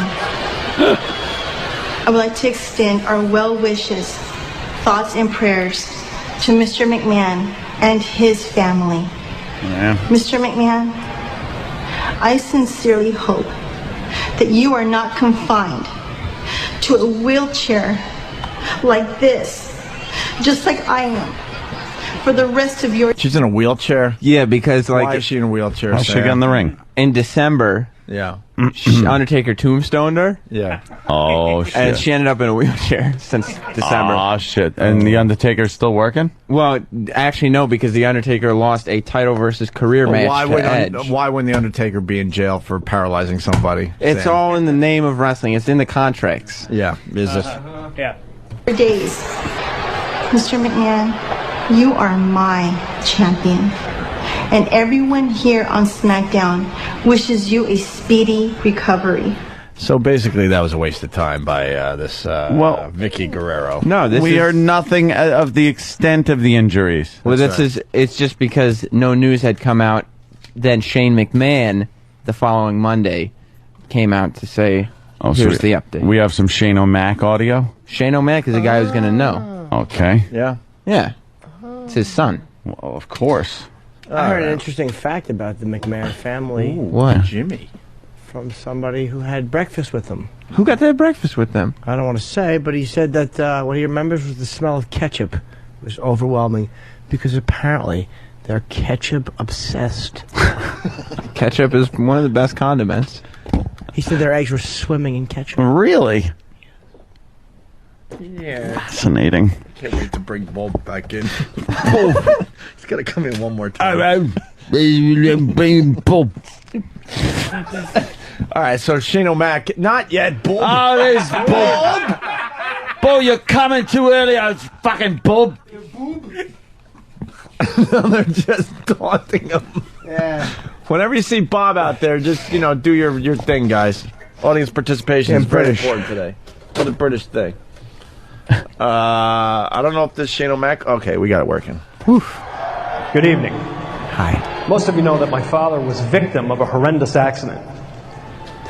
You also know him as the colorful and somewhat boisterous. Good to see that Shane O'Mac got acting lessons. What do you mean? We played a clip of his on our show. He's not acting. WWE chairman. But in reality, he's a very private person. And respecting his privacy, tonight we will not be forthcoming with his physical condition. What? But in the interim, I ask that all Raw superstars, WWE employees, production crew, referees, trainers, anybody involved with tonight's production, pull together in this time of uncertainty. What? Thank you. They're laughing, Sam. No, I was the crying. audience is laughing. That was crying. I heard They're a laughing. This is stupid. Sometimes you got to mask that sadness with a laugh. And I heard booing when he said he wasn't going to be forthright with his condition. I hope he rolls out as just a head. Oh, that'd be great. Somehow they figured out how to keep him alive as just a head. I hope so, if that's what it comes down to. But I hope he makes a full recovery. He's going to be in a wheelchair. A rickety old I wheelchair. hope it's one of those old wooden wheelchairs. With an Afghan. Yeah, with an Afghan over his legs and some kind of cane stick that he can bang. Yeah. Yes. Bedelia! Where's my cake, Bedelia? You bitch! Fucking love that one. Creep Show. Again. Another one. I got to see Creep Show. Oh, you got to get Creep Show. I'm missing the reference. Found a friend, Harry. I know that one's from Creep Show. Yeah. Give me another one. Barbeau was in that one. Adrian Barbeau. Yeah, Mr. Pratt. You have to hit all the stories. Yeah. People in the service industry, people of color. Like yourself. I want my cake. And Jordy Verrill, you lunkhead. Always in it, always bad. I'll take it up to college. That's the ticket.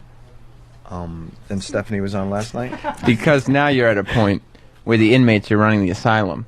Without Vince McMahon on Raw. Oh, shit. And the general manager, William Regal, lost a pink slip match weeks ago. So there's no general manager. So when does he come back? Where's the loophole where he comes back? It was so weird. The day after he lost the pink slip match, it was announced he was suspended for 60 days because of a drug policy. So I don't know when he's coming back. Uncertain as to who the fucking CEO is. Right. Also, no GM. No GM. It sounds like K-Rock. What? So wait, you think that he had a 60 days of drug policy suspension? I don't think they announced it on the website the day after he lost his pink slip match. Which is such like to have that much bad stuff happening all at once. No, see, they worked it into the show. See, he had to go away for the drug thing for 60 days. So they said, all right, we'll make this a work. What? Yeah, that's what they did. Pink slips aren't 60 days, though. Well, they figured what the hell. Just get rid of him? For 60 days, and then there'll be some loophole that brings them back. And you'll buy into that one, too. Well, that remains to be seen. Here's Stephanie with the Vince McMahon update that we've been waiting weeks for. Stephanie. Last week, my brother Shane asked for all Raw superstars to pull together in this time of uncertainty. And what resulted was a show in chaos. With my father still incapacitated, it is more vital than ever for all of you to work together.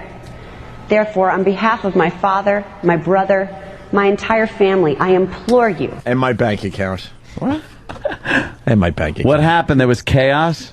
Well, yeah, this is what's going to happen because plus the draft had just happened, so there's all kinds of new superstars on Raw. They do drafts now on... Well, since the brand extension, wrestlers have to get drafted to certain brands. Jimmy's going to let the audience in on something. Jimmy has just been standing this whole time, staring at young Sam and just farting the whole fucking time. I thought it was coincidence. He's just farting over and over again. My body is speaking for the audience. My brother, my entire family, I implore you. WWE superstars, trainers, production crew, referees, announcers, to please all work as one. Well, we still don't have an update, Sam. How many weeks are they going to, string us along here? Well, I feel like they've kind of said, look, Vince McMahon's a private person. Oh. So let's try to go on with the show, and now it's more the focus is on let's act like adults. Let's try to find, if there's no leader, let's work together. Adults? Yeah. And I mean, last night was no better. It was chaos again, even after that announcement. Yeah, what happened? Oh, my goodness, was it? Wow, I mean, Crime Time and John Cena smashed up JBL's limo. I mean... No! Yes! There was, 4 guys couldn't agree on who's the number 1 contender. Is it Kane? Is it JBL? Is it John Cena? Well, I don't know. I guess Bob's walking too. So basically, it's been anarchy. Yeah. Every time Bob. You poofta. Every time Bob appears, they're just driving him nuts. You can't walk around out there. Go ahead, Sam. And then after Kane loses the number 1 contendership, he snaps. These wildfires in Santa Barbara are getting out of control, Ant. And starts I know. He's insane. Going off like a wildfire. Hurricane Bertha's getting closer to... That's not a wrestler. What? Hurricane Bertha? Roland. Bermuda. Roland. No, and then, I mean, because CM Punk is the world champion now. $141 a barrel? Which nobody saw coming. What? For oil? I'm so sick of the price just going up all the time. Holding steady. So dropped sick. $4 yesterday, though, a barrel. And JBL is trying to say that he should control the company because I'm actually cold with that fucking idiot spilled water on me. I'm chilly. Are you? Is that what's making you fart? And then you get the gasoline. It's still at a record high of around $4.11 a gallon. JBL's the richest of all the wrestlers. Insane. That's expensive. Everything's done in JBL? In the stock market. They defend Jews. No. John Bradshaw Layfield. Dude, wrestling stinks. What? What do you? No, it doesn't. When are we looking at it possibly? When we pitching her for when? Who? He's supposed to pitch Adrian Barbeau. I'm up in the air. I don't know if we'd need her, but I'm minded. As long as you guys let me ask the tit fuck question. What? I just want that's my opening question. What? How many times she has been tit fucked? Titty fucked. Shawn Michaels and Chris Jericho. Yeah, but it'll be fun. The reaction will be fun. It could go either way. She'd walk right out. She could take one of her boobs and smack me in the face. She's no kid. Well, that's these why days. you could get a nice punch smack up to the a face with picture her of. boob. Oh, no one's at the computer. Why would they be? Oh boy. She was born in 45. 45. Could you punch up a recent picture of 63? Adrian Barbeau? Adrian Barbeau. Very hard to spell because it's like Adrian Barbeau. Yes. Just think Barbaro. I like to call her Adrian Barbooby. That's what they used to call her on Maude. Yes. And then there's more. God's going to get you for that, Walter. Walter. That old hag. I loved her in that. All right, Adrian You Barbeau. old hag. You lying old hag. Lying old hag. He laughs. Yeah. tumbling down the Wow, stairs. wait, look at the first one. Is that her? Old school boobies. Let's see, folks. This is old school Adrian Barbeau. Yep. Wow, look at the those- size. Oh, look at the guy's face. Look at how heavy they are. Look at the guy's face. What's he doing? I don't know. Mr. Those Bean are- is looking at her tits. Those are big 70s natural titties. They're just giants. On Adrian Barbeau. Look how heavy they look. They look like they weigh All right, get a ton. a current picture. So Kofi Kingston defended the Intercontinental title. Oh, that looks pretty recent right there. Not that one. That looks not pretty recent. recent. No? Nah. Let's Let's take a little looky-loo. high up in the Sierra Mountains. Is that her? Thought Charlie Haas. Is that her? Well, That's her. we'll put in. Why don't you go to IMDb and see the motherfucker got a picture up? Let's see. Let's go to the next here. Maybe the How about Adrian Barbeau 2008? Why don't you Google that? SmackDown's introducing a Divas title. Yeah, are they? Yeah. I don't know. I saw a couple that looked pretty recent. Go to 2008 and try or 2007. Yeah, there you go. That's what I do. Hey, what about that one where she's No, you naked? put- Naked. Not that one. The other one.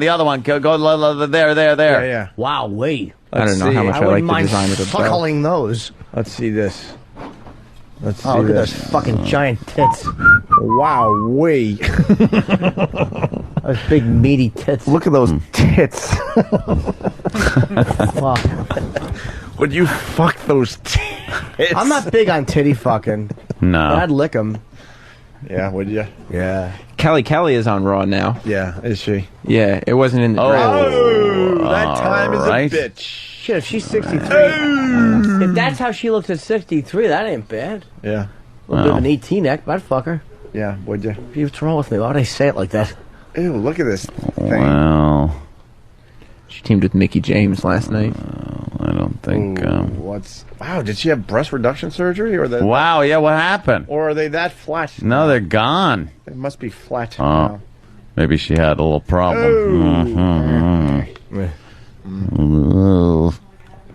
Yuck. All right, enough looking at her fucking pictures. Ask her if she will talk about titty fucking. Okay. All right, Roland. Thanks. Get back to us. Roland. All right, let's bring Bob back in because we want to do line of the day. Let's do line of the day. Have Bob read the Let's copy. bring Bob in. Hey, Bob! How you doing Hello. there, Bob? Hey, Bob! Hello, Bob. You're gonna help us out line of the day? How's your line of the day? All right. What you been up to, Bob?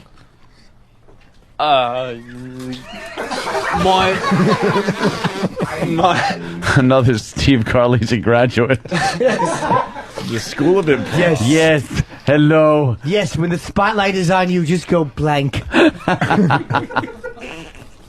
that, Bob! All right. Slags. The line of the day is sponsored by Carbonite.com. Carbonite backs up your computer hard drive, so you never have to worry about losing any of your files. Hey, Bob, how long does it take you to drive home? Hour and 15 minutes, sir. What route do you take? 22 and 1 and 9. Okay. Check it out at Carbonite.com. Promo code XM. And, So take the M1 to the Lancashire. Could be a little faster, take a couple of kilometres off the drive, eh? You got to hit traffic in Piccadilly Square or Circle, whatever shape it is, I don't know. Of course, you can always just take the underground, eh? Mind the gap! Mind the gap, Dave, mind the gap. Or just take a tunnel through Paris unless traffic's tied up because a ritzy titsy bitch is in a wall. Thank you, Denny. Go home to the old trouble and strife, eh? yes. That's correct, sir. There's, Why don't you talk about the soccer game you want to? Tell us all about it then. football. Football game. Yes, England and Beckham and the goalie and goal. This kid's a genius. He's my best student. That's it. Good journey, top of the class. When in doubt, open your eyes wide and panic. Not a football fan, sir. No? No. We're going to do an improv exercise called Nothing Z's. Yes. I tap you, you have nothing. Yes. Tap me back, I say nothing. We just look at each other. Yes, because I guess I'm a big bear. But I know you don't like football. Why don't you describe the game? Tell us what you didn't like about it. Nothing specific, sir. Just the players, their shorts are, their legs are too hairy for my own liking, sir. We got another one. I love it. 0. Exactly as I taught him. Yes, it's my protege. And he's a twink to boot. Bob's got a lot of teeth. Hello, Bob. You got a lot of teeth. Lot of teeth, Bob. You might want to catch a bit of the scurvy. Get rid of a couple. Hey. What do you do when you leave here? Chew through aluminum? I don't know. What's on your schedule? Perhaps I could just drink some of the English water, eh? Mess up my teeth. Get it? Because they have bad teeth because of the water. We got it, stupid. It just bombed. It bombed like the Blitz back in 42. Did you really think we didn't understand your joke? No, I thought you didn't understand what I was saying because of my horrible attempts at an accent. All right. Well, it's about the getting humor better. All right, Bob. All right. Oh, I finished reading it, Bob. All right, there's 6 runners up for the line of the day. And they're sponsored by Carbonite.com. What? Sure, What happened? That was an amazing American accent you was doing. What happened, Bob? What happened? I already read the line of the day intro. Right. So we're ready for the first runner-up for the line of the day. Sponsored by Carbonite.com. People suggesting that he sings Oasis. Could you take us out with some Oasis today? Can we get the lyrics to, like, I don't know, they're suggesting Don't Look Back in Anger's a good one, or... If I had the lyrics... Wonderwall. Wonderwall? Yeah, let's do Wonderwall. Bob is going to sing us out today. Sit there, Bob. Here's the first runner-up line of the day. So the plane couldn't stabilize the nose from going up or down. So they really couldn't just fly level without, the pilot's input. Could that, let me ask you. Wait, did the plane pink sock? Did the plane... the next runner-up line of the day. To take custody away, or at least use it as a bargaining chip for more money. And I don't see her going out there and performing horribly in postseason. Ooh, very good. Got a little one for me there, Bob. It's very funny, but... Did you just say your own name? Yes. Perfect. That's it. Oh my God, I'm in tears over here. He's a precious jewel. He's the fastest learner I've ever had. Every time they say something witty or off the cuff, I shock them to prevent them from doing it again. I think just coming soon to the Opie and Anthony show, Whose Line Is It Anyway? Starring Steve, Stalker Patty, and Bob the Engine. Bob. Yeah. Oh, I'm sorry, yeah. Would that be great? Yeah. They'd have to improv and... Wonderwall? Yes, the Wonderwall. Good. Good. Beautiful. Although someone suggested he sang Kicking the Kid, the Jack Black song. That's too edgy. Another runner-up line of DD. You're a dunce. We didn't spend years and years honing our craft so we don't have to play music so we could take calls from you. Man voice. Hey, man voice. Ooh, you're hurting me now. Yeah, you know I am. Right to the next runner-up line of the day. Basically, she doesn't like the show, so we immediately imply that she has no womb. We are assholes.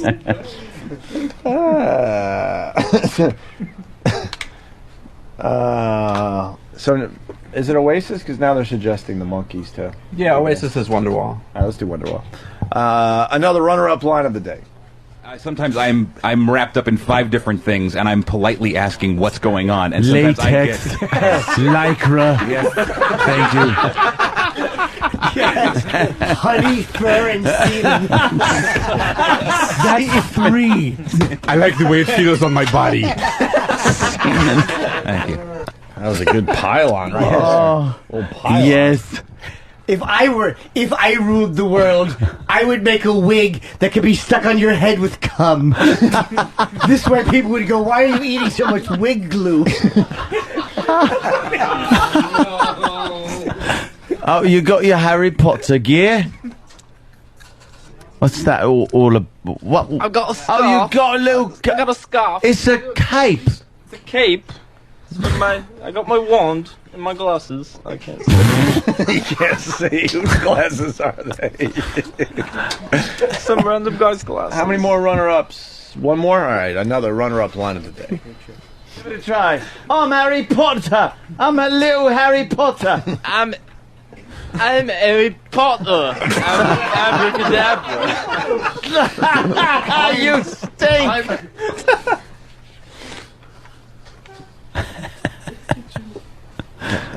Time for line of the day. Once you give the big here's line of the day thing. All right, you guys ready for the big one? The line of the day, sponsored by Carbonite.com. What happened to your accent? Yes, you're just talking like a dummy. All right, ladies and gents, time for the line of the day. I love this guy. E-Rock, play it. Here comes line of the day. Line of the day.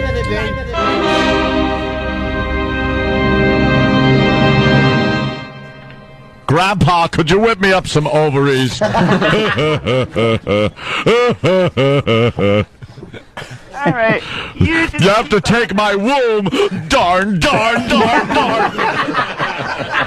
to the hospital, Grandpa. I won't. Getting Dragula, Heyman. I'll take you. Grandpa. They constantly called me a homosexual. Yes, exactly.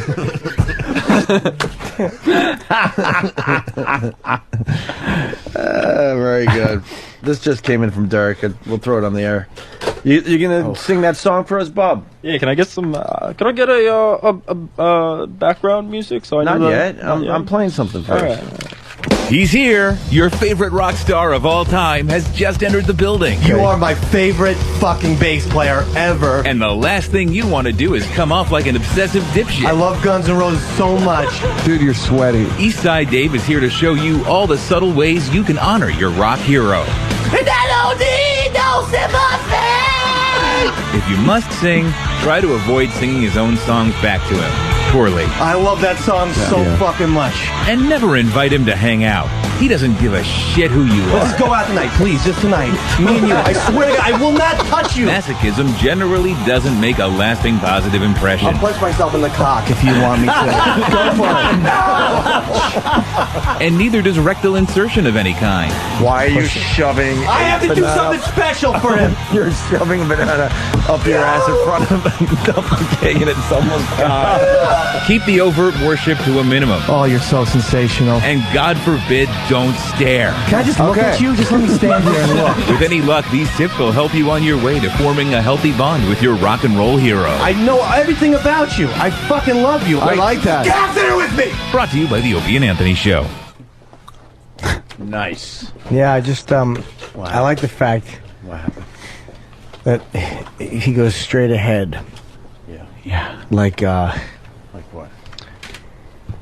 Like, I'm trying to think of an example. Like, Yes. Like, You're doing fine. but no, what I'm saying is, like, it's just so, blatant. Like, remember to put things in your ass. I'm putting things in my ass. Because Steve writes like he improvs. Yeah, like instead of it's just literally. Now, can we please play that? I need to. I'm forgetting my example. Oh my God, is that funny? From the beginning? Yeah, it won't be long. I know this is torture, but no worries. That's hysterical. But like, there's no clever. He's here. It. Your favorite rock star of all time has just entered the building. You are my favorite fucking bass player ever. And the last thing you want to do is come off like an obsessive dipshit. I love Guns N' Roses so much. Dude, you're sweating. Eastside Dave is here to show you all the subtle ways you can honor your rock hero. And I don't need no sympathy. If you must sing, try to avoid singing his own songs back to him. Poorly. I love that song so fucking much. And never invite him to hang out. He doesn't give a shit who you are. Let's go out tonight. Like, yes, we know he doesn't give a shit who you are.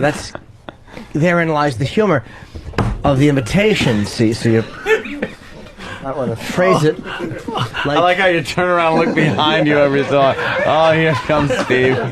Oh, no. Oh, there's fear. Oh, no. But no, I'm just saying. I'm just pointing No, out. you know what? Jim points out something that Derek and I were talking about in the studio when we did this. It was Derek's bit, and he wanted to go straight Nice ahead with pass it. of the buck, by the way. Yes, I know, love thank you. seeing that.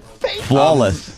No, but you know it was his bit, and he wanted to go more straight ahead with it. So so I decided to write around what he wanted to do.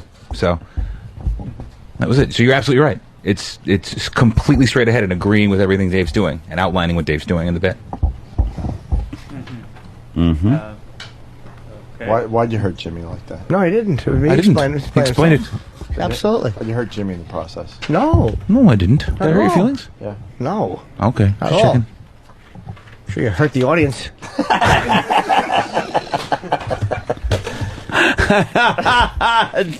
Oh, he picked up his pad. What are you writing? I'm taking up my pen I and got to talk going to you guys home. about. Doodle, The show ends. doodle, doodle, doodle, doodle. Doodle, doodle, doodle. Yes. Doodle, doodle, doodle. All right, as the big meeting's going on, all you just hears that hand movement. You look down, it's all circles. Doodle, doodle, doodle, doodle. I'm doodling. All right. Hey, look at that. We're done. Well, no, we got Bob. Oh, Bob. He's getting ready to sing Oasis for everybody. Right. Possibly get some background music, please, sis. This is how we end today. Bob singing some Oasis. Bob. I want to thank the audience for stopping by today. You guys were terrific. Thank you. Boo! All right, go ahead, Bob. All right.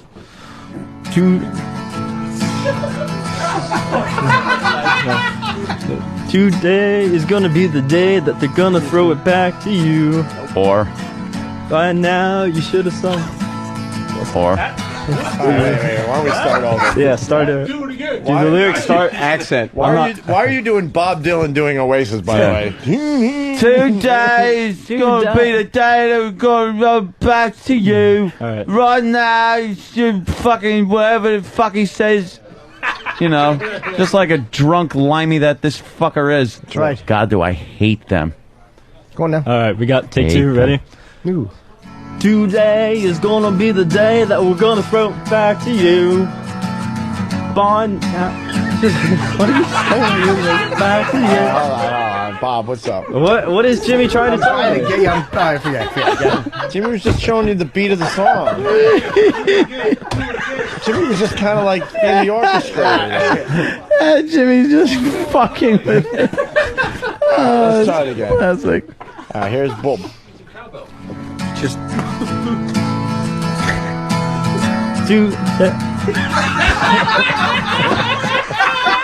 Bob.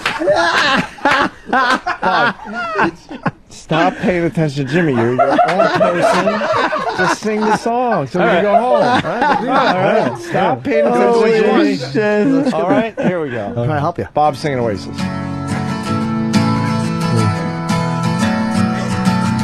Today is gonna be the day that they're gonna throw it back to you. By now, you should have somehow realized what you gotta do.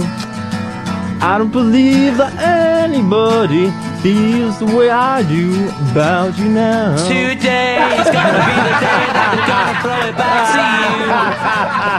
By now you should Exactly.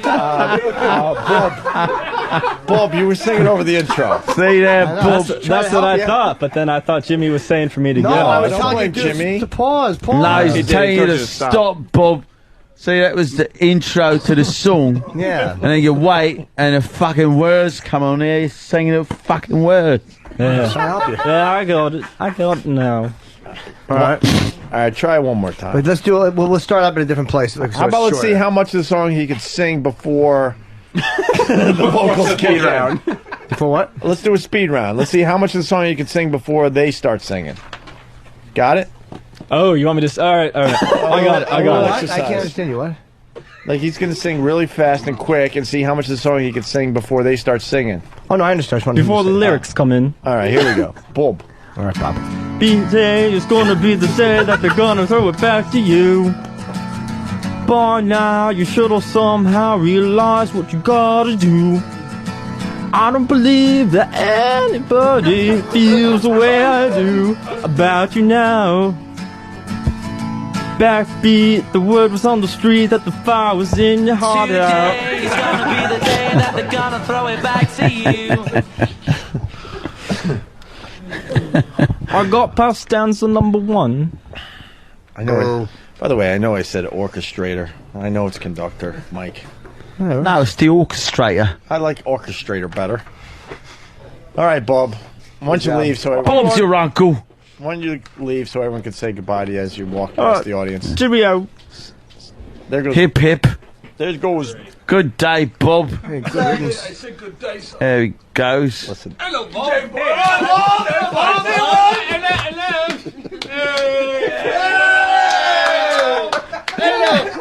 Hello, bloody bastard.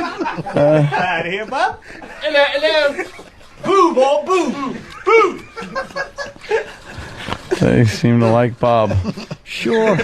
Bob's a hit. Good thing we didn't run this bit into the ground. Of course not. Hey, kid, I can't wait for Thursday when he's back. I can't either.